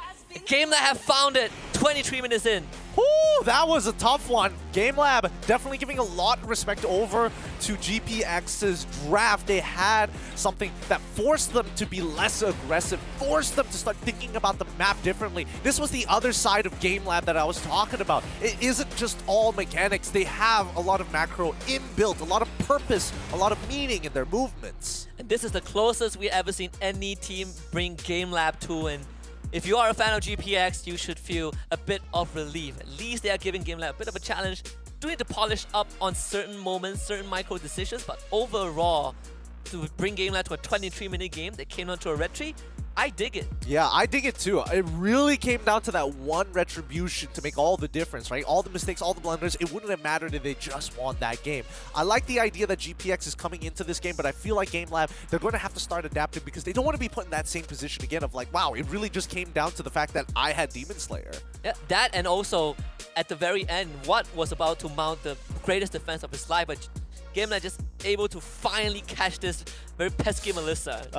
It really was annoying to deal with them. And again, very smart idea from GPX. I hope to see that they build somehow force this composition again against GameLab, because again, it made it so difficult for them to play. Like, yes, GameLab, they got a little bit of a lead. GPX understood that they had to play for the later stages of the game, and when they got there, that's when they can really start forcing certain mechanics with their comp, especially when it comes down to these neutral objectives. It's so difficult for GameLab to be like, yeah, I want to sit on top of it first, because when they engage, that's when you see GPX come alive. And just huge props to both Ziri, and QT, these two have really pulled off these massive engages that kept GPX in the game. It's a bit unfortunate that both of them were also the reason why GameLab got the Lord, right? Because they got picked off right before that Lord fight. Overall, the closest game we've seen GameLab being put in, basically, the goal lead is basically non-existent. Never seen GameLab in this position before. Yeah, they really had to drag this one out. They respected the scaling lineup that GPX had. They respected the way they play neutral objectives. So it's all about like going in and out of the fights. That push and pull that you see very often. Havas talked about a very easy 2-0, but definitely wasn't as simple as it is. I want to see how GameLab adapts, just like you pointed out early on, because if we saw how GPX, the discipline to deal with GameLab in this game 1, I think GameLab would definitely give a lot more respect in game 2. Absolutely, and I think, you know, when it comes down to the draft, if you look at the order of which they decided to do it in, it's very smart, you know? We're seeing that, you know, they opened things up very, very quickly with what they wanted. They knew for a fact that when it comes down, when it boils down to it, having the Fanny is a great way to kind of bait things out from GameLab, you know, purposefully putting them in positions where, hey, I'm able to force the agenda, make it seem like we're all going to dive you, get a couple of resources, and then look for the counter engage. And no, considering how Ray was put behind early on, he did recover very well.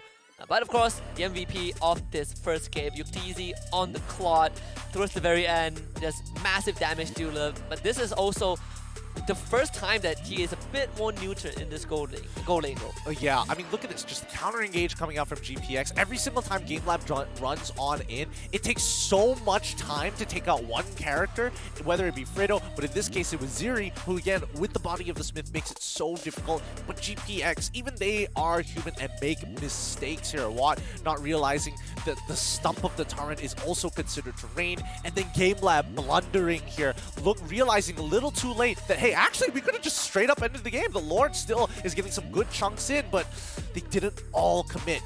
Yeah, and there was no minion, right? GPX clearing out just in time. Boss.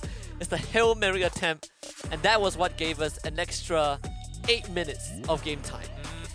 And to be fair, I can't even blame GameLab for that, because again, it's very hard to judge how much damage you can actually deal to the crystal, especially when there's no minions around. It gets a little bit of when no minions around, it gets a little bit of a stat buff, and it's really hard to commit on top of it unless you're a marksman, or let's say a Beatrix, a Popo Koopa. And in this case, we needed Yuktizzy to make that final hit, but he's just that valuable. And of course, this final moment, we saw her voice just running straight at Watt. He's like, I will run through the entire lane just to hit this Melissa. And that actually gave them the win, but it was a hard-fought victory, a term that I definitely did not expect to use on a team like GameLab. Honestly, get excited for this game number 2, because I feel like GPX was on the very cusp of winning that game had they hit that last retribution. If they clean up some of their mid-game stuff, I think it'll look a lot cleaner. But for the time being, seeing GameLab show so much respect and playing a lot more passively to GPX's composition, a style I wouldn't have expected to see from GameLab and people. And also seeing GameLab, I wouldn't necessarily say make mistakes, but more of GPX utilizing the windows that was available, right? We came into this saying how the window to punish GameLab is very, very small. You miss it, you lose, and you start bleeding out. But GPX took advantage of most of the windows. Most windows they got away with. So now that I think about it, right? Okay, if GPX is going to do it all over again, do they still want to stick on the blue side, or do they actually want to take advantage of the red side this time? Because I feel like their draft was very responsive. Oh, yes. Extremely responsive to what was being shown over. I like the fact that they decided to go for, well, now you see the logic in it, right? The fact that they went for the far side still irks me a little bit, but towards the end of the second half of that draft, GPX had a very solid idea of, we're going to play for late game, we're going to have incredibly good engage and re-engage and disengage, and most importantly, we scale hella hard in the late game. But the only condition is that they have to get to the late game phase, right? And that's where GameLab really made them sweat for it, because early to mid felt like no contest at all. GameLab was just running all over them. Yep, and I think, you know, they were willing to accept that, right? Yeah. That's why you saw so many of those structures being a very hard contest point for GameLab, because if they don't get an inhibitor early, then it becomes very difficult to play, right? You have no real way to kind of threaten the side lanes if it's not consistently pushing. And so far, GPX has kind of shown what We've already known about them, just a more responsive by the Box team, but very, very solid game plan overall. And to answer your earlier questions, I do feel like GPX might benefit from that red side. I think we will have a side swap coming into game 2. With how responsive GPX's draft was in game 1, I still think it would be almost the same in game 2, where they just want to see what GameLab has and then counterpick that. Well, let's find out. We're going to be running into the draft real soon here. And when they start off, we'll find out which side that they're going to be on. Personally, for me, I still don't like Farsa openers. There's just too many ways to actually deal with it, especially when the bans were looking like that. So hopefully we can get a little bit more information on where their priorities are going to be. And yes, it looks like GPX is going to take the red side. The ban so far, nothing out of the ordinary. The Glue, Yi had in phase 1 as well. 1-1 will be banned out by GPX first. Alright, 1-1 Joy. Wow, this is fast. Kaja, Yi, Glue. Again, GameLab not deviating too far from what they want to ban out. They don't want the box. They also don't want to deal with the Joy. They don't want to deal with the sandbag up in the EXP lane. So I'm guessing they're going to set up for Arlot. GPX, on the other hand, probably don't want to deal with it. I would assume, is there anything else out of the ordinary that they need to worry about? Well, there's also Fanny as well, but I don't think GameLab's going to first pick that. Or maybe they could. It is Takanaga, to be fair. I mean, they will first pick if they want to. Yeah. But for GameLab, they normally keep Takenaga's pick for last, but in the last game they did it for UTZ. Primarily, they really just treasure their carry players a lot. Yeah, they do. Yeah. They set it up well. I mean, look at that. They literally have a spreadsheet open just for this draft. So GameLab, they're not holding back here. You can tell by the coach, he is making sure that he's going to give his players the best tools possible. What do you call it? Do you call it a butterfly effect or something? Like if I pick this and then if I pick a hero and it branches out to like 10 different drafts or something. I think the butterfly effect is when you go back.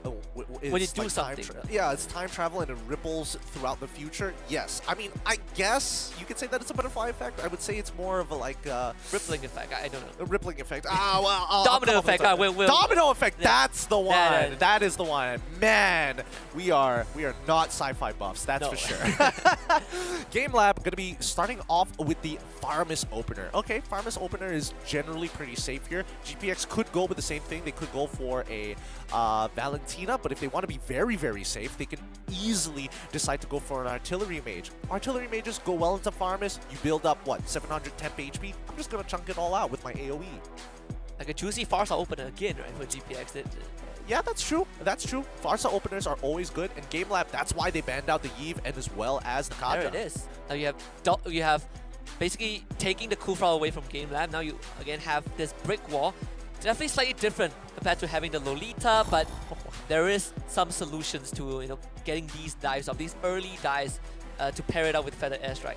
Oh, we see that Fanny now taken away by GameLab. They instantly just show Takenaga's pick in the first phase. Hey, look, remember when we were talking about like treasuring their carry players' picks at the very end? I don't think this is the case. They're like, okay, Takenaga, you got Fanny. All right, both of them. Yeah, let's show both of them. Let's change things up. Again, both Fanny and as well as the Claude, great divers, and I feel like GameLab now have a very clear motivational direction into what their comp wants to do. Their comp wants to dive as much as possible. They want to get access to the back line as quickly as they can. They don't want to play that traditional front to back. Yeah. In the previous game, they were not really able to get on top of Creepo as effectively as they wanted, but now they have 2 ways to do it, and they have kind of the second life from this called Ota. Yes, and with that being said, GPX, I think now they recognize, all right, we know exactly what they want to do. It's great that we have the Kufra to actually deal with the Fanny, but we need strong side laners, and Brody is going to get locked in. I think this is a great option. Brody is a good way to actually try and bully out this Claude, and it means that the next couple of bans here for the side of GPX has to be targeting what? Wow, okay. Still the Masha. They're keeping in mind about what Havas is very capable of doing, but they need to start thinking about support picks. Yeah, both, at least for the GameLab, right? They're looking for both the XP and the roam. Actually ban out the Martis as well. GPX still looking for the jungler, so you're taking out these strong jungler picks that can pose early threat to, well, early to late threat against Fanny, right?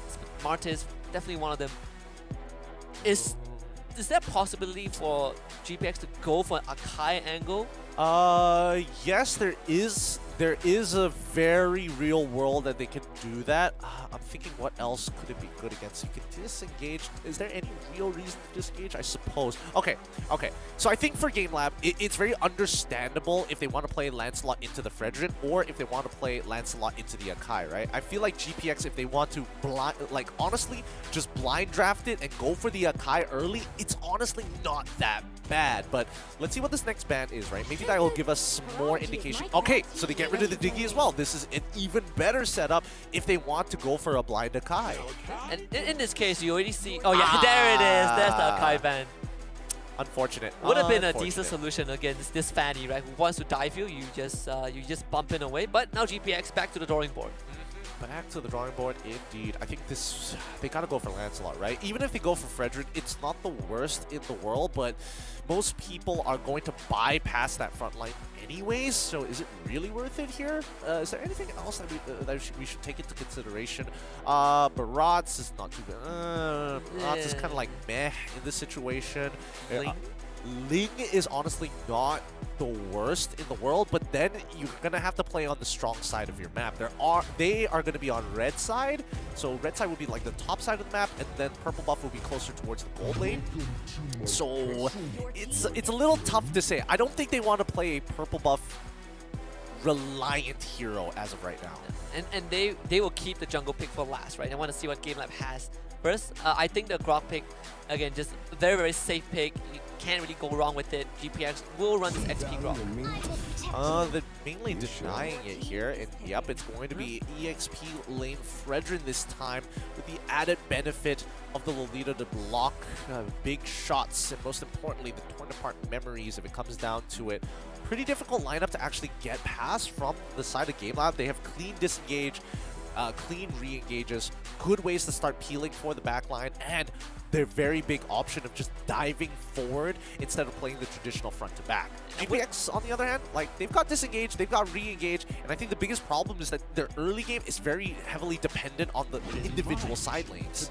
And another concern is that will GPX run out of damage, especially when you have a call ulta, right? GameLab can sit on top of you.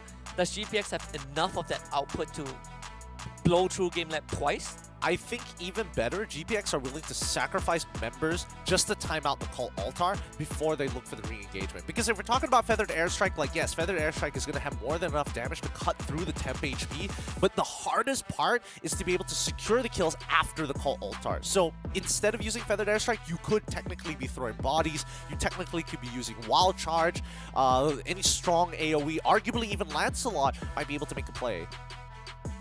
It's going to be a very, very exciting game number 2. GameLab got game 1, but definitely not the super convincing manner that we saw from back then. If GPX have had a taste of drawing a bit of blood from GameLab, this could be a chance for us to finally see GameLab drop a game. But no, GPX, they will have to do it. All right, let's roll right into the land of Dawn. GameLab on the blue side and GPX on the red side. I'm very curious to how this early game is going to go, especially for Ray and Takenaga, because both of them have very similar roles, right? Their compositions are designed to play against very polar opposites, right? But the only similarities are going to be in their junglers into how they play that early game, right? And Fanny has a significant advantage here when it comes down to damage. And I was also just about to ask if this is a case where you want both junglers to kind of get the snowball rolling. Of course, definitely. You definitely want the snowball to be running. It looks like a... Ooh, as I was calling for a pause here for the side of GPX. No, hopefully it's not the same situation as Euphoria, but luckily First Blood hasn't been given over at all. And speaking of which, we have to talk about Watt's particular position, right? Because on this Brody into the Claude matchup, he needs to not only win the lane, but he needs to start building up momentum. And the only way he's going to do that is by cracking down on that gold shield and try to break the tower as soon as possible and get the tempo moving forward. This way, and he also needs a lot of help from fellow QT, right? Yes. And we expect a lot more of that tunnel vision on that bottom side. Definitely, definitely. Like with Claude, technically, Claude isn't necessarily that strong in the earlier stages of the game. Yes, he needs 2 items, Demon Hunter Sword plus Golden Staff, to get the relevant damage needed.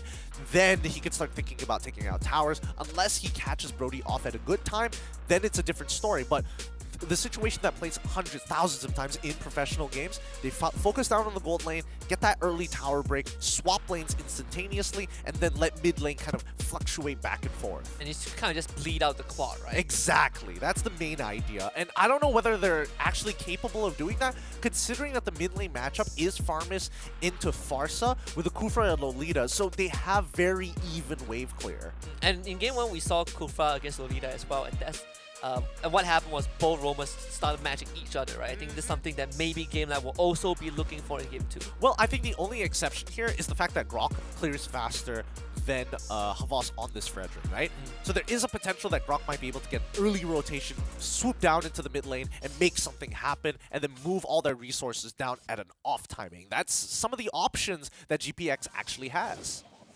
And right off the bat, Fredo QT's really thinking about potential dive, but his friend, Kribu just not in position to do so. Takenaga going for the invade. Kribu actually showing up to secure the camp for Frey, making sure that he hits that level 4, but that leaves Fredo QT a bit vulnerable.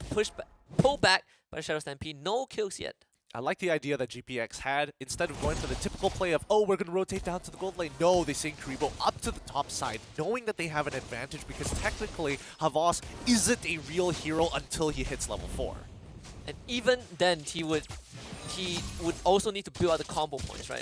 Frederick without items, no, kind of okay. Kind of meh. Yeah. He's great in the 1v1, but as soon as you add another person, the odds of you actually 2v1ing, especially when you just hit level 4, pretty low unless you're a jungler or have some type of advantage. But now, the first turtle is up, and now let's see how they play this out. Dokman, he is leaving. He sees Fredo QT in the mid lane, and they are moving towards that turtle as quickly as possible. And it just happens to be GPX strong side, right? You have Fredo QT there as well. Kribu also around, instantly use the Feather S, right? And that's just a full combo. Again, Havas at level 4 can't do much against all these crowd control. Beautifully done. I mean, Havas happens to be collateral in this case. They were looking for Takenaga. Oh, Takenaga shows up instantly, having his cables cancelled.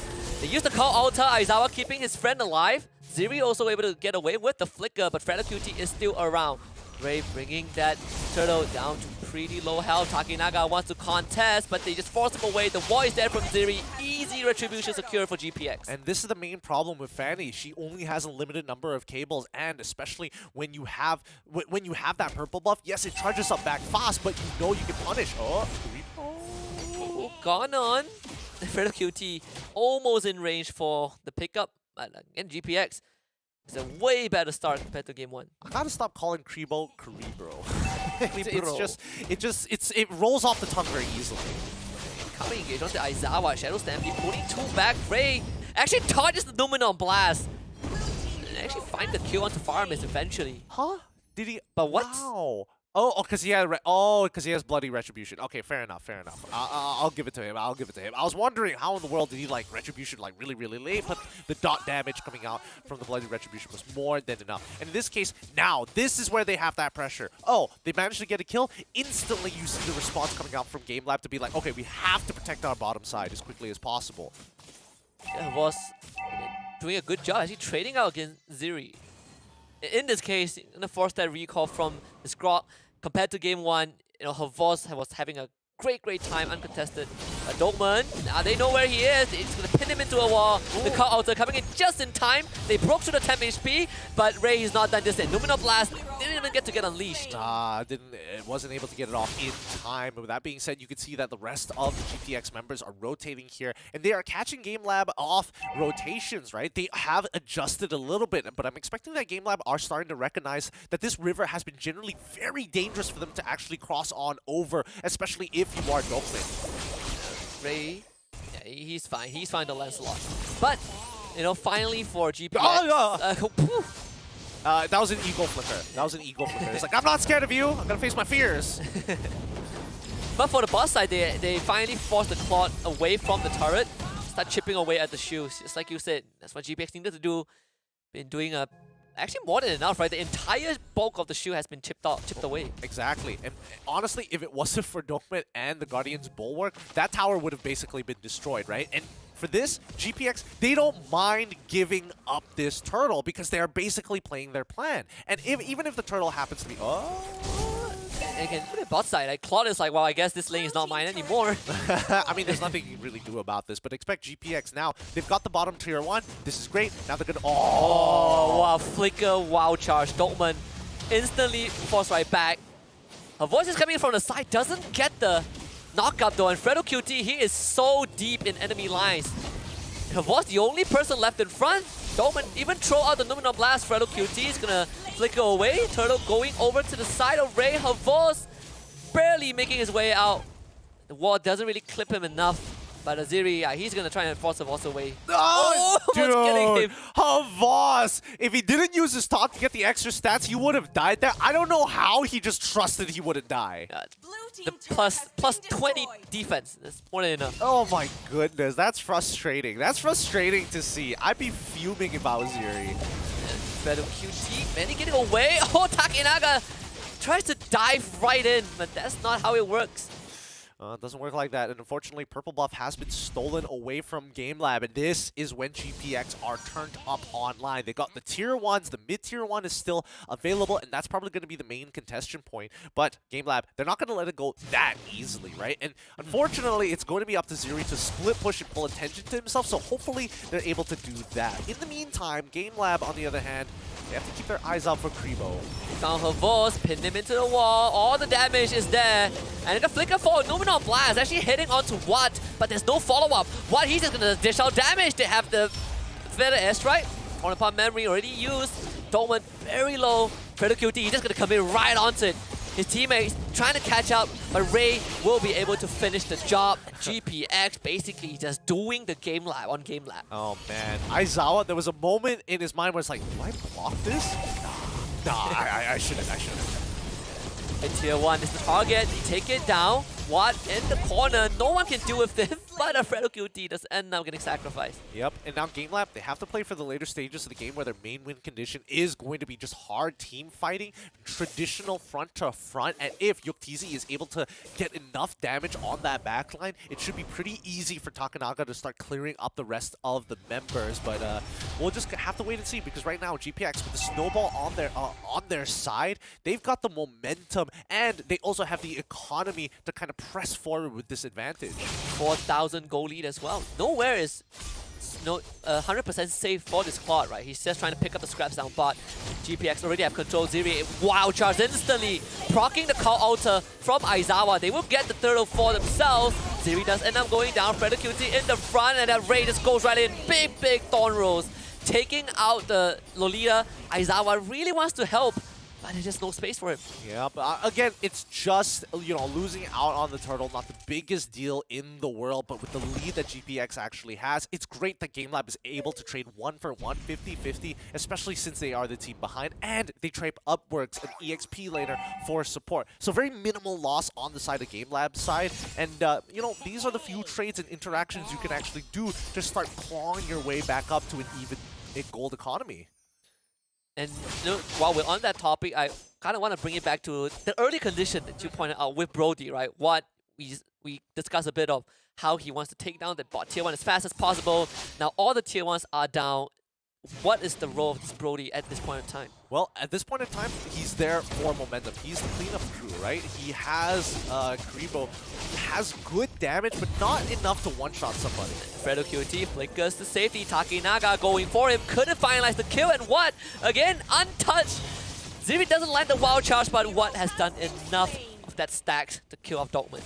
The cleanup crew is already here. They're going to do it all again. They're very ult-dependent. Keep that in mind when GPX goes for these fights. And Ray, he's just gonna go straight and basically make the full circle into the face of Takenaga. Finally, GameLab punishes the jungler of GPX. Havos still wants a bit more, but GameLab's not gonna follow up with that. Yeah, they're playing very disciplined here, and now Yuktisi is getting access to things like the orange buff here, which he's definitely going to need. But they're still passing it over to Takenaga. I think they should start handing it over to Yuktisi from this point onwards, right? He's the main win condition, and Takenaga is losing a lot of his relevancy, if not for Yuktisi and Aizawa chunking out the majority of the members from GPX. Dolman. Oh, Spidey senses tingling, guesses wrong. And he's probably going to be gone, and Kribu also making it out of there. He's really doing a fantastic job, but they do end up losing Watt though. This guy caught in a kind of an awkward position with Ziri blocking him away. Yeah, but a little bit awkward there. 2v2 and Takanaga should be able to finish off Kribo. Looking for the far side. Takinaga has more than enough damage to get the job done. And Ray won't be able to catch him. This steel cable is just getting him out of the way. And GameLab, look at the goal differential, back to 1,000. Exactly. It feels so good to be behind and you trade equally, right? 2 for 2, 3 for 3s, 1 for 1s. It's always more beneficial for the team who is behind because there's no reason for the team who's ahead to be losing out on these trades. And you get more gold, right? You are always going to get more money. All things considered, Takinaga still clean KD 2-0, despite having so far a game that GPX have been pretty effectively shutting him down. They found Ray. Not a situation he wants to put himself in, but GPX starting on the Lord already. Let's see how this plays out here. Oh, Dokman caught out instantly. Feather airstrike is channeled. The temp HP is already gone. Dokman is in danger. They just dive over the wall. Ray and Watt putting in the damage. The Lolita is already gone. Dokman not in the fight at all. Havos once more surviving with a of health. Even tries to respond with his ult. But doesn't get anything. While that was happening, Yuktizi on a split push mission on the top lane. And Takinaga, he's in such a good spot to take care of Watt. It might be an angle. Takinaga shows up. Actually, owns the Lord instead. Misses that bit of that window. GPX has the chance to get the Lord, and they will get it. Oh, they got it. They got it. It was a very interesting play coming out for the side of GameLab here, but they were, again, balancing on a knife's edge, getting a push onto that top side, but at the same time, Watt losing out his winds of nature so early on with the presence of Takinaga alone, who's trying to steal away the Lord from Rexy. Now, he knows from Ray, sorry. But Ray, he knows for a fact that he is a level up on him, so his retribution isn't going to be bigger, on top of the fact that he has that Demon Slayer. So that's the extra added additional retribution damage, which he can't compete with. And Ray just took care of Takinaga, so no Fanny right now for the side of GameLab. Can't really cut the waves. GPX looking to crash this Lord into that mid inhibitor. Ray also sending that bot wave in. Lord is down, and backdoor protection kicks in. GameLab able to hold on to the inhibitor just for a while longer, but they need 18 more seconds for Takinaga to show up. GPX, they have the full force right there. Fredo QT into the fray. Nominal blast! Huge from Dokman! And GameLab finds the counter engage that they've been waiting for the entire time. 4 dead for GPX. Beautifully done by both Havas as well as Dokman. Havas blocks the initial engagement. Dokman looks further than this Kufra and gets Kribo as well as Watt. They couldn't get out in time. Kribo actually has the flicker and should have flickered earlier. He just wasn't ready for Dokman to release it so soon for that counter engage. And now look at that gold lead. It's basically non-existent. They've equalized the score. For the first time, we see GameLab play from behind and they pull this off. A high ground defense. They did lose that inhibitor. That's the silver lining for GPX. But aside from that, GPX have lost every single lead that they've gotten themselves. Fredo QT needs to force an engage. Does find Yuktizi and Havos, and Havos is their best target right now. Yuktizi waiting for an opportunity. He's stacking up his passive. He can go and unleash. Instantly dances onto GPX and gets blown up by Watt. But Takinaga coming in for the cleanup. Picks up 2 in an instant. GameLab once more trading even. Beautiful, beautifully done coming out from GameLab, and actually they're able to get more gold off of this in comparison to GPX, and now they've taken the lead by 179 gold. Takanaga is going to start walking into the enemy jungle for resources as well.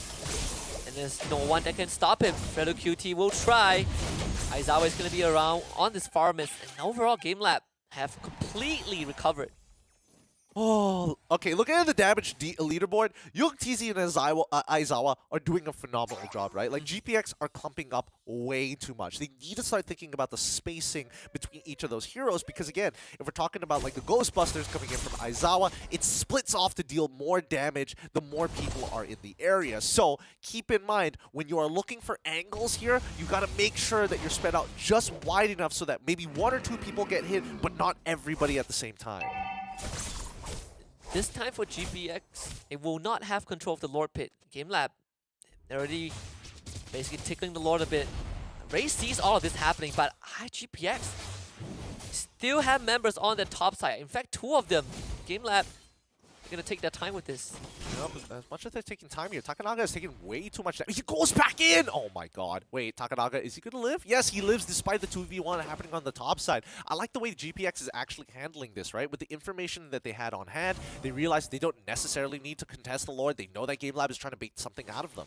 Havos trying to at least get the cash onto Ray, can't find it. GPX basically canceling this Lord attempt, but now both teams will have the full squad around. Yeah, but unfortunately for for GPX and GameLab, it's the mid inhibitor, right? It's a continuous pushing lane, but it's also a lane that is always going to be... Wait, oh, he got oddly low there.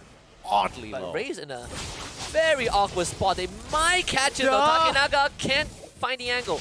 Hits the wall instead. They had to force out to fed the airstrike. While that was happening, UTZ is just casually taking the Lord. Wait, but how much of the Lord has he taken? And honestly, not that much. Yeah, he knows that. He knows for a fact that Lancelot could show up at any time. He knows he's somewhere on that top side. But more importantly, I think both GPX and GameLab have the same idea. They're utilizing this Lord to get a full-on fight and to end the game immediately after. Fredo QT is holding a very crucial angle as well. Does stop GameLab from kind of walking into the jungle, but GPX, they get to reset and come back to the Lord Pit.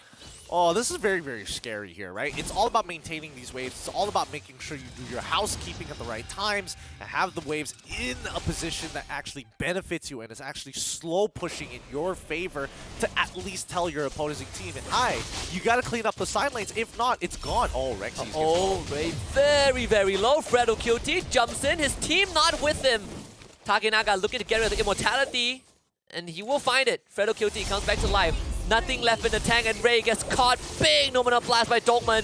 This Lancelot is in a world of hurt. Can he get out though? Aizawa is there right with him. But the entire team of GameLab is just going to slowly whittle down Ray. He gets dragged back by the Shadow Stampede. GameLab finally finds the fight that they can win. Oh, an opening. Oh no, they lose the Farmus. But they get the far side in return. What? Oh, that is not the place you want to be in. They just dive onto him. And GameLab finds the team wipe in the most crucial moment of this game too. GPX, they lost everything. They lost everything, and they don't even need the Lord. They have a wave on top side. They're going to push out that mid and run top side as quickly as they can because they know that it's going to be Fredo QT who's coming back up to life. And with this wave, he can push it out to buy a bit of time. But Dokman, just block it. Perfect. Now, look for the end. Fredo QT is definitely trying to kill the wave as fast as possible, but he's just not dealing enough damage. Ray, he's back in the fray. There's still a bit of backdoor. Ray maybe can do this, but this time it will not be like game one. GameLab cleans it up. You put them behind, they win anyways. 2-0. Still undefeated in terms of games. I think that has been the closest game so far, right? Yeah. That has been the closest one. Unfortunately for GPX, they're going to get knocked down to the lower brackets, but the experience that they learned from that game is going to be very important as they move throughout the format. Man, I can't believe they dropped the ball there right at the end. It's just a series of just miscommunication. Kribu goes in first, and you have Ray, who also was in an awkward spot. But at the end of the day, GPX not done just yet. They have MHRLK waiting for them in the lower bracket tomorrow, and that is a team that they've beaten 2-0 before in the group stage. Yeah, so there is a little bit of history between the teams already, and hopefully they're going to be able to make it all the way to the end. But I can't wait. It's going to be GameLab versus Euphoria. Oh, yes. GameLab was Havas was very particular to be like, I want to take on Euphoria, you know? We fought them before, you know, in other tournaments, but we want to smash them again. Yeah, for Havas, his eyes has always been on the goal that is beyond this tournament. He is like, I want to take down Echo. I'm already gonna fight Euphoria. You know, who are all these other teams? Yeah, they're just pins. They're just pawns on his way to greatness. But let's have a look at the post-game stats here and kind of break this down because again, you don't see this too often. You don't get to see Rock in the EXP lane as often as you'd like to, especially when you're up against someone like Havas on a Fredrin of all things, right? Like Ziri is guaranteed to get that push, and he was the only outlying factor to actually help out the mid lane, which was going even in terms of wave push. In terms of bot side, that's when we were seeing that UTZ has a slight disadvantage. So GPX, whenever they want to make a play, they can always force priority a lot better than their opponents in the earlier stages. But once you roll into that mid game, that's when it got really, really scary to deal with. And I'm still surprised, you know, that we are seeing that Ray, at the very end, he's still fast enough to switch out his build. And we also saw what he was having a pretty comfortable game, right? Taking down the bot tier 1 very early on. But I think at the mid-game phase, past 10 minutes, you see this Brody starting to lose a bit of that steam. And you know, GameLab, they picked up. Well, I feel like it came down to a couple of very minor mistakes for the side of GPX, right? Hardly noticeable half the time, but especially when you're in the land of Dawn, and especially when you are GameLab, you notice these things. Oh, you're slightly off with your wild charge. You don't hit the maximum amount of people. Perfect. That means Claude gets to jump into your backline, straight away blow up your entire backline. Make sure you don't have Winds of Nature. Pop it. Bam. That's 3 people down, super low for Takanaga to clean up. And that's what I think Yuktz has been doing on the Claude in Game 2, right? He was just baiting out these ultimates, and you know, when he realizes he's not under threat, you can see him just go right in with the mirror image, start dealing damage, and forcing people like Ziri away from the fight. Yeah, we saw Yuktz do it prematurely before when he didn't have items, and he just basically got one shot every single time by Brody. It's just like, oh, I go in, instantly, corrosive strike, pop my ult, you die. And Yuktz is like, well, okay, I guess I need Winds of Nature. And as soon as he got max items, that's when you see it working out really, really well in these later fights. And this was the fight that started the comeback for GameLab. Again, comeback is another term I never expect to use on team like GameLab, but now we finally saw a team putting GameLab in the backseat, and GameLab was able to recover fantastic. They recovered so fantastically, and I feel like GPX, they got into their heads so much. They were afraid that like GameLab was trying to go for a backdoor. They noticed that their waves weren't in the right positions, and in that moment of hesitation, GameLab pounced on them. Like, it feels weird. It feels like GameLab is looking at GPX, following their eyes on the screen. Yeah, and at the end of the day, right, I think I pointed out, against GameLab, it's all about not letting them get into your head. I think GameLab took them long enough, but they finally cracked GPX. And it's a sweet 2-0 victory. GameLab maintaining a 0 loss stat. They have not lost a single game. They refuse to lose. The GameLab just refuses to lose, but I'll give it to GPX, especially for hashtag Indo Pride. That was by far the closest game that I think that GameLab has actually played. Like, that could have gone so badly. Yeah, they could have lost the game, right? 2 games in a row. And also, this is the first time that any team has been able to give GameLab a goal disadvantage. Yes. It's pretty crazy when you look at the team and their biggest disadvantage is just a minus 4K net worth. I would like to believe that somebody can actually take on GameLab right now, but they are looking so polished, so clean, and more importantly, they see very interesting plays, right? Like Takanaga just hiding in the bush close to his purple buff, just below it, and waiting for the right moment for when the flank comes on through to clean up shop and not reveal his presence until necessary. Small things like that catch people off guard. Very, very patient plays from GameLab. Discipline all around. We've seen the confidence, we've seen a bit of that spunk, but they just have the mechanical and the macro knowledge to back it up. And it is really hard to look at GameLab and be like, yeah, you talk too much, because they have earned the right. They have earned every single bragging rights. Speaking of bragging rights here, actually, let's show off the new updated bracket. If you guys have been living under the rock, Euphoria Esports was able to 2-0 MHRLK and make it and continue their journey up in the upper brackets with GameLab defeating GPX. So it's going to be MHRLK Esports and GPX battling each other to fight for their lives in the lower brackets. And the winner of that will have to face off either GameLab and Euphoria Esports. Man, that is... ooh, that's not easy. Oh boy. Not so fun fact for the fans of both MHRLK and GPX is that they both lost to Euphoria in GameLab. So no wins for these two, but GPX has beaten MHRLK before, so maybe that's something that they can look to repeat tomorrow. MHRLK taking the underdog title. We will have that the lower bracket semi-finals first between MHRLK and GPX, and afterwards we'll have the upper bracket finals between Euphoria Esports and GameLab to find out which team will make it to next week's grand finals. Oh boy, I'm so stressed out about it already. that lower bracket final, that final battle at the end, it's coming up quick. It's coming up really, really fast, and I can't figure out who's gonna win this. It'd be crazy if GPX makes it all the way to the very end to make sure it's not a PH versus PH finals. Yeah, we're getting rid of 2 teams tomorrow. It hurts my stomach. I don't feel so good, Mr. Stark. Well, for non-Filipino fans, you would be happy to know that at least one PH team will get knocked out. But for Indo fans, the GPX tournament lives are on the line, and they potentially have to play 2 series, and one of it is kind of like the boss fight. Honestly, they're all boss fights at this point.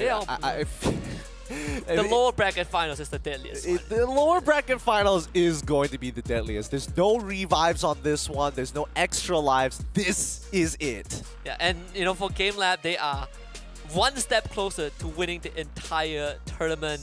And when we talk about GameLab winning all these great moments, it's only made possible because of our partners over at Snapdragon Elite Gaming when winning matters. And honestly, it's because of them we get to see some of these players, their personalities.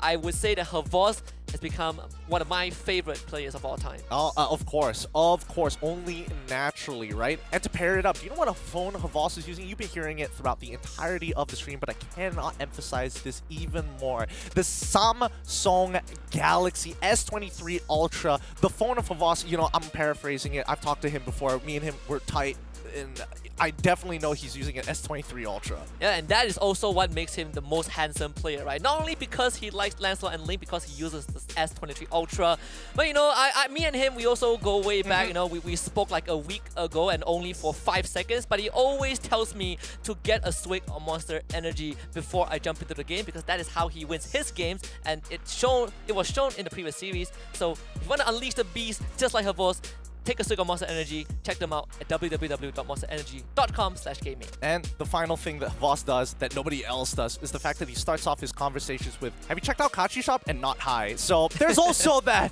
First of all, sorry to Voss for putting your name in and paraphrasing a lot of the words. Love you, great player. But you can also get great deals, and make sure you top up with Kashi Shop if you want to go for diamonds, especially with the new skins available. Yeah, we have, I believe we saw the All-Star Mia skin early on in the show match. In the show match? Yeah, it's been a long day already.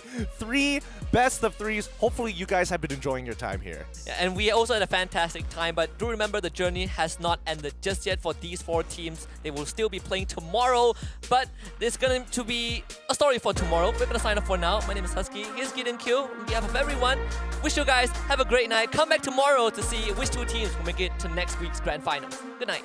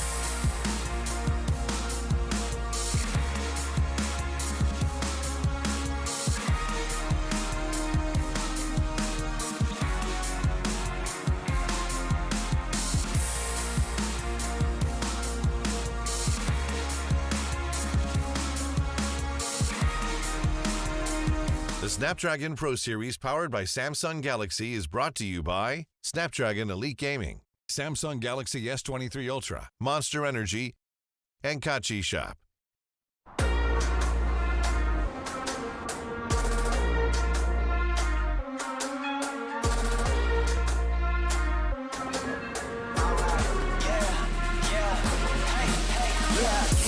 Won't stop going till a player on top know it. Rooftop, penthouse suite. If you really want it, gotta own it. Fight through it, we was at the lowest. Blood, sweat, tears, the components. Riding all year, now's the moment. We are not friends, we are opponents. Yeah, I'm coming for mine. Yeah, I'm making a play, the game on the line. Yeah, I've been on the grind. Yeah, I jump in the spot, I made it my time. Yeah, look in the sky. Yeah, the stars align, no shade to shine. Can't stop it already.